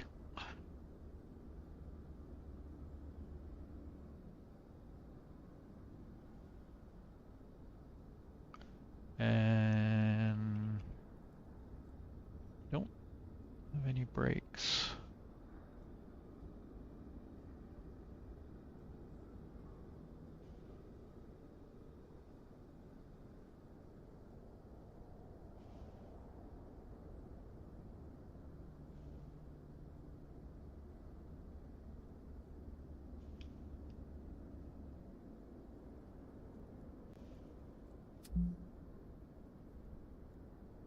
Well, it says malfunction, but it's accelerating.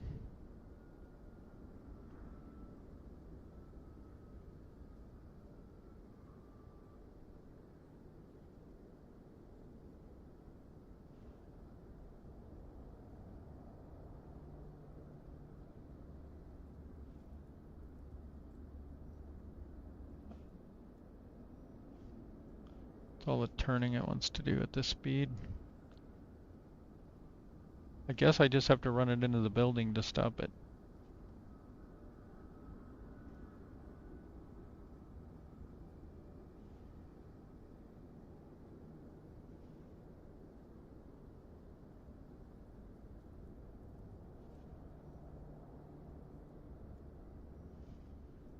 I wonder if that's going to crash it.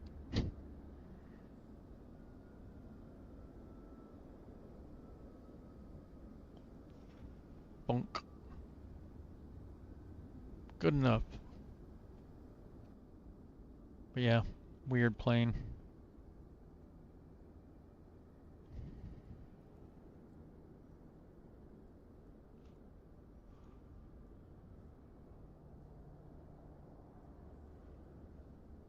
Too bad those don't give you anything. Oh, primer. Started anyway, but... Oh, yeah. Some kind of compass thing. I don't know what that is. Inductor compass knob.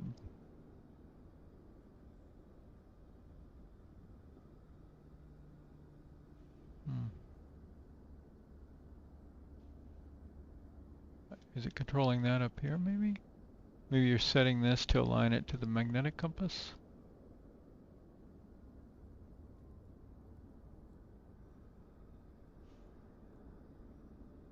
I don't know. But that's... like even the writing in there is backwards.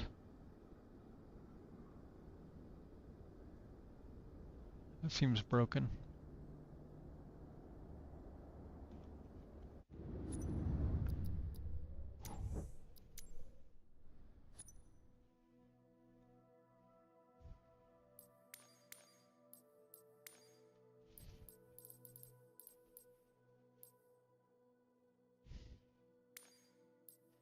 I've not flown this.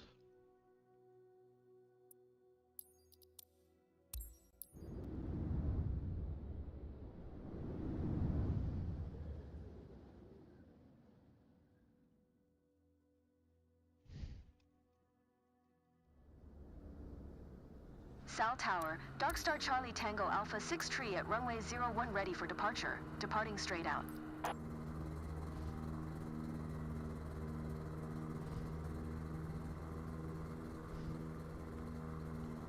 Magnetos.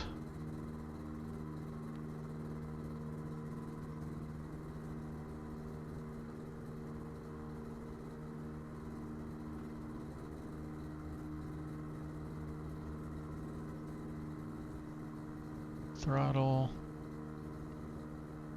Guess that's about all we got.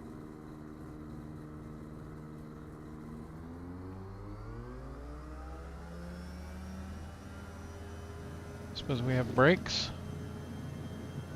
Yeah, we do. We have little hand brakes.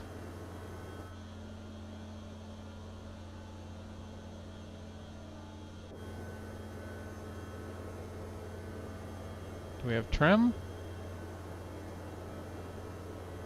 Maybe?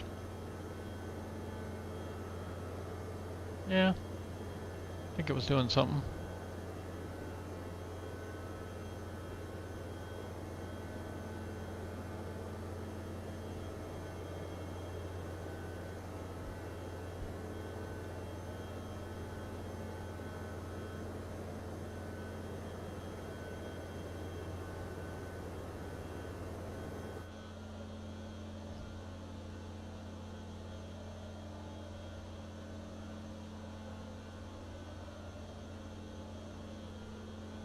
There is no rudder.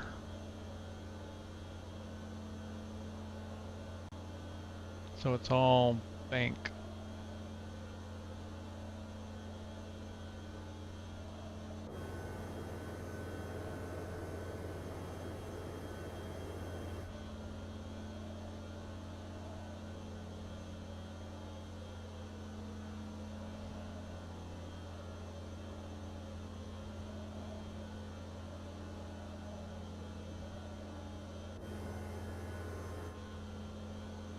I wonder how pitch is even working. Is there?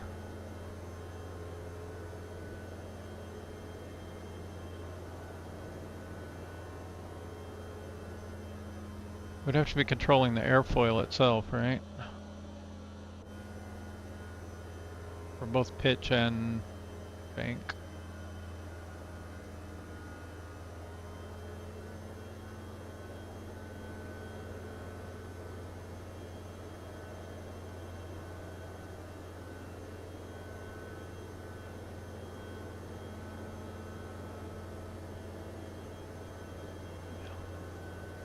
Feels very weird.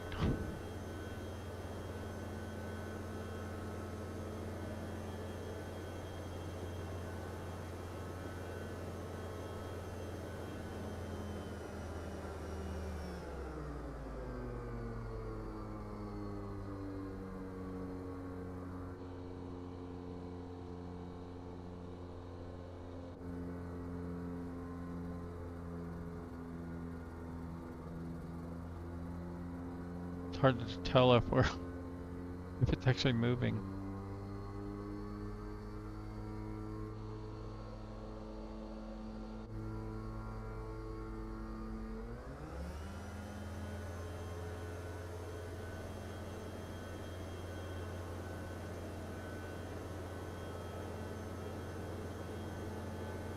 There's a brake.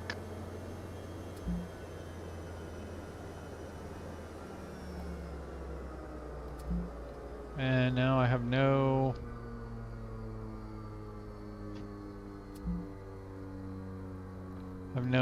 aileron control. Just pitch.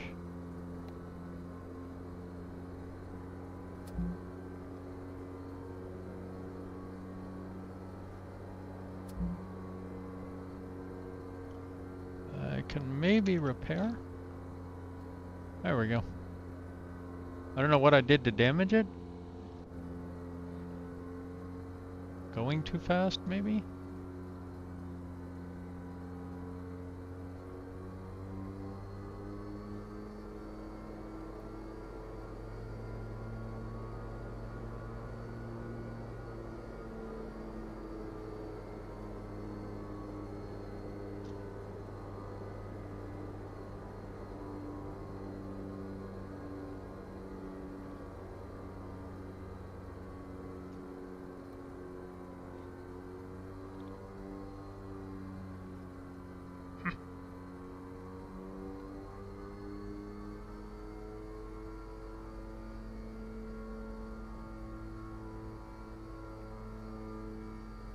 Why are we going sideways?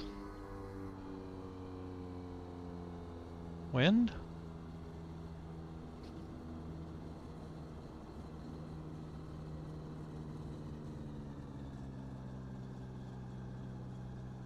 Curious what happens to the airfoil when we slow down or stop.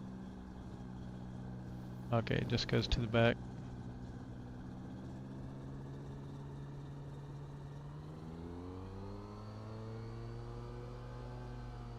And pops right back up when you start going. Interesting.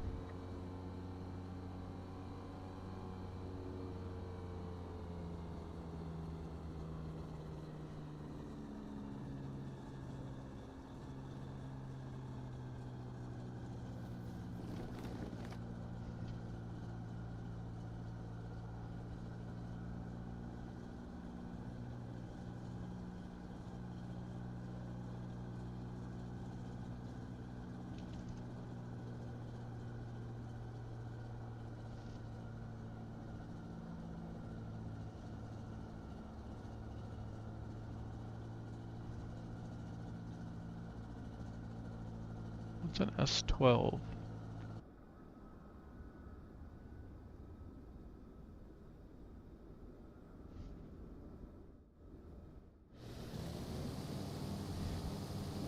Ah.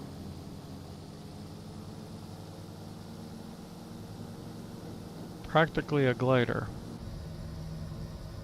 Wow. They don't make gliders like they used to.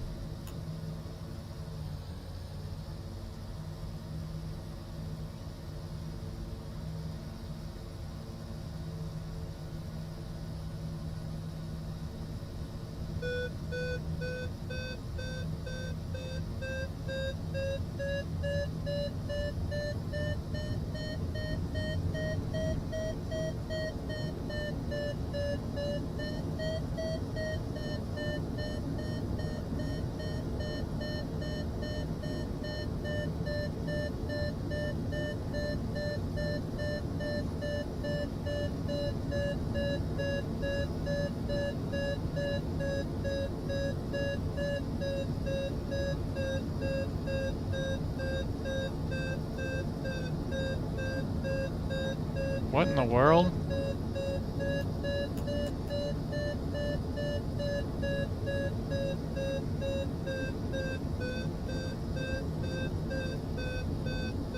It sounds ill.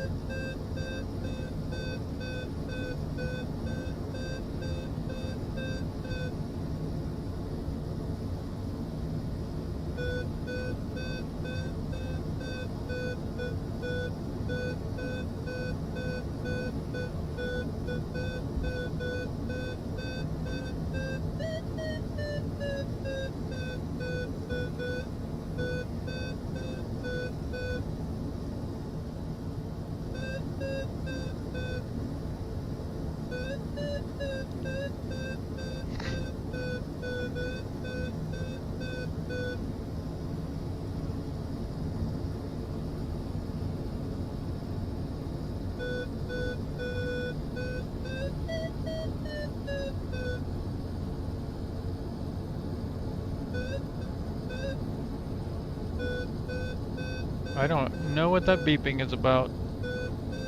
I'm sort of guessing it has something to do with like maybe catching thermals.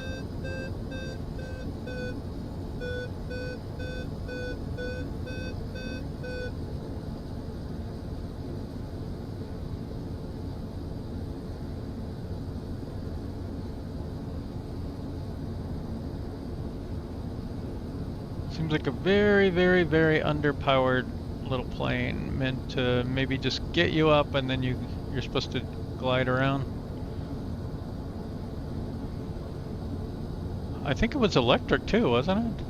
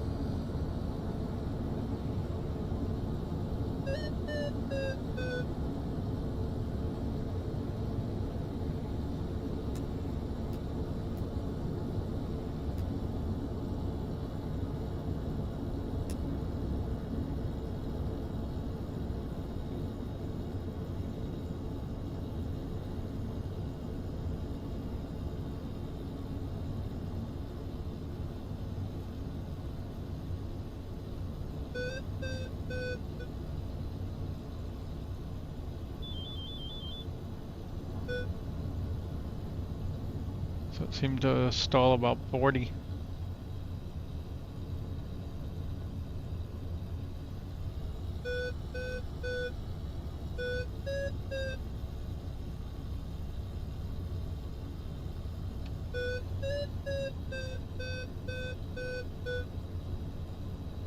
Okay, enough beeping.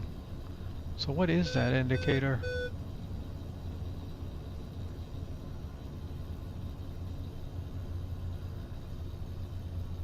I have no idea. McCready setting knob. Oh, baritone volume knob. Okay, all the way down. That'll stop that. And then beep at a certain number of feet per minute.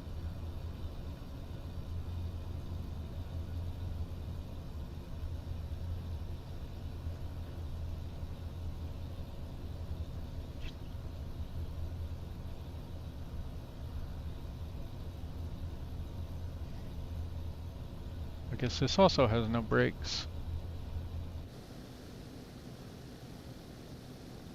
How are you supposed to stop them if they have no brakes? Control brake? There we go.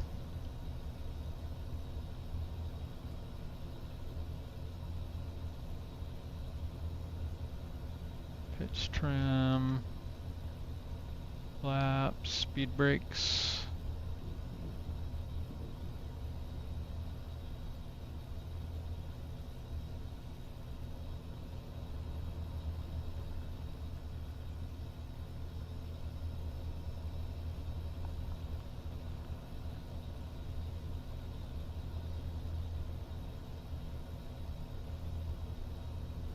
Magnetos, batteries, landing gear. Oh! Didn't. That's retractable landing gear? Wow. I assumed it was just fixed.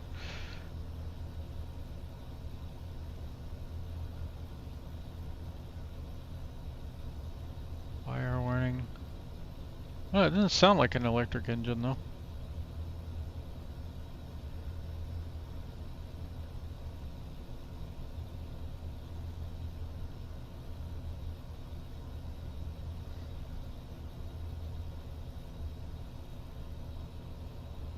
North up, mech plus or minus.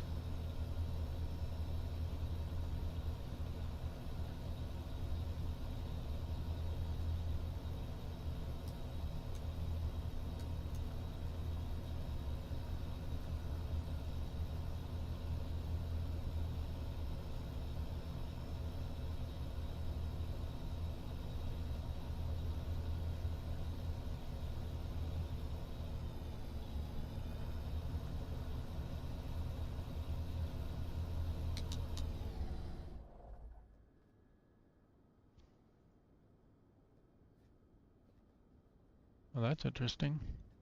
Unsafe. Reset propeller position.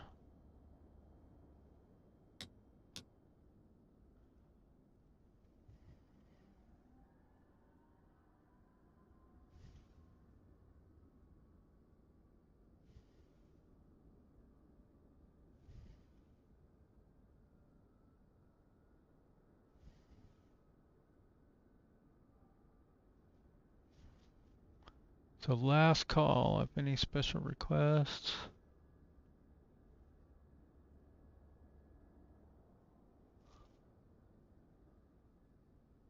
The Pitts is fun, if you haven't flown it.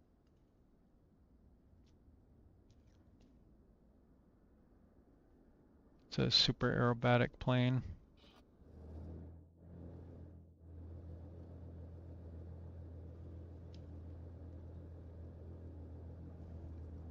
Also a tail dragger, of course.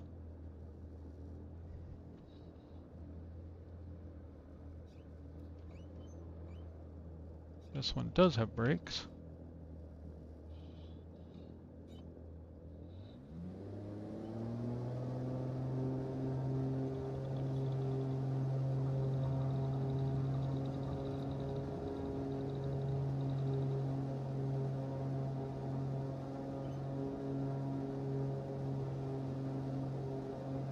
So very, very aerobatic. Can do inverted very easily. Like spins around like crazy. And with some effort you can do a loop. I usually crash if I start one this low. But if we can climb a little.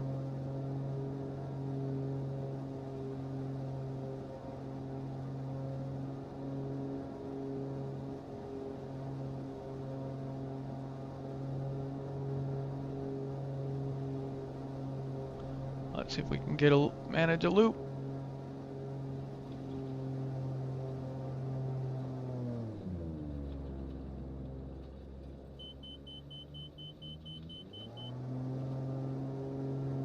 There we go.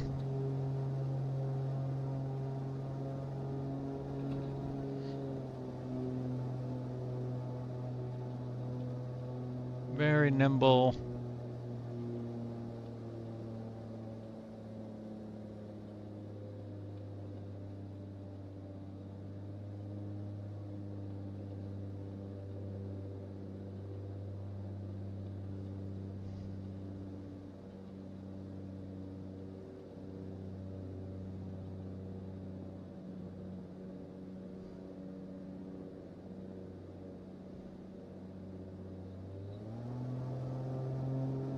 Very overpowered engine.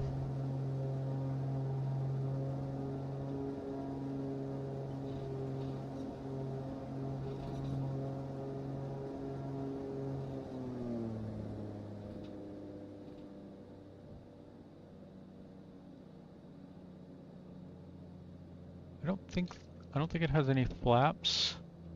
You just do your best.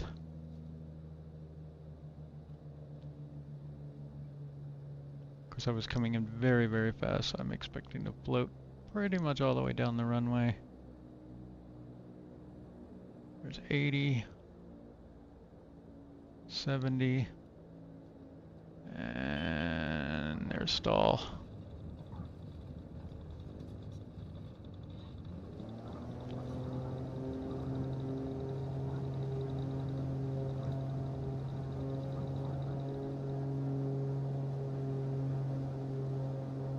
And again, like you can roll right right over the ground. Crazy. I'm not sure how realistic that is. I suspect that this is a little more nimble than the actual one.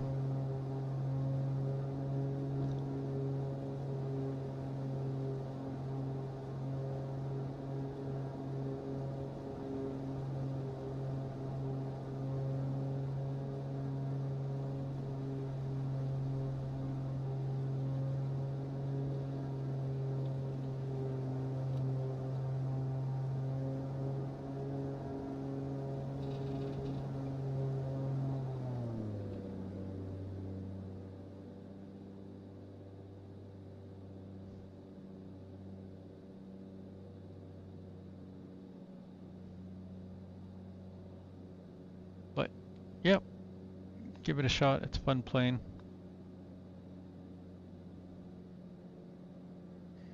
Unfortunately, it suffers from all tail draggers, and that is very hard to see over the cowling.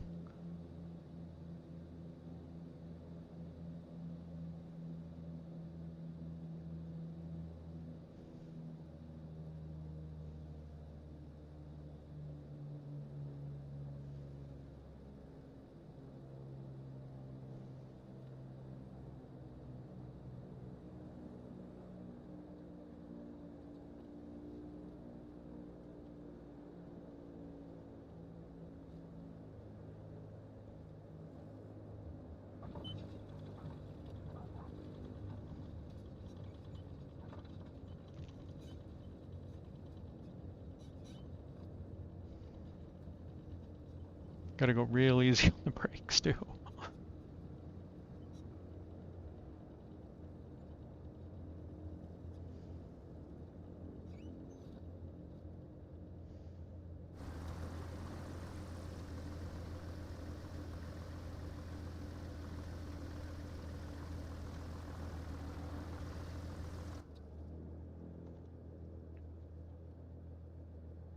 I did not see these before.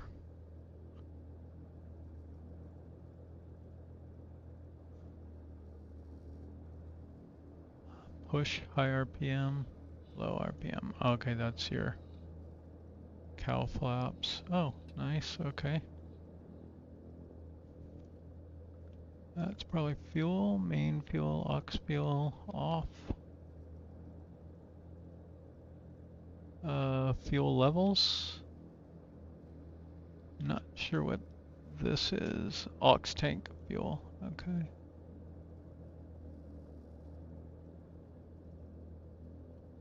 Pull for lean mixture, throttle.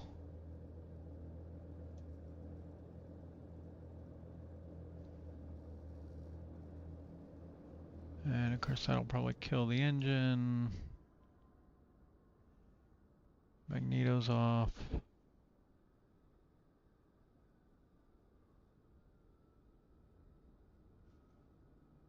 Avionics off. I think that's most everything.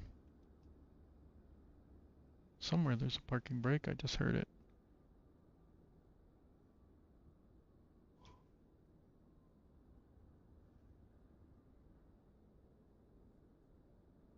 There's a USB port. 2 USB ports. Hilarious.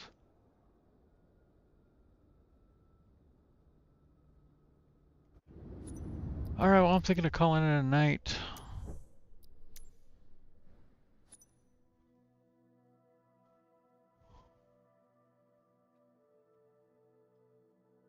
Well, I'll catch y'all later.